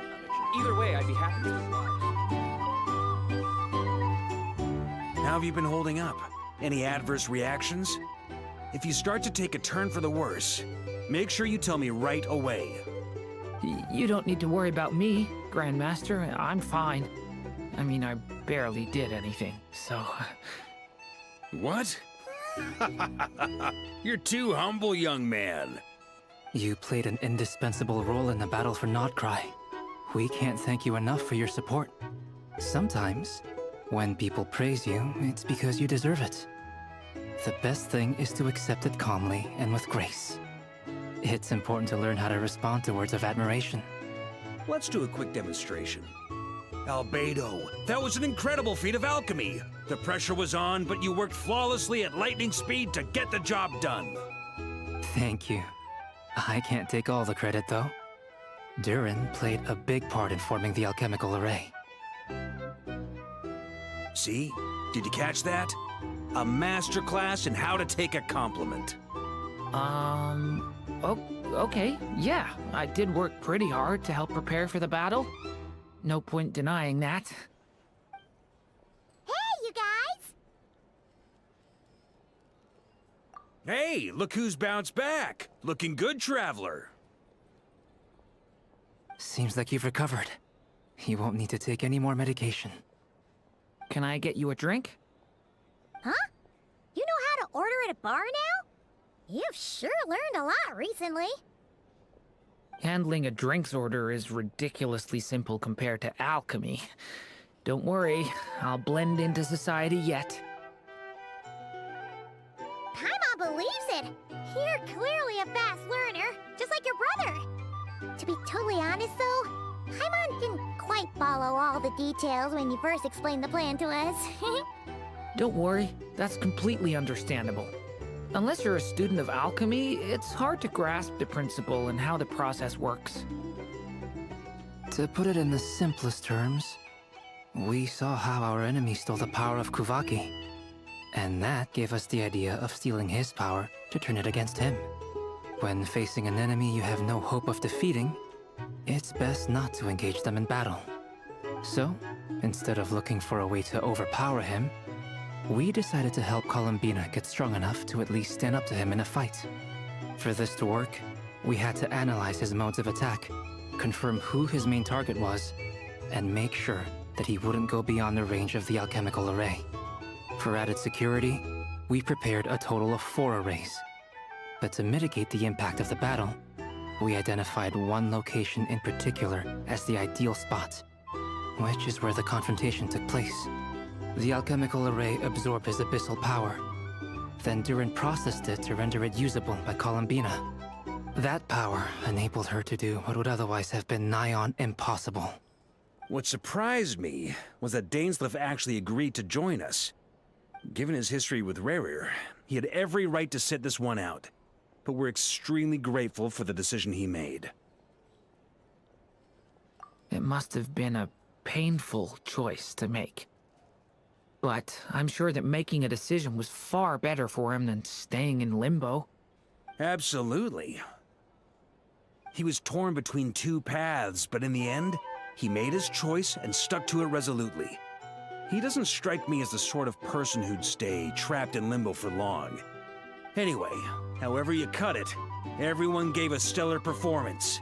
And now, it's time to kick back and celebrate.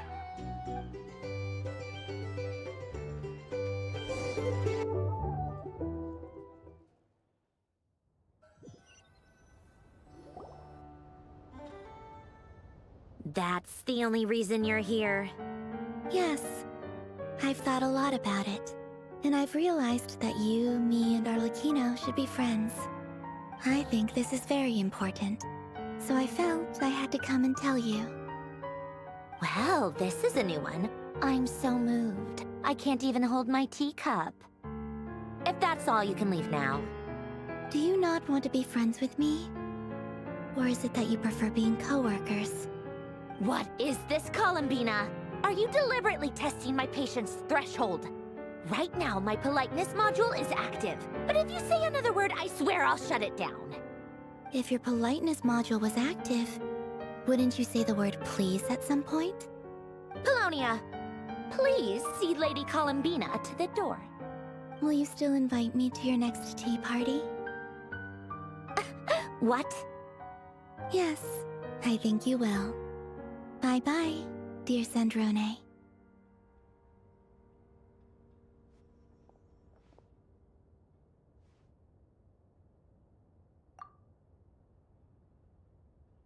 Last time, the Wild Hunt escorted you out. Would you rather I handled it myself this time? We just wanted to, see how you were doing now that it's all over. Why? Out of concern for my safety? I hope you didn't seriously think that the Rayhir of Solnari would be able to lay so much as a finger upon me, given how prepared I was. Mostly because you kind of helped us out, so we just wanted to check you were okay. Looks like all your robots are fixed, huh? Oh, don't you worry about that. Tea time is already a write-off. The visitor before you managed to kill my appetite. If you're in the mood for tea, go ahead and help yourself. Otherwise, it's going to waste. My coasters are still missing in action, though. Use this notebook instead. Whoa! pretty hefty notebook. Look at all those calculations. You can ignore those. They're just dumb scribblings. I doodle and write in my free time. Sometimes I remember the distant, dreamlike past. Sometimes I imagine the far-flung future. And other times, I grit my teeth and note down all the crazy nonsense going on in the present. Some people do the crosswords in the newspaper. This is my equivalent of that. Trying to predict the future is like daydreaming. And writing about the present just makes me furious. The past is my favorite. If nothing else, it's already set in stone, so I don't have to rack my brains trying to figure it all out. Huh. Although, having said that, the only vaguely interesting memory in my past is probably that guy they call Lord Artificer. Who else? Pretty much all the mecha and Fontaine are his personal handiwork. Wait, are you saying you know him? Like, personally? As a friend? I mean, I guess we were friendly enough. Yep. In fact, I'm probably the only normal person left who knew him at all. We used to chat occasionally back when he was still around. Before he passed away, he asked me to destroy all his manuscripts. I honored his request, but I did read through everything first before destroying them. I mean, I couldn't let the genius of Lord Artificer Alain Guillotin disappear like that. Would have been such a waste. So, that's where the formulas in your notebook are from? I just told you. Those are my equivalent of crossword puzzles. They're just dumb formulas that I solve for fun when I'm bored. Alain's work was like epic poetry. The formulas in my notebook are just silly little riddles in comparison. Not that there's anything bad about them. I mean, at least, solving those riddles isn't going to hurt anyone. Except me, 'cause I lose a few brain cells in the process. Anyway, while we're on the topic, I might as well tell you about what happened to him and his friends. Alain Guillotin had two close buddies, Renee and Jacob. They spent their childhood years together in the Narzissenkreuz Institute. They were all quite competitive, so there was some rivalry between them, but it was a friendly rivalry. But beneath the friendship and the rivalry ran something deeper, a sense of nostalgia for the past. Unfortunately, childhood would end. The prophecy would come true, the apocalypse would arrive, and the future would never be. A mad dream that would normally only capture the minds of lunatics began to take root in their hearts. A dream of saving the world. And if Renee and Alain had been people of lesser wits, that dream would probably have ended up as something for them to joke about in their older years. But alas, they were some of the sharpest minds around. They nurtured that dream with the full power of their intellect, and it grew into something that ate away at their souls. The first of them to fall under its spell was Renee. Against Alain's wishes, he persisted in experimenting on a mutual friend of theirs to try and save their life. Alain did not approve and parted ways with Renee. It's complicated. Alain wanted to believe that Renee only did what he did for the sake of their friendship. But when he told me about what happened, I could tell he still had some suspicions about Renee's motives. Perhaps the seed that would grow into a nightmare had already sprouted in Renee's mind. Even then, the next time they met, Renee's soul had been completely engulfed by the dream of salvation. His futile attempt to change the tide of fate only resulted in a wave that swallowed up the world, even before the apocalypse came. And although that wave died down eventually, I hear that it just recently came back with a vengeance. As I understand, Renee wanted to live out his dream of salvation once more. But I'm told that the attempted resurgence finally died out for good. At long last, Renee awoke from his deluded dream. Though of course by then it was far too late. What do you think of Renee? Do you admire his transcendent genius? His view that any price was worth paying to achieve the lofty goal of saving the world? Or do you despise him? dismiss him as an evil madman who wrought havoc on the lives of everyone around him as he pursued his delusional dream. Same difference, really. Just a matter of perspective. What a cop-out. But I suspect you'd have a more incisive and insightful answer if we dug into it further. I don't like fanatics who give up their whole lives for their ideology. Nor do I like fools who let their delusions take control. Maybe I could understand if Renee had just been an ordinary person. But he had a sage-like intellect. And still managed to get himself lost in a labyrinth of his own desires. Anyway, that's enough about Renee.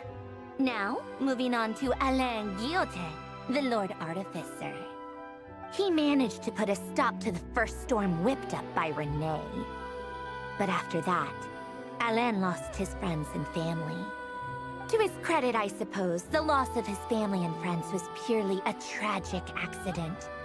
It's not like Alain sacrificed them for his cause or anything. After that, the only thing supporting his work was the same dream that had dragged his closest friend down to the abyss. But although the desire to save Fontaine drove him to found the Fontaine Research Institute, Alain continued to reject any form of transcendental knowledge or power. He was suspicious and fearful of it, having seen the way it had affected his closest friend. I think that formulas and machines derived solely from human intellect were the only thing that gave him a sense of spiritual comfort. Yet Alain's intellect was simply too great. It barely left him space to breathe in his lifetime. Once he realized that the end of his life was approaching, he finally accepted the truth. The Nazissenkreuz Institute needed someone, and a human being, to see its story through to the end. He quit working on his formulas, trading them in for the fairy tales that had played such a formative role in his childhood, but which he barely touched in his adult life. He told me that the director of the Nazissenkreuz Institute used to read those fairy tales to the children as bedtime stories. Apparently, they worked wonders at sending kids off to sleep. I think that all he wanted at that time in his life was to be able to sleep deeply without being plagued by depression. By that point, nothing else really mattered. At the very end, he laid down to rest in the ruins of the former Nazissenkreuz Institute orphanage, while the Fontaine Research Institute he had founded continued tirelessly with its work. Many years after that, tensions over competing dreams would once again cause a rift, this time between members of the Fontaine Research Institute. But the actions of those fools had nothing at all to do with Alain. And that is the story of two people from the Nazissenkreuz Institute who both wanted to save the world. One went all in on his fantasy of salvation without ever looking back, and ended up calmly sinking to the bottom of the deepest sea. The other sought desperately to burn bright in his life, even though he wasn't sure where he was going. I do sometimes wonder, why is it that people like them have such grand hopes of saving the world? Even the grandest tree starts as a tiny seed. So perhaps, for each of them, their mission to save the world began with a very simple desire: to save themselves. They were young children with friends and family who mattered to them, desires to explore the meaning of life, ambitions to have a successful career. They didn't want to see all of that taken away in one fell swoop.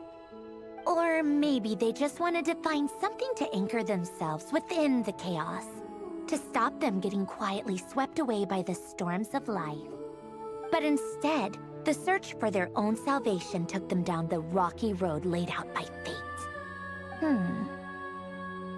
Do you think the desire to save oneself is enough of a justification to try and save the world?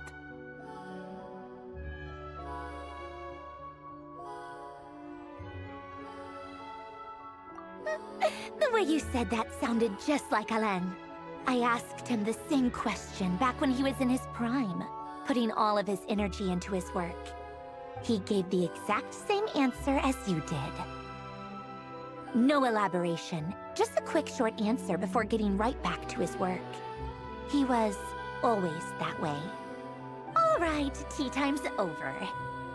I owe Arlecchino a favor for telling me these stories. I'll have to bring a whole sack of gifts the next time I visit the House of the Hearth.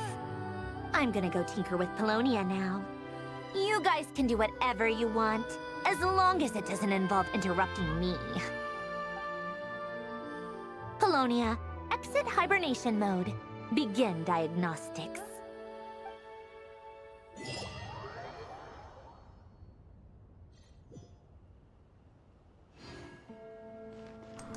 Well, that was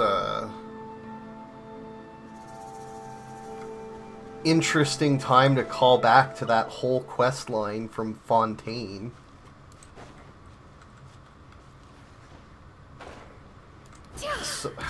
So is Marionette one of the other characters? I honestly don't remember what happened to them all. I remember Caterpillar was, I think, the guy that Renee initially experimented on to try and save.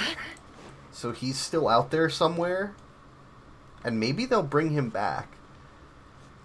But there were a couple other characters, and there was a female character, another kid, and then obviously the woman / Hydro thing that looked after them all.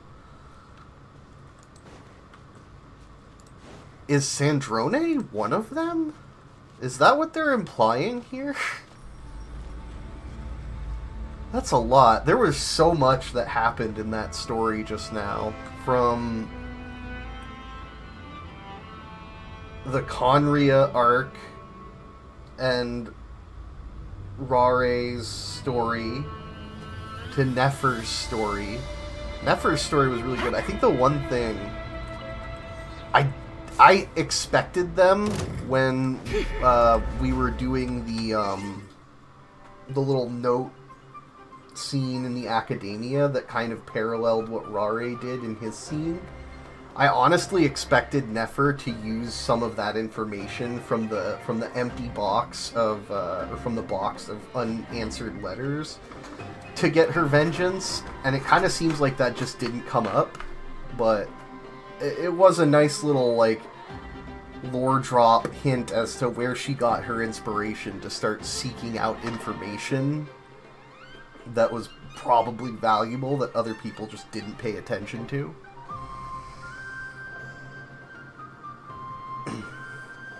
There was, yeah, there's a lot of thoughts. It's just a lot to process too. Also, Rare getting chucked into the moon gate. So, like, we don't have any real confirmation that he's dead, or that he can't even come back. I know Flynn speculated that whatever the hell is on the other side of that tore Rare to shreds, physically, despite his immense power. So, I think there's a good chance we see him returned in a fragmented state, or some other state. Like, I think that we're definitely going to see something happen with the unknown beyond. Like, wow, there really is a lot. The boss fight was actually pretty cool. God, there's so much. Instead of going on a rant right now and trying to take a bunch of jumbled thoughts and turn them into something coherent, I think I will just stop and let that be and continue on with the content for a little bit here. So yeah.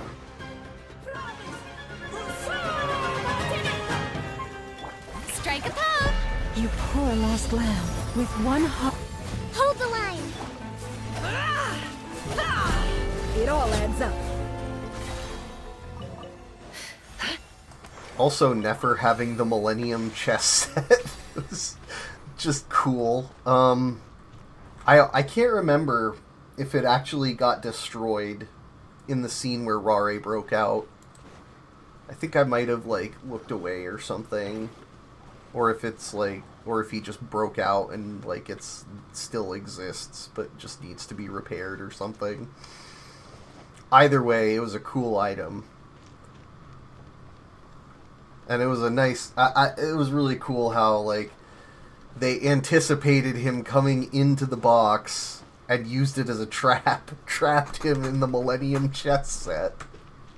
Just lots of... like, that was actually a really well done story. I do think that there were times where they devoted time to basically yap that they didn't need to, but then there was a bunch of it that also did, like, show interactions between the characters that weren't just, oh, you're the greatest person ever, oh, you're also the greatest person ever. It was like actual, you know, jabs back and forth, like between Nefer and Flynn's. You know, like there was some actual personality to it for once, which was really nice to see. Or Nefer calling Yehoda servile. And Yehoda just completely not understanding what was happening. That was pretty good.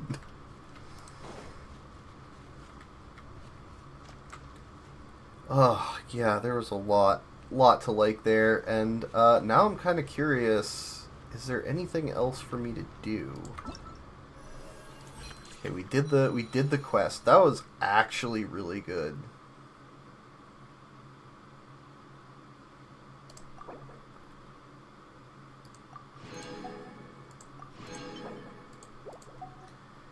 I am seriously wondering, though, like, that...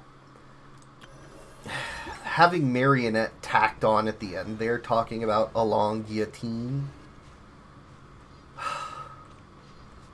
Like, is she one of them? Is that the... like, I'd need to go back and reread all the fucking documents to figure it out. Because I remember that they had more than one... I mean, the photo literally showed 4 kids...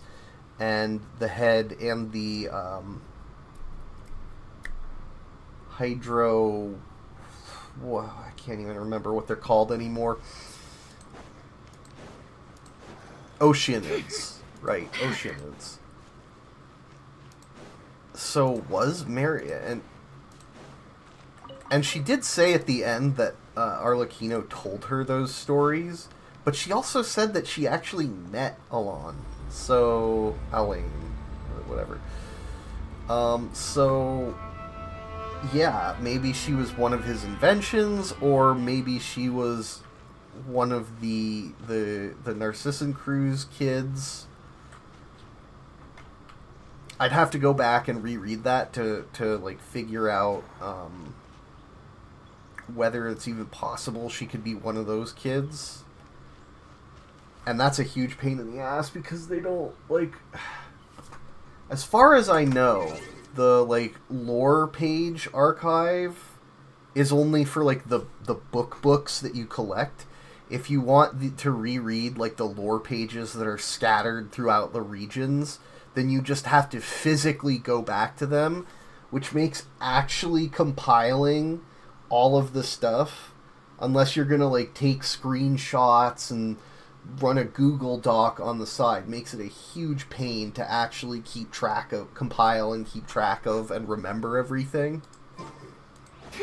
Because, like, I'm not gonna spend an hour running between 3 different locations to read one note, and then to be like, oh, is that... And then go cross-check it with another note after 20 minutes of walking, so that I can go back to the first note and confirm it after another 30 minutes of walking, you know? It's, yeah, kind of a pain. And I don't think... where would that be?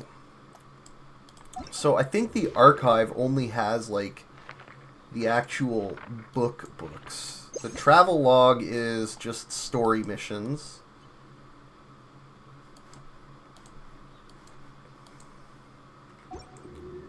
Yeah, and the books are just the actual, like, items you physically pick up or purchase, not the ones that are, like, note scraps that you read in the world. This geography.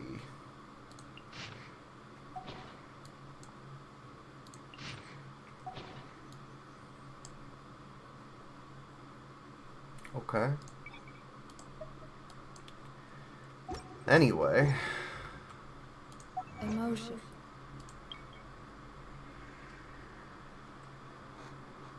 Moonless night. It was an age when sinners had yet to commit grave sins. And it also does give us a bit more background, right? Because the entire lore behind the sinners for so long is that they partook of the power of the void. But we've seen that other characters can use that in a way that mimics the actual elements. Like, we've seen how Skirt can use it, although she describes it as creating a void in the world that like creating a vacuum that draws in the energy that you're actually looking to manipulate, which is how she creates cryo energy. She doesn't actually create it. She creates like a void that sucks in cryo energy and then indirectly manipulates it that way, essentially. But we've also seen that, like, Arlecchino can use it, although it, you know, turns her hands into... Right.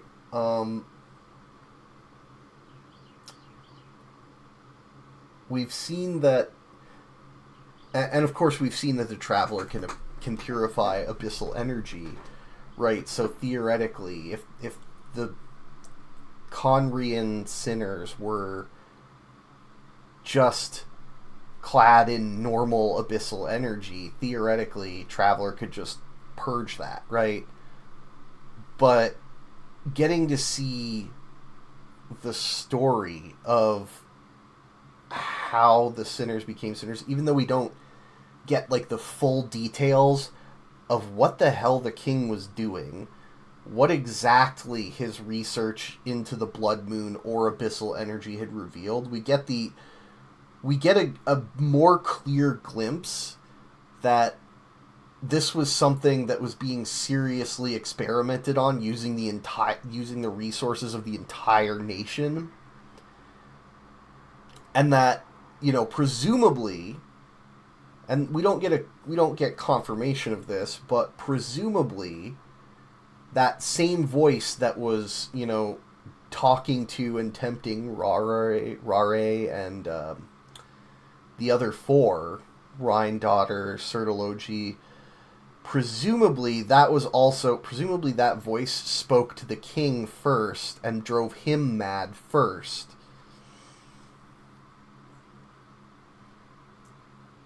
And used him as a vessel to draw in the other 5. At least the other 4. Like Verdofnir, you know, the most powerful and capable people.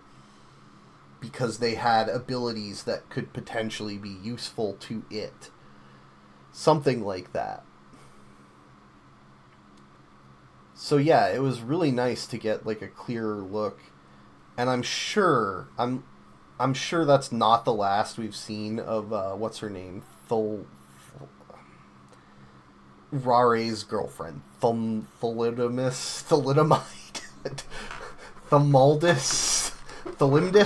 Was that her name? Thalimdis? I can't remember. Like I said, there was a lot that happened. I mean, we went straight from that into Nefer's memories. And I thought overall Nefer's memories were pretty well done. I would have liked to get an actual scene of, like, her meeting the Ibis King. But, you know, it was a lot. That was, God, like, what, 3-4 hours of story, and this is, like, literally only the second half. So if we put them all together, it's probably like 5-6 hours of story in one patch. It's a lot. And I'd say most of it is pretty well done. There were definitely a few sections where it's like, oh, we're going back and forth to, you know, carry goods for the planned preparation that felt maybe a little unnecessary. Some of it was well done. Some of it was used, like I said, some of it was used to create actual interactions between the characters and flesh things out, which was always nice.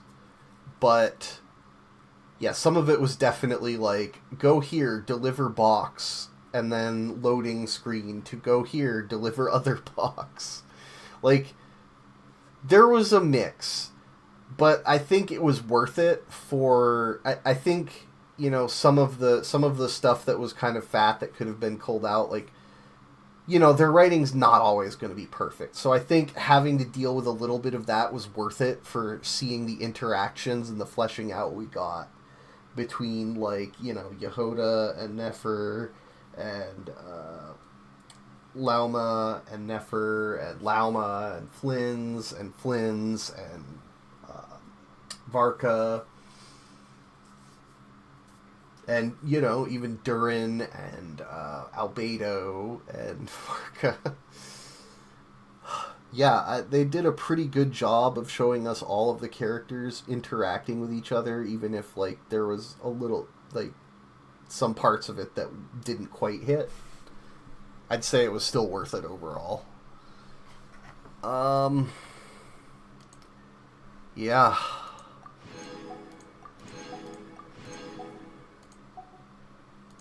And there's still, like, I mean, so there's more questions now. Like, what exactly is the space, the unknown space beyond the moon portal that, you know, apparently Columbina can just open at will. We've still got the unresolved issue of Columbina being rejected by the world.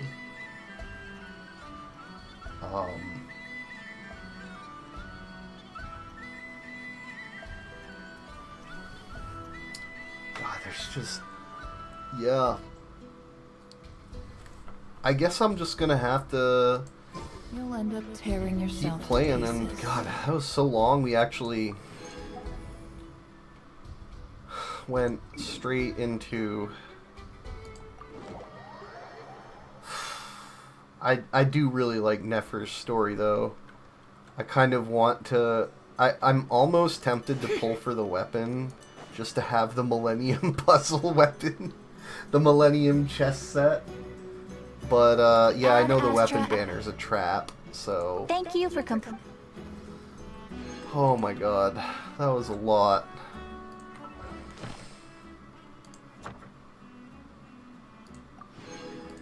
We got all these pulls. Truth be told, I should probably save them, though. I don't think I'm gonna pull for Durin.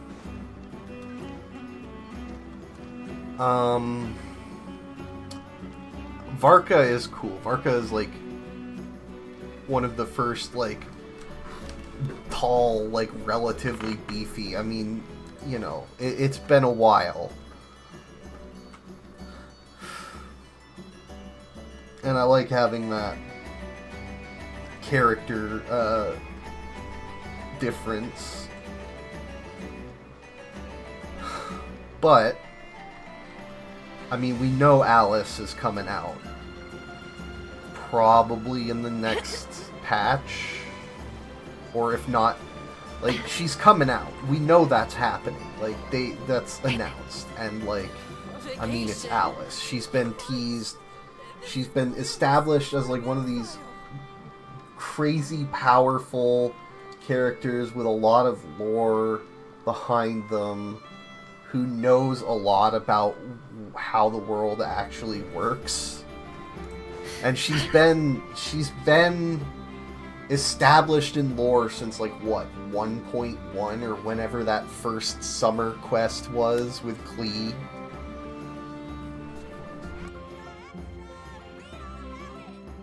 Why does Ashru sit up on the counter? Oh, To man. welcome our clients, of course. A kitty's gotta earn his kibble somehow. Well, now, so what else is there? I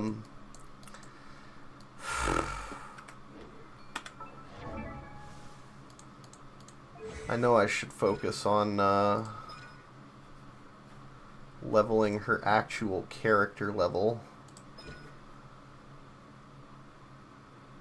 How many of these can I convert?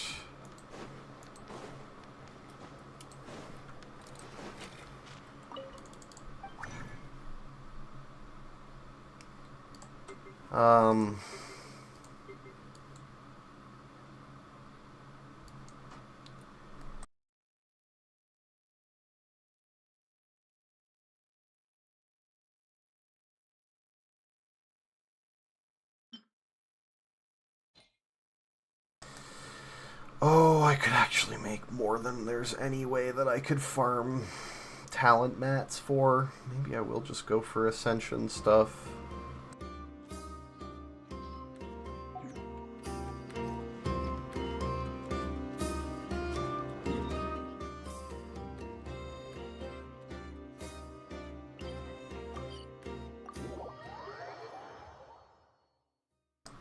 Yeah, I mean, that was actually...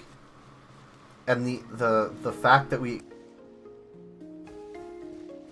The Rare boss fight at the end there, it wasn't, like, crazy mechanically, but it was interesting, like, it was visually cool enough, with enough story elements, that I am actually pretty fully satisfied with it. If anything, my only complaint was that it took me so long of just like doing the combo to take him down, but that's a skill issue, I think.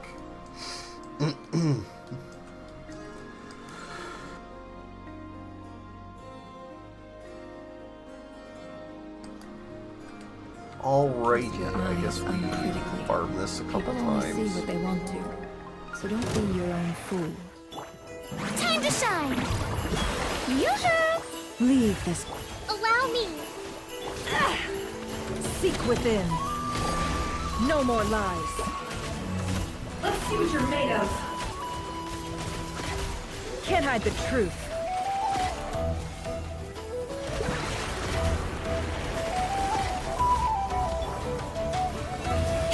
By the Frostman of old.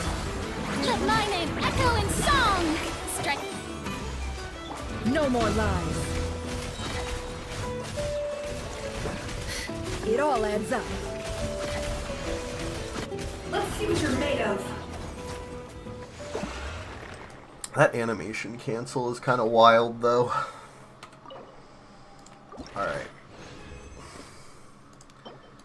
How many of those we got? We got some from completing the story, so I think we need 20 for her final ascension, right? I think that's usually what it is. Yeah. Shower me with praise! Let the world come alive! Forest, protect us with one hop. Covenant of the deep! Let's move out. The mystery unravels.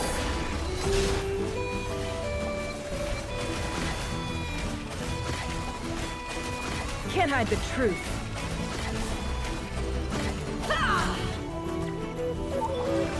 Time to shine! You poor lost lamb, for the Hold the line! Billowing surge!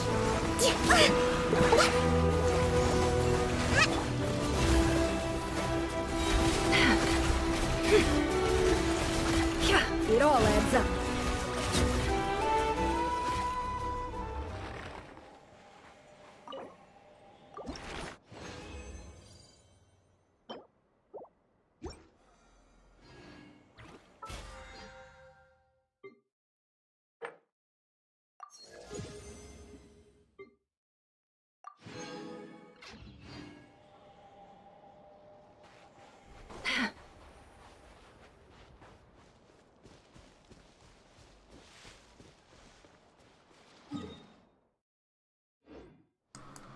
Yeah, I keep expecting there to be, like, something else to do, like an anecdote or something, or like another quest to pop. Oh, you know what I should do is I should go check the Silver Moon Hall. I guess I could take a quick look across the map for other anecdotes from other regions. I kind of expected, like, I don't know, I thought we'd actually, like, go back to the Sumeru Desert, but it was, like, mostly instanced areas. It was still cool. Like, the Sumeru Desert is still my favorite region. By a lot. Maybe we'll get, like, an event. Alright. Okay, we'll go do that first.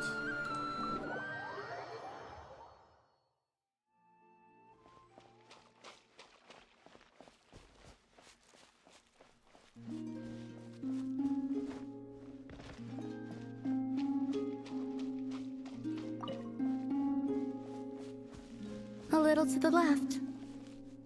A little to the right. Yes. Well done.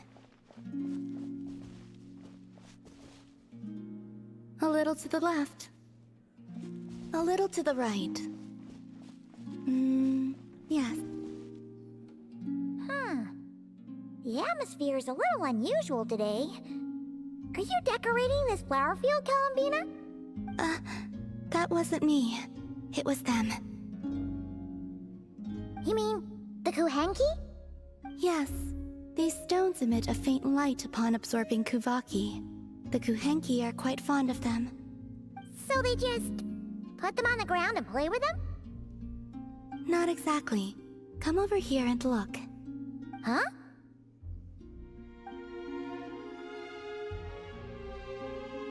Ooh! It forms a picture when you look at it from above! That's right. I need to go collect some more. Oh, so you're heading out? Yes. I know just the place.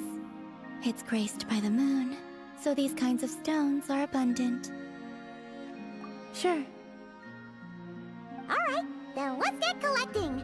We want to see what the finished picture looks like, too!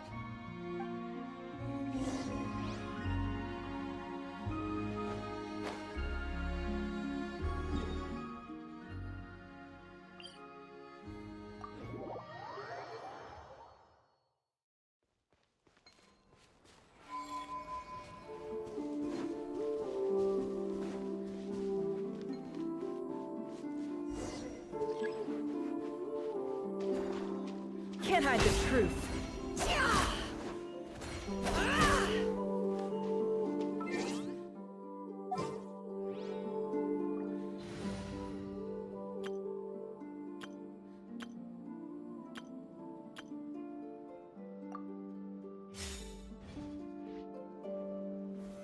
Solidify!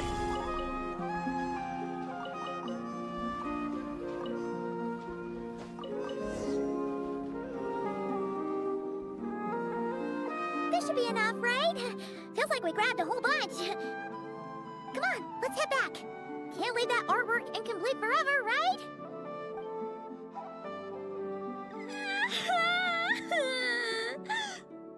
Ah! Quick, hide! Someone's here! Where am I? Mommy! I want to go home! Ooh, looks like she's one of the Frost Moon Scions. Is she lost? You will? Yeah, of course. She sure looks like she needs it. The Frost Moon Scions are deeply wary of outsiders, correct? You have no antlers. The hour is late. What if you scare her off instead? Okay, that could happen, but we can't just do nothing.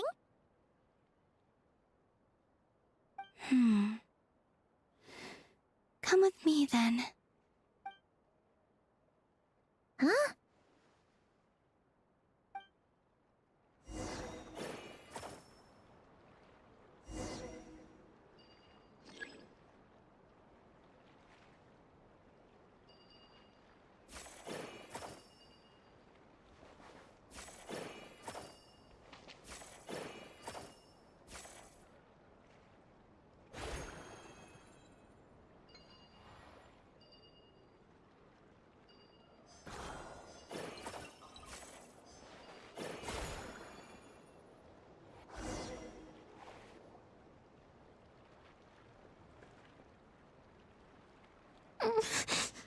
Huh? What's this? It's so pretty. That should do it. And off she goes. That trail of stone should lead her back to the Frostmoon Enclave.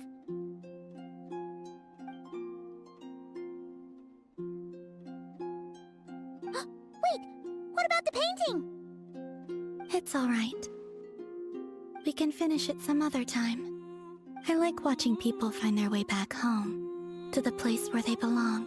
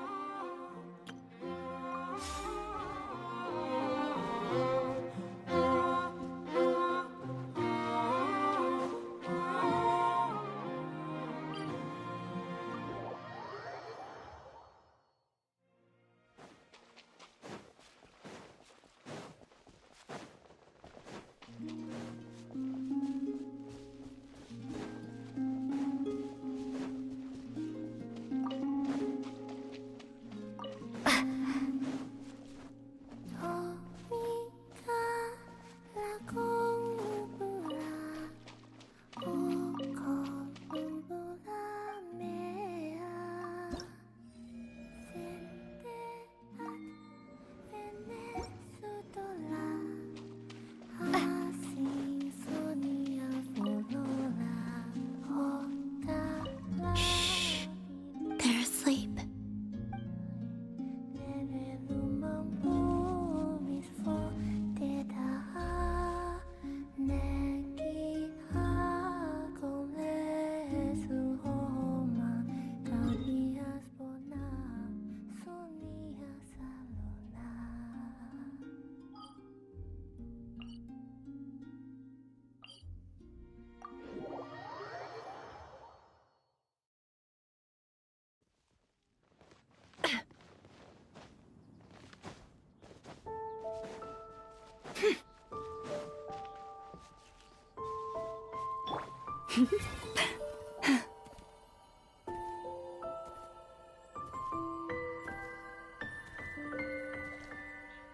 Yeah. Forest, protect us with one heart. Let the world come alive! Rest and rebuild! The deception ends here.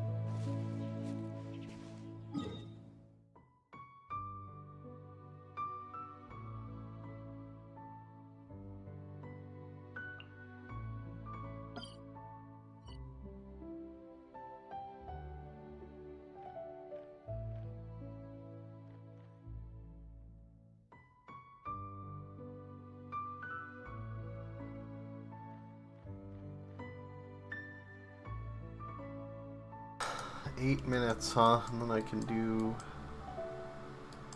that.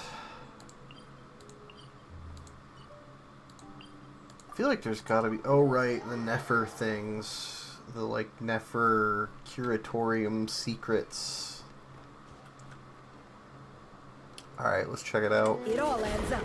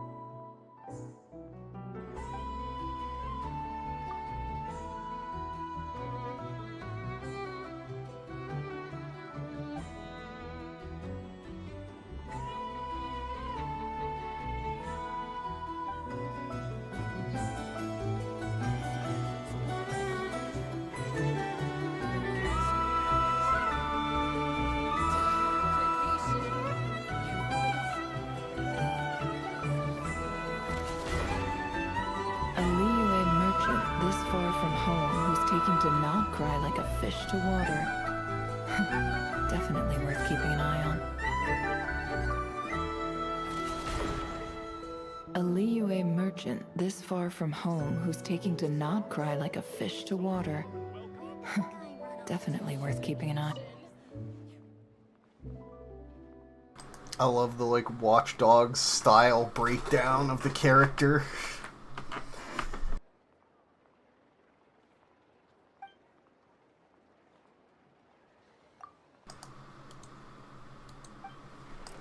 Didn't actually read the bottom one. What was it? It was, could potentially be developed as an informant needs negotiation with the who's taking to not cry like a fish to water. Okay.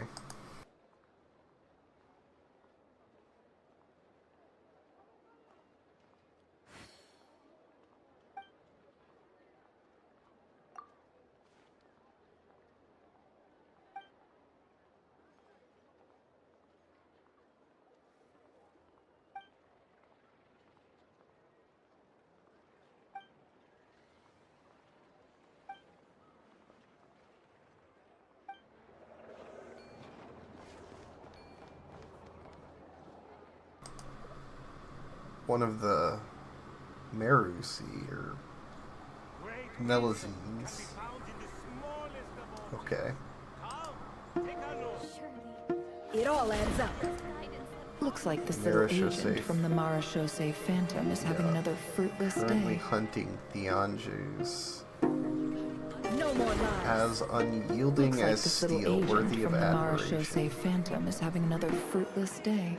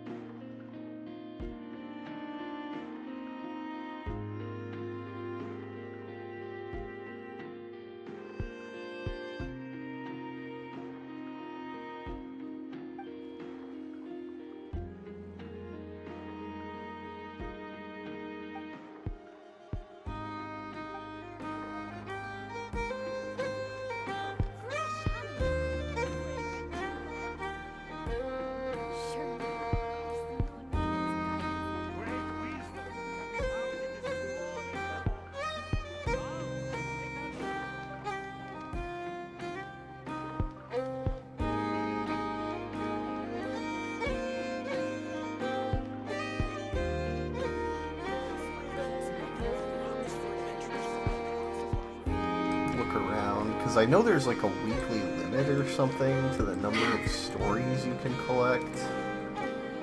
Add Astra at... So, what is the deal with this? Required for exchange 5. Yeah, so the max you can get is 6 a week. So let's look for other characters and other parts of town that might be interesting.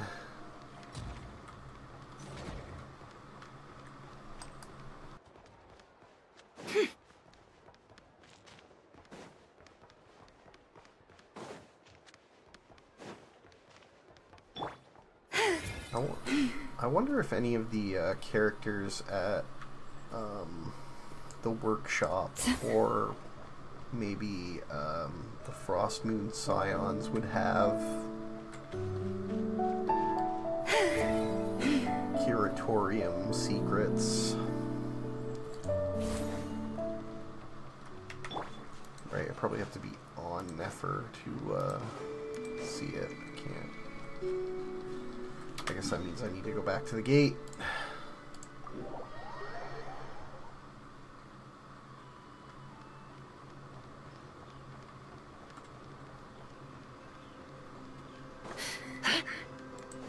It doesn't look like there's anyone here. I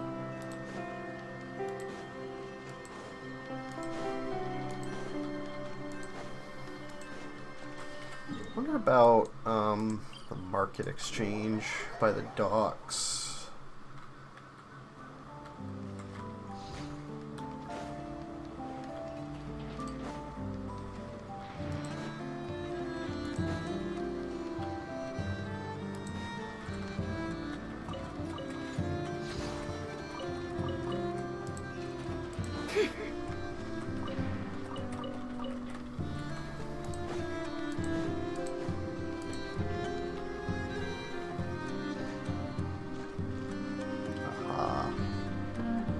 Treasure hunter, huh? It all adds up. A wolf, once wild and free, now bridled like a horse. Not much of a threat. Although, to be fair to her, she was once in the same line of work as Yehuda. Better stay on my guard just in case. It's at times like these that you've got to stay extra vigilant. A wolf, once wild and free, now bridled like a horse. Not much of a threat. Although, to be fair to her, she was once in the same treasure line of hunter work as employed by the Yehuda. Coinage Guild that Better stay on serves my as a guard just in bodyguard for case. the port supervisor Menez.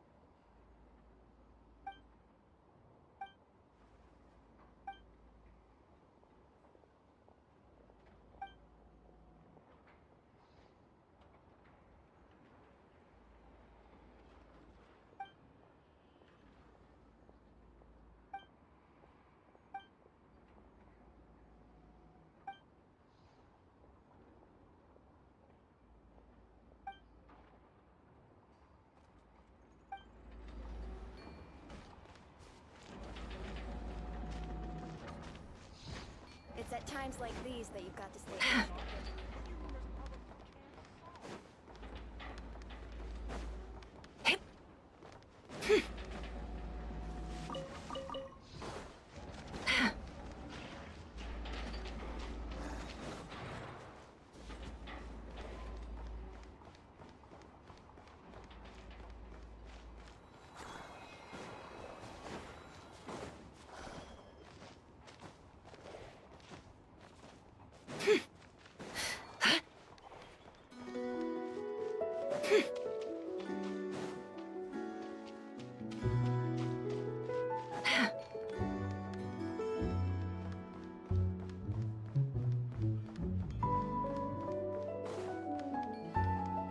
So the question is, if I collect the last, if I use the thing on the last one, can I still look at the others and just not get the, like, token for the week? Or will it just not let me look at any more? I think we go for the jeweler over here. Although I do want to check inside the inn first. Where's that? This way, I think. I think I'm off in the wrong direction here.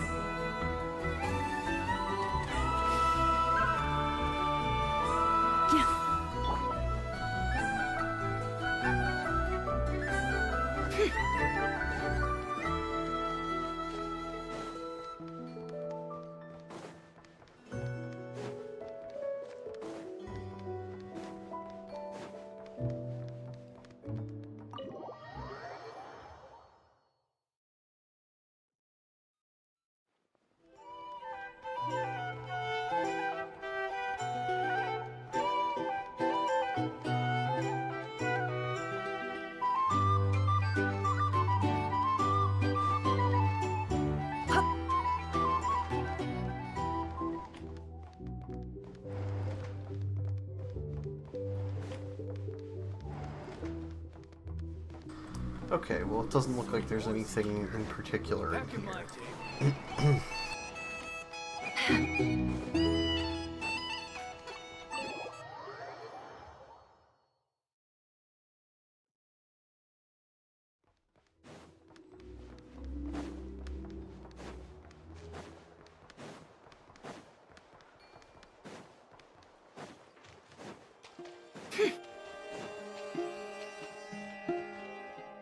No more lies.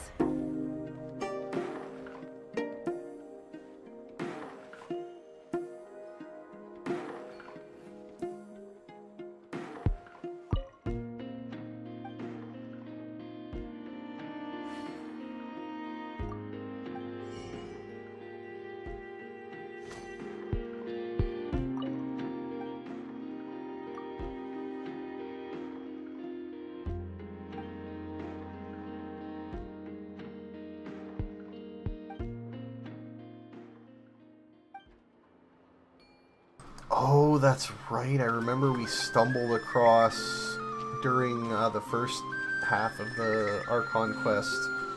There was a line of dialogue over that way about another cognoscenti item. Okay, so that's grayed out, but the skill is still active, so I won't get a reward, but can I... Alright, time for a break. That's enough intel for now. No, okay, you just can't do it. Alright, time for a break. That's enough intel for now. Disappointing. Disappointed! Alright, let's see what the actual turn-in does. Ad Astra Abyssosk.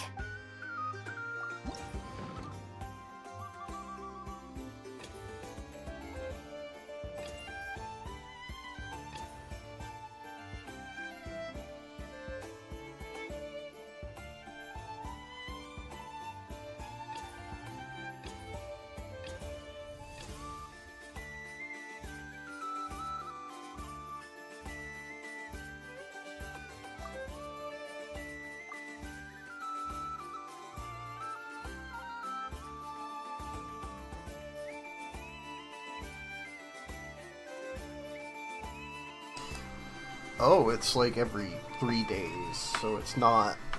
Well, it might actually be once a week, because I haven't... Yeah. Okay.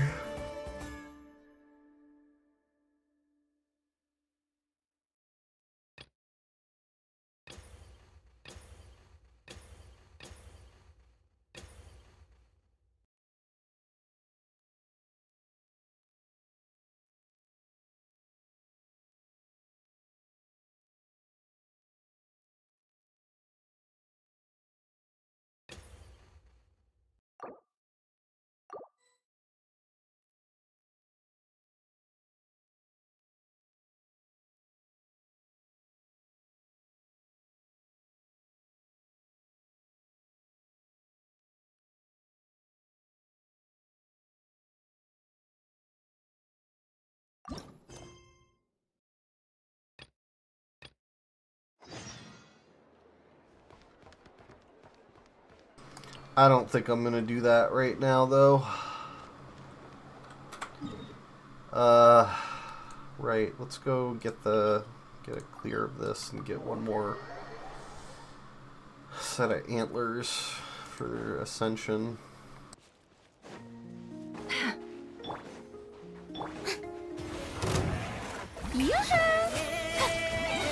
Time to shine! Leave this place. Allow me! Can't hide the truth. Let's see what you're made of.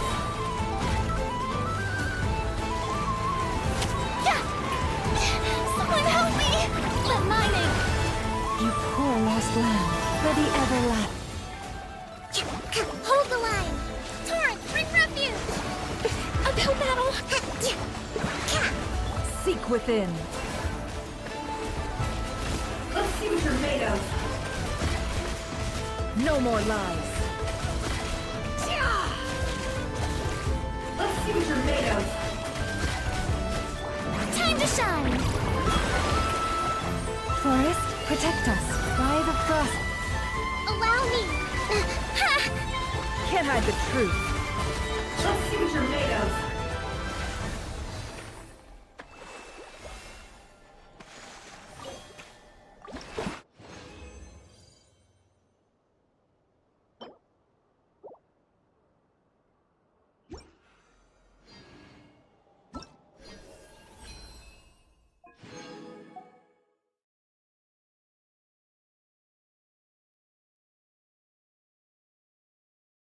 Yeah, I know. Dea, not the most popular choice, not the best character, but, like, I don't care. I don't care. I mean, what else would I even pick, honestly? Like, what are the choices? Right, let's just crack that open. I don't particularly like Baiju or Tainari. And now that I have a Dendro main, I don't really care too much about. Ayato is just like whatever. Shen has a support. Kokomi, I don't even know what her constellations do, but I could see her being good. Ayaka is fine, but I never play her. Eula has been functionally a dead character for a long time. Albedo could be good, but I don't really use him. I don't play Klee. Never even leveled her past, like... I leveled her up to 50 for the free pulls, but that's it. I do use Kaching, so there's that. I still haven't leveled Mona. I have heard she's getting buffs, allegedly. Come on, who's gonna level Chi-Chi? Don't care about Diluc. And Jean is good. Jean is like one of the other options, so like Jean, Kaching, Albedo, Kokomi, I guess, would be things I'd be willing to pick, but... Yeah, I was fucking super hyped for Deo when she came out, and disappointed by, like, how she's, like, not really a strong unit for endgame, but you know what? I still like her character. It is what it is. I like the Sumeri characters. The Egypt aesthetic is just really cool.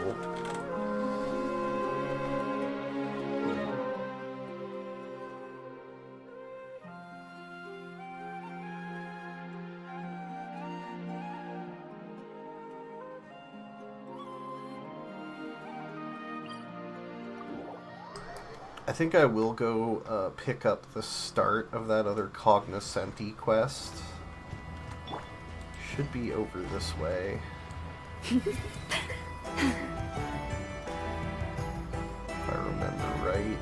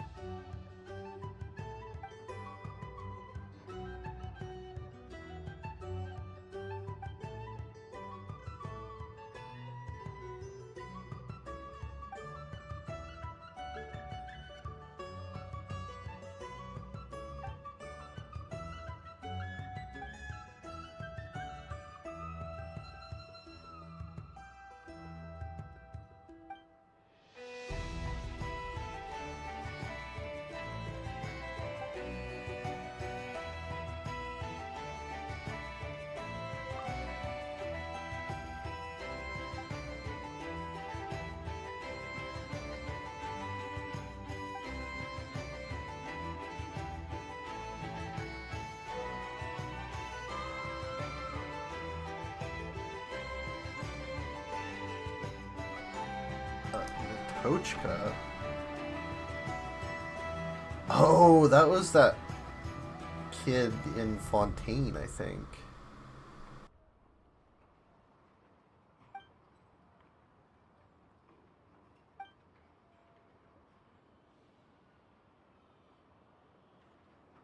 Or no, I can't remember. I'm so bad with these names.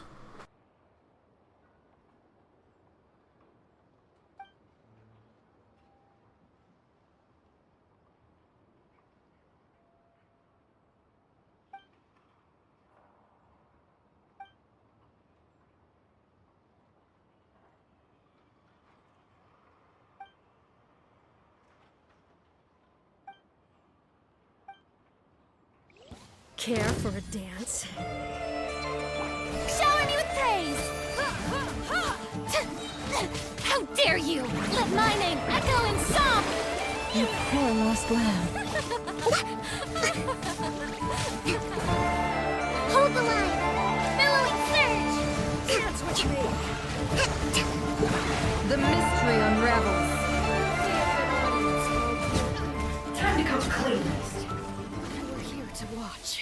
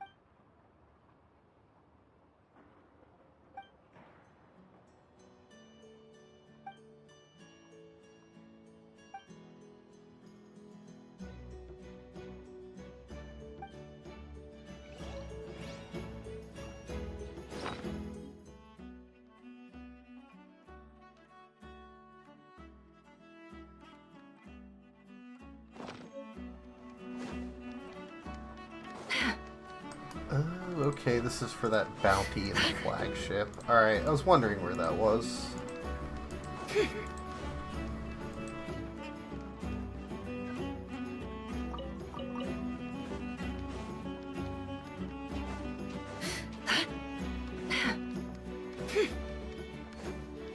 Alright, well I think after this, I set out what I wanted to... I've done what I set out to do. We finished the main story. We did like the afterward.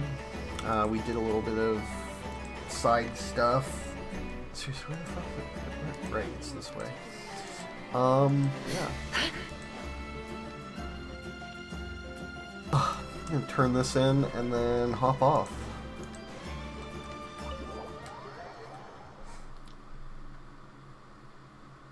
Because I don't think I really want to pull for the weapon. Like, I just have no faith in the weapon banner.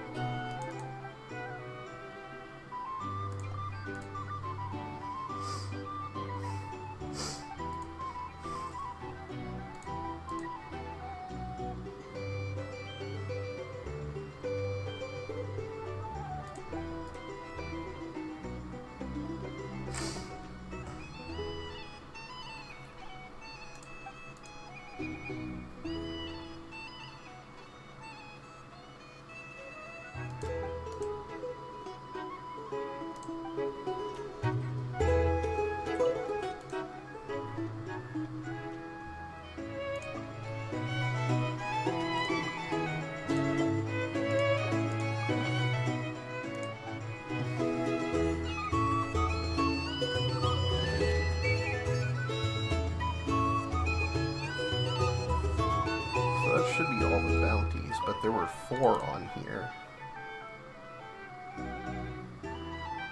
Huh.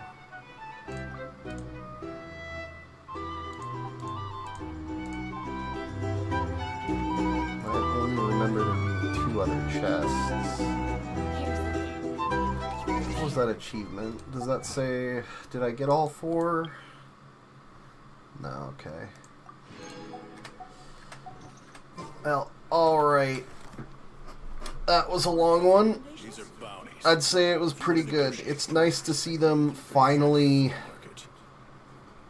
back on form to some degree since Fontaine. Anyway, that's it for me.